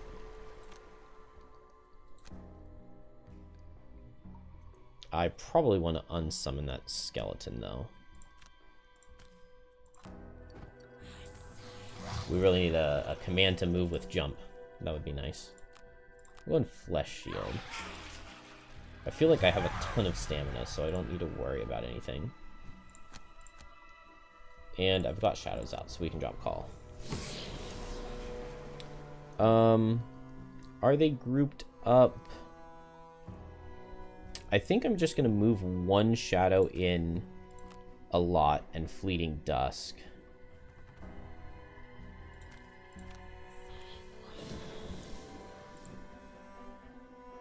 And so I'll go Fleeting Dusk, Dark Fog.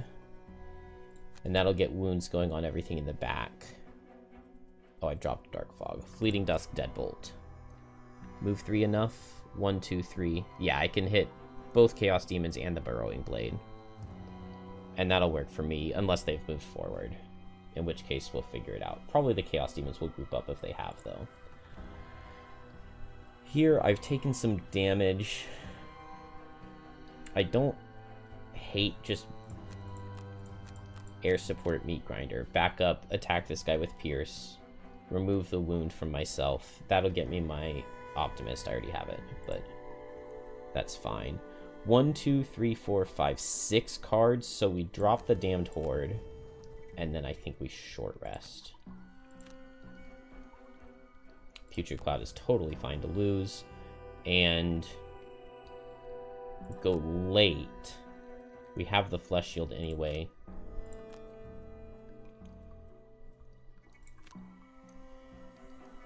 I'm happy here. We get Chromatic Explosion from the Chaos Demons. Burrowing Blade standing still and hitting extra hard. But I was planning on backing away. Are my Hounds going to go in all the way? That would be bad. Do I play both permanent buffs on Deathwalker? I think if you are +2 difficulty or below, I like both buffs. That's generally my favorite way to play it, is with both Strength of the Abyss and Called to the Abyss. When it's a high enough difficulty, that just doesn't work because the monsters have too much health. Like, with Call to the Abyss, you need to be spending 1 shadow and getting 1 kill per 1 shadow. So, like, you need attack 5 if you're in a 3-player group to be doing, like, a third of the monster's health. Or, like, once you buff it up, you need, like, attack 7 to do a third of the monster's health. So, like, trying to get a shadow out of a 26 health Chaos Demon just doesn't work very well. Gotta get the enhancer, give banners, grant move abilities, jump enhancement. That sounds wonderful. And also very expensive. I think one of my characters... I have to remember what my... Yeah, my Banner Spear unlocks enhancements. So that doesn't quite work, but... Plus, she's not going to retire for a very long time because I couldn't beat her first level. Power Potion and Fleeting Dusk. Unfortunately, I did not get the blesses that I wanted. But we'll just Lucky Dice this guy. And use everything on him. Well, we don't need the Scrap Sword. Because we wound already.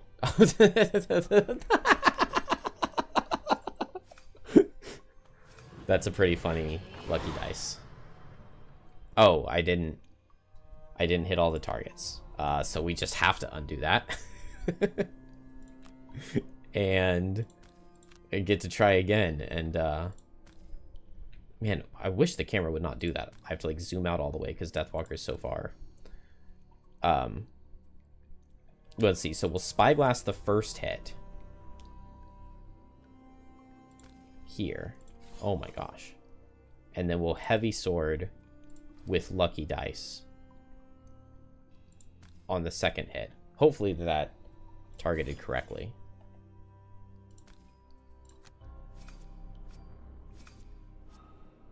No, it put Lucky Dice on the first hit again. Oh well. That's what I did initially, so...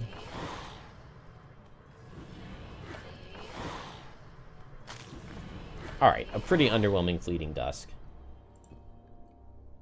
But it's fine. We got the wounds. Yeah, I hate the way the camera jumps back to the Deathwalker every time.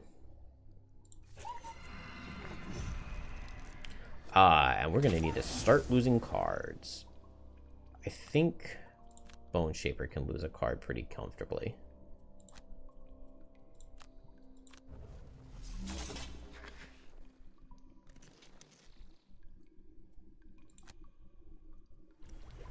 All right, but we have officially reached. Yeah. I hate the way the shadows jump back, and then which targets are getting which items is really rough. Totally wasted my lucky dice. And I knew it would waste it, too. Alright. I could grant an attack 5. I kind of like that idea. I think I'm just going to do that.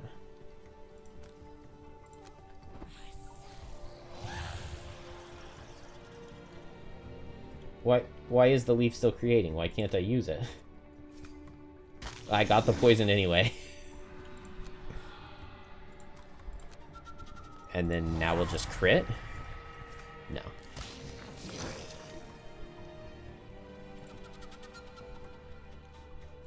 Oh, that's not good. Okay, miss is very good, though. And retaliate 3 is very good. And wound and do nothing is very good. Alright, this hound is low, but I think we can be alright. Do I still have my helmet?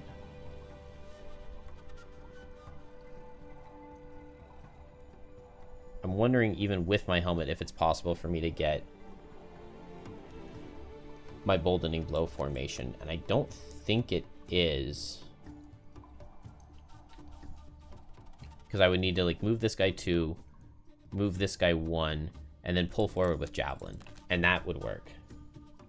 That will work. Here, I've got a ton of enemies in there. Is everything wounded? Not this guy, but he's not under a shadow. Oh, no, not this guy, but he's not under a shadow. I probably just dominate using the dark that is maybe going to be there. We will see. Hopefully the dark will be there and I can disarm him. And then here we will just go fast. Maybe heal up that wolf. Move with jump on the Burrow Blades is rough.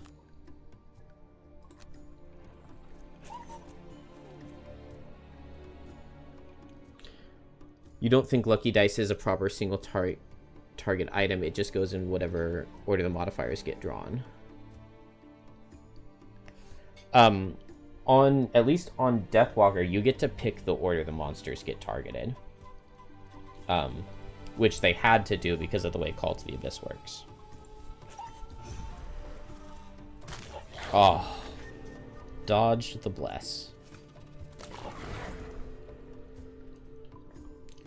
And yeah, that dark is still just creating from last turn. Unfortunate.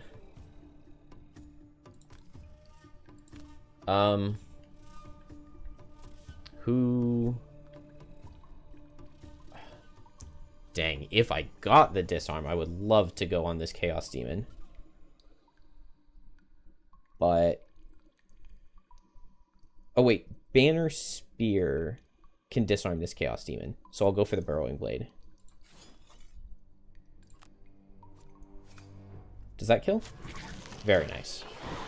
Very nice. And then is there any more loot here? I can potentially get it, maybe. Oh, I didn't Power Potion the Fleeting Dusk. Oh well. Do I have my helmet? Yes, I do. Nice. Okay, this works perfectly then. Please kill. What a boy. What a guy. And then what is Bone Shaper doing? Just healing up right here. Getting rid of that wound. And do I have a Flesh Shield on?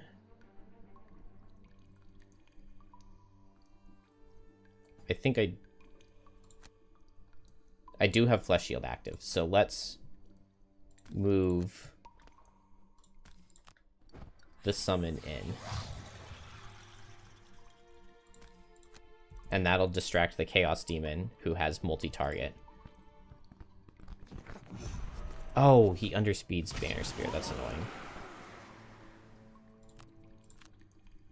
Okay, we can take 5 damage. We can take 5 damage. Oh, he gets double retaliated. I like that.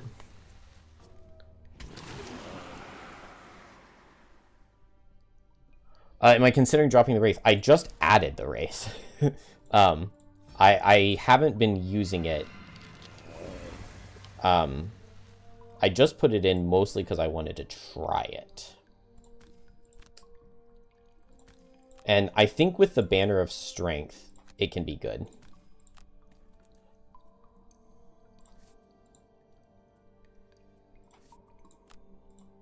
Oh, I could have moved it in further. Don't move. Just pull this guy. And now we can get Bolden Blow. Oh, and it wounded him from Anger of the Dead. And now he's disarmed for next turn.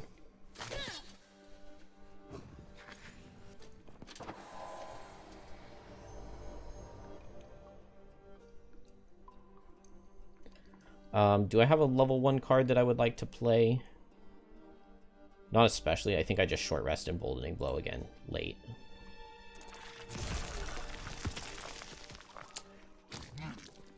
Yeah, Wraith. When I was thinking about putting the Wraith in, I was thinking Constant Poison and Banner of Strength for Wraith having attack 3. And now it's a later Bone Shaper where my attack modifier deck is actually good. And I get things like the poisons and the curses.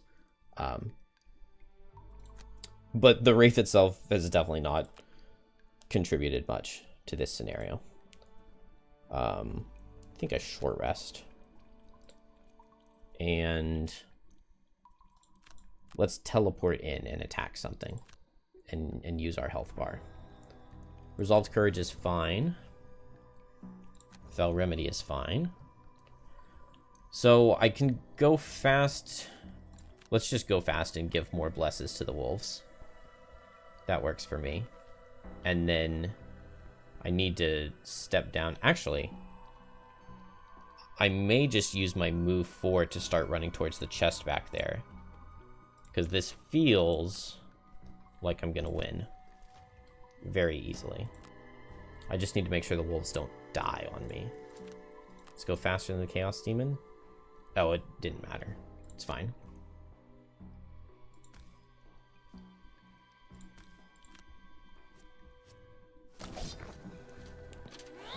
More blesses, and then I think I just move 4 to right here. Do I want the jump? I guess I'll put the jump on. Even though I don't get by, but let's attack this guy, because why not?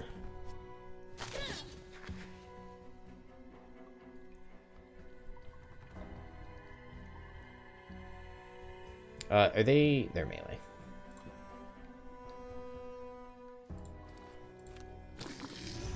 I want him to come here.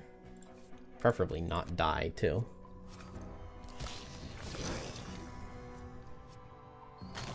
You really like banners, but hate how they implemented them. Banners can be frustrating.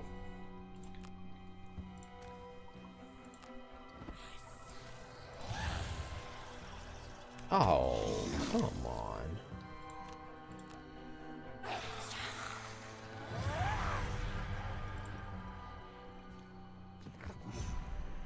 What? Did the wolves go? I guess they haven't had a chance yet. Okay. I knew he was going to miss. I felt it. Now this guy's going to draw the bless. No.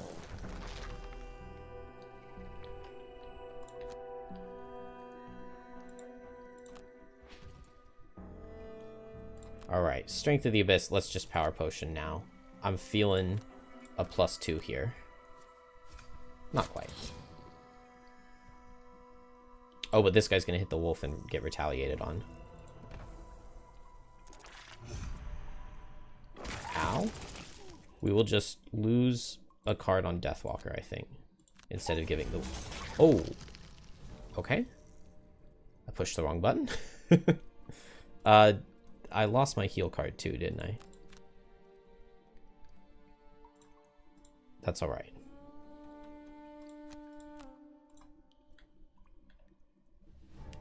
One, two, three, four, five. Dang, I'm not gonna get...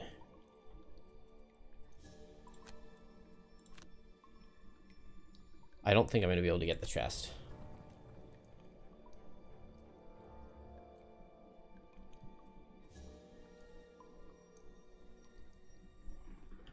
I mean, I can teleport here and then next turn move 4. So if the guy survives, I can get the chest on Deathwalker. Should have teleported here last turn. Okay, the hounds actually don't do much of anything.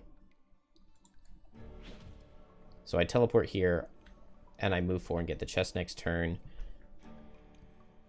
I think this means I don't throw an attack into him. Flesh shield for the wound. That's annoying.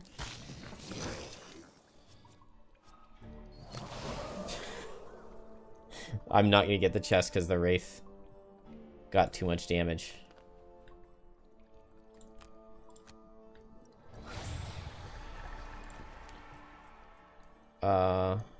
Which one's the elite?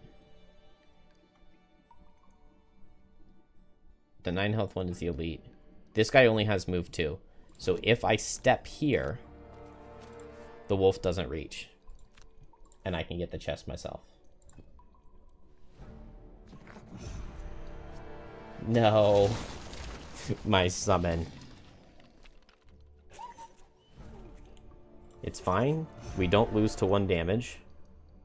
But we do need to lose a card this next turn. Or I can go at 6 and meat grinder him. And then here, I move 4 and get the chest. That's fine. Go at 6 speed. Oh, I lost meat grinder. Alright, well, we just lose a card. Luckily, we can lose a card to prevent the ally from taking damage.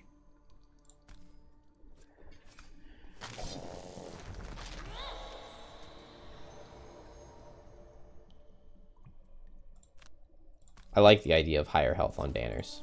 That sounds really nice. They might be too OP for tanking purposes if they had more health, but Corpse Cap Flame Fruit. I think that's the first Flame Fruit I've ever picked up. We will lose a card, and we choose the lose a card option. Meant to do that on the attack for 7, but it's fine, it worked out.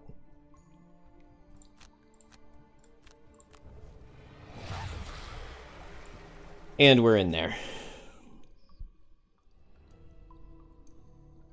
Oh, I could have undone and let the hound not take the hit, yeah.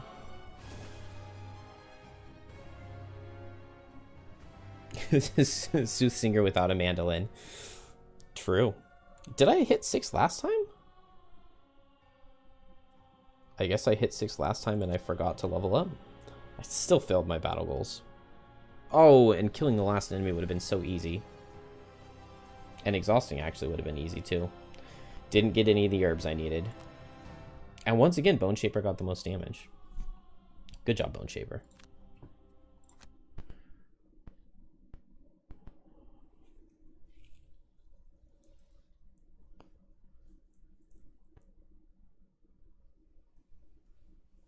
After a quick sweep of the cave, ensuring no more demons are around, I kind of think the starting classes were designed a little bit to not be the best at level 1. Their tails and howl. And then you get a nice sense of progression with the level up cards. You kneel to say goodbye to Wolfie, who licks you and lets you pet its belly.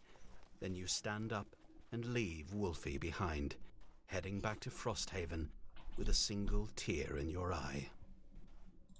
Like, Blinkblade gets a lot stronger with the level 2 card that gives it 10 initiative, which is kind of something that it's lacking at early levels. Like, you have a 2, but it's a horrible card.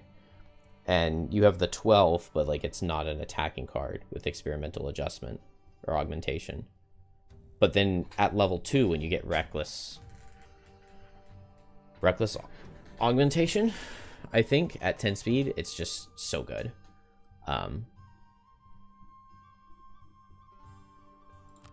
And then like Banner Spear needs more cards for moving allies, which you can get at level 3, or no, at level 2, you can get a card that can move allies. And Deathwalker loves Deepening Despair to be able to teleport allies around, and then really needs a level 3 card for moving more shadows. So I think that it was kind of a purpose decision. Purposeful. I'm very tired. Spending it down at the docks. Supposedly you're getting attacked again. I have no idea organized what the ice difference is fishing here. For the good of the town. But most of those present are here for the company and laughter as you swap stories. It's been more than an hour since anyone pulled something from the water, but no one seems to mind. You're chatting with a neighbor when you hear grunting further down the platform. Someone must have something massive on the line. Between the thrashing eddies in the water, you can just spot a claw. That's no fish. It's a lurker. Alright. We could pull the lurker out, and it could be glad that we did so. Or it could just start the attack. It'll help pull. You tug at the line ineffectually, then watch in horror as the fisherman is dragged under the water. Oops. The crowd screams. We and just runs lost him for around. cover. It's not that bad. Oh, well, we get attacked. Okay. Well, Hunting Lodge, I don't care if it goes down. What's the morale? 6. That's not very good. So we'll lose 2 wood.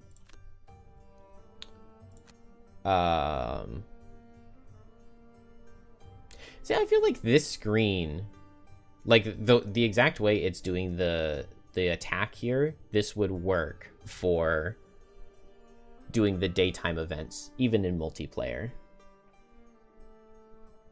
I feel like it could work. Craftsman, I want to have. We'll throw 2 soldiers at it. We didn't get a +10. Not worth. Workshop, who cares, right? Easy. Barracks, I would like to not lose. We can drop 2 hide. Is that finally it? We get 2 hide. Oh.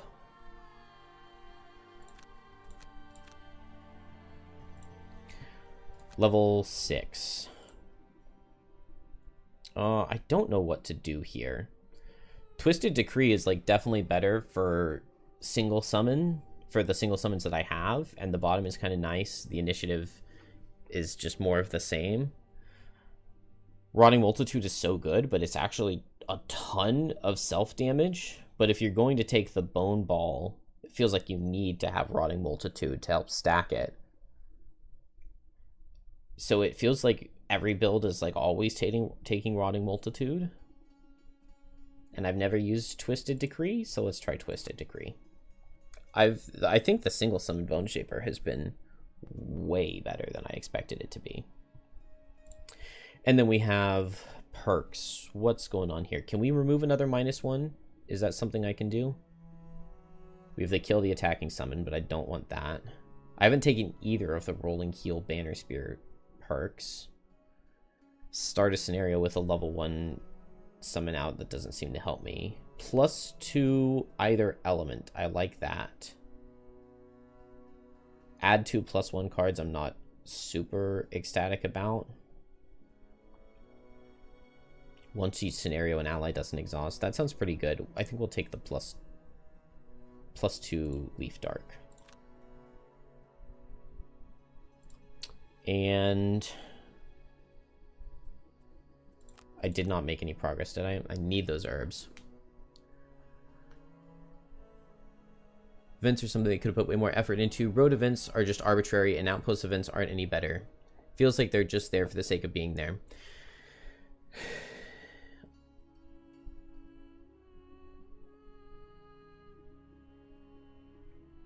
I think that the attacks make sense. I feel like I would prefer if the attacks were calendar based which wouldn't make very much sense in the digital adaptation, although I guess it would just kind of feel random in the digital adaptation. But that was always something that I thought with the physical game, that they should be calendar based. And then it's crazy how random it is, because there's so much like really cool stuff, like scenarios locked behind events, and so to miss out on scenarios because you got attacked feels a little bit painful.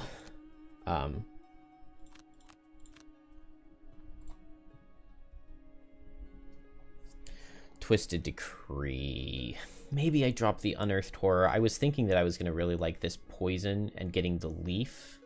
I do want the leaf for the extra shield on Flesh Shield if I ever go for that. Putrid Cloud I haven't played much, but maybe that's a me issue. I can't drop a movement card. Fell Remedy could go, but then I'm like really low on healing. Exploding Corpse can go. Except that's a fast initiative card. Maybe I want more healing, so I take Malicious Conversion. I think this is okay. I think it's okay.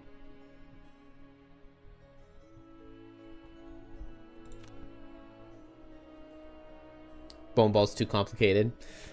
I've only played it a few scenarios, and man, it was a lot of fun. I really liked the Bone Ball.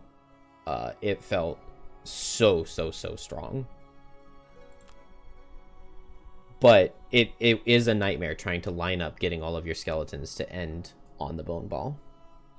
Rather have fully arbitrary events than, oh, you see a group of small birds, do you want to hunt them for food?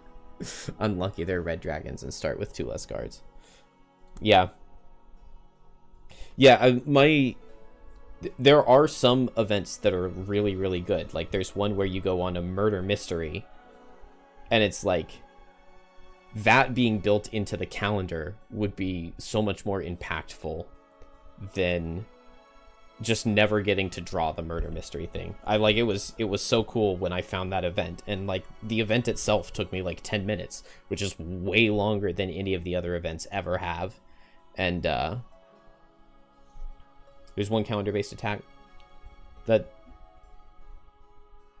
doesn't sound familiar to me, but it's entirely possible that it's in there.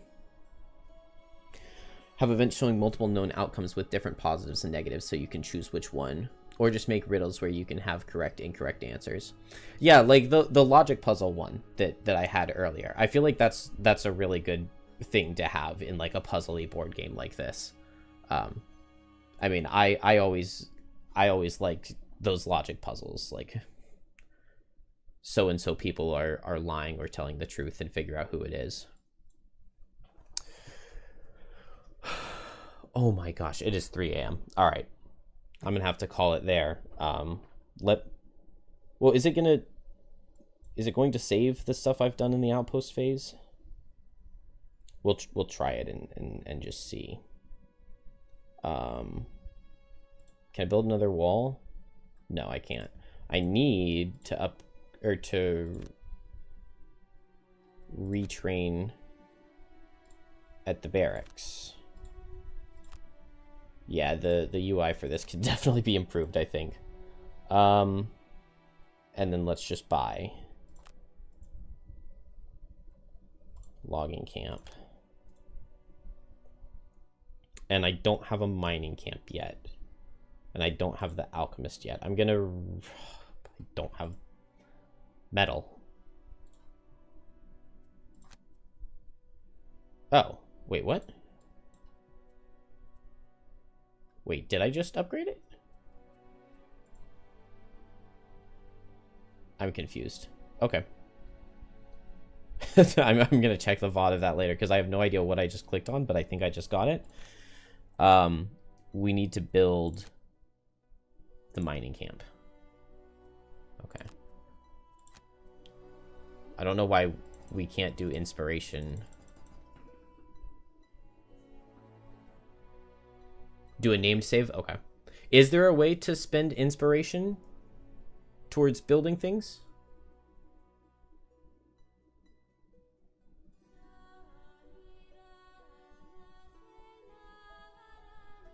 You stopped even reading them on the tabletop version, unless they had a note we skipped because we could not. Not for buildings, okay.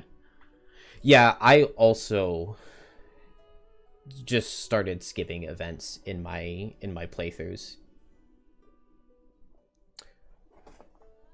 There will be a way to exchange resources for inspiration. I like that. I like that a lot. So you can use it at the craftsman or for building buildings. All right. Well, it's holding me back for now, but let's just...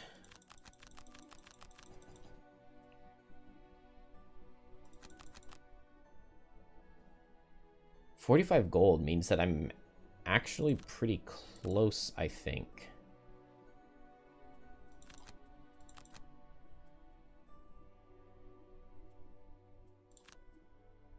Okay, I just need the 2 metal.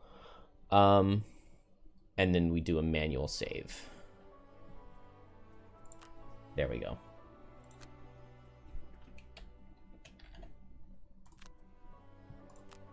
All right. Good night, everyone. Thank you for coming. It was fun. Probably similar thing tomorrow night once I get the children to bed, but we will just have to see. Good night.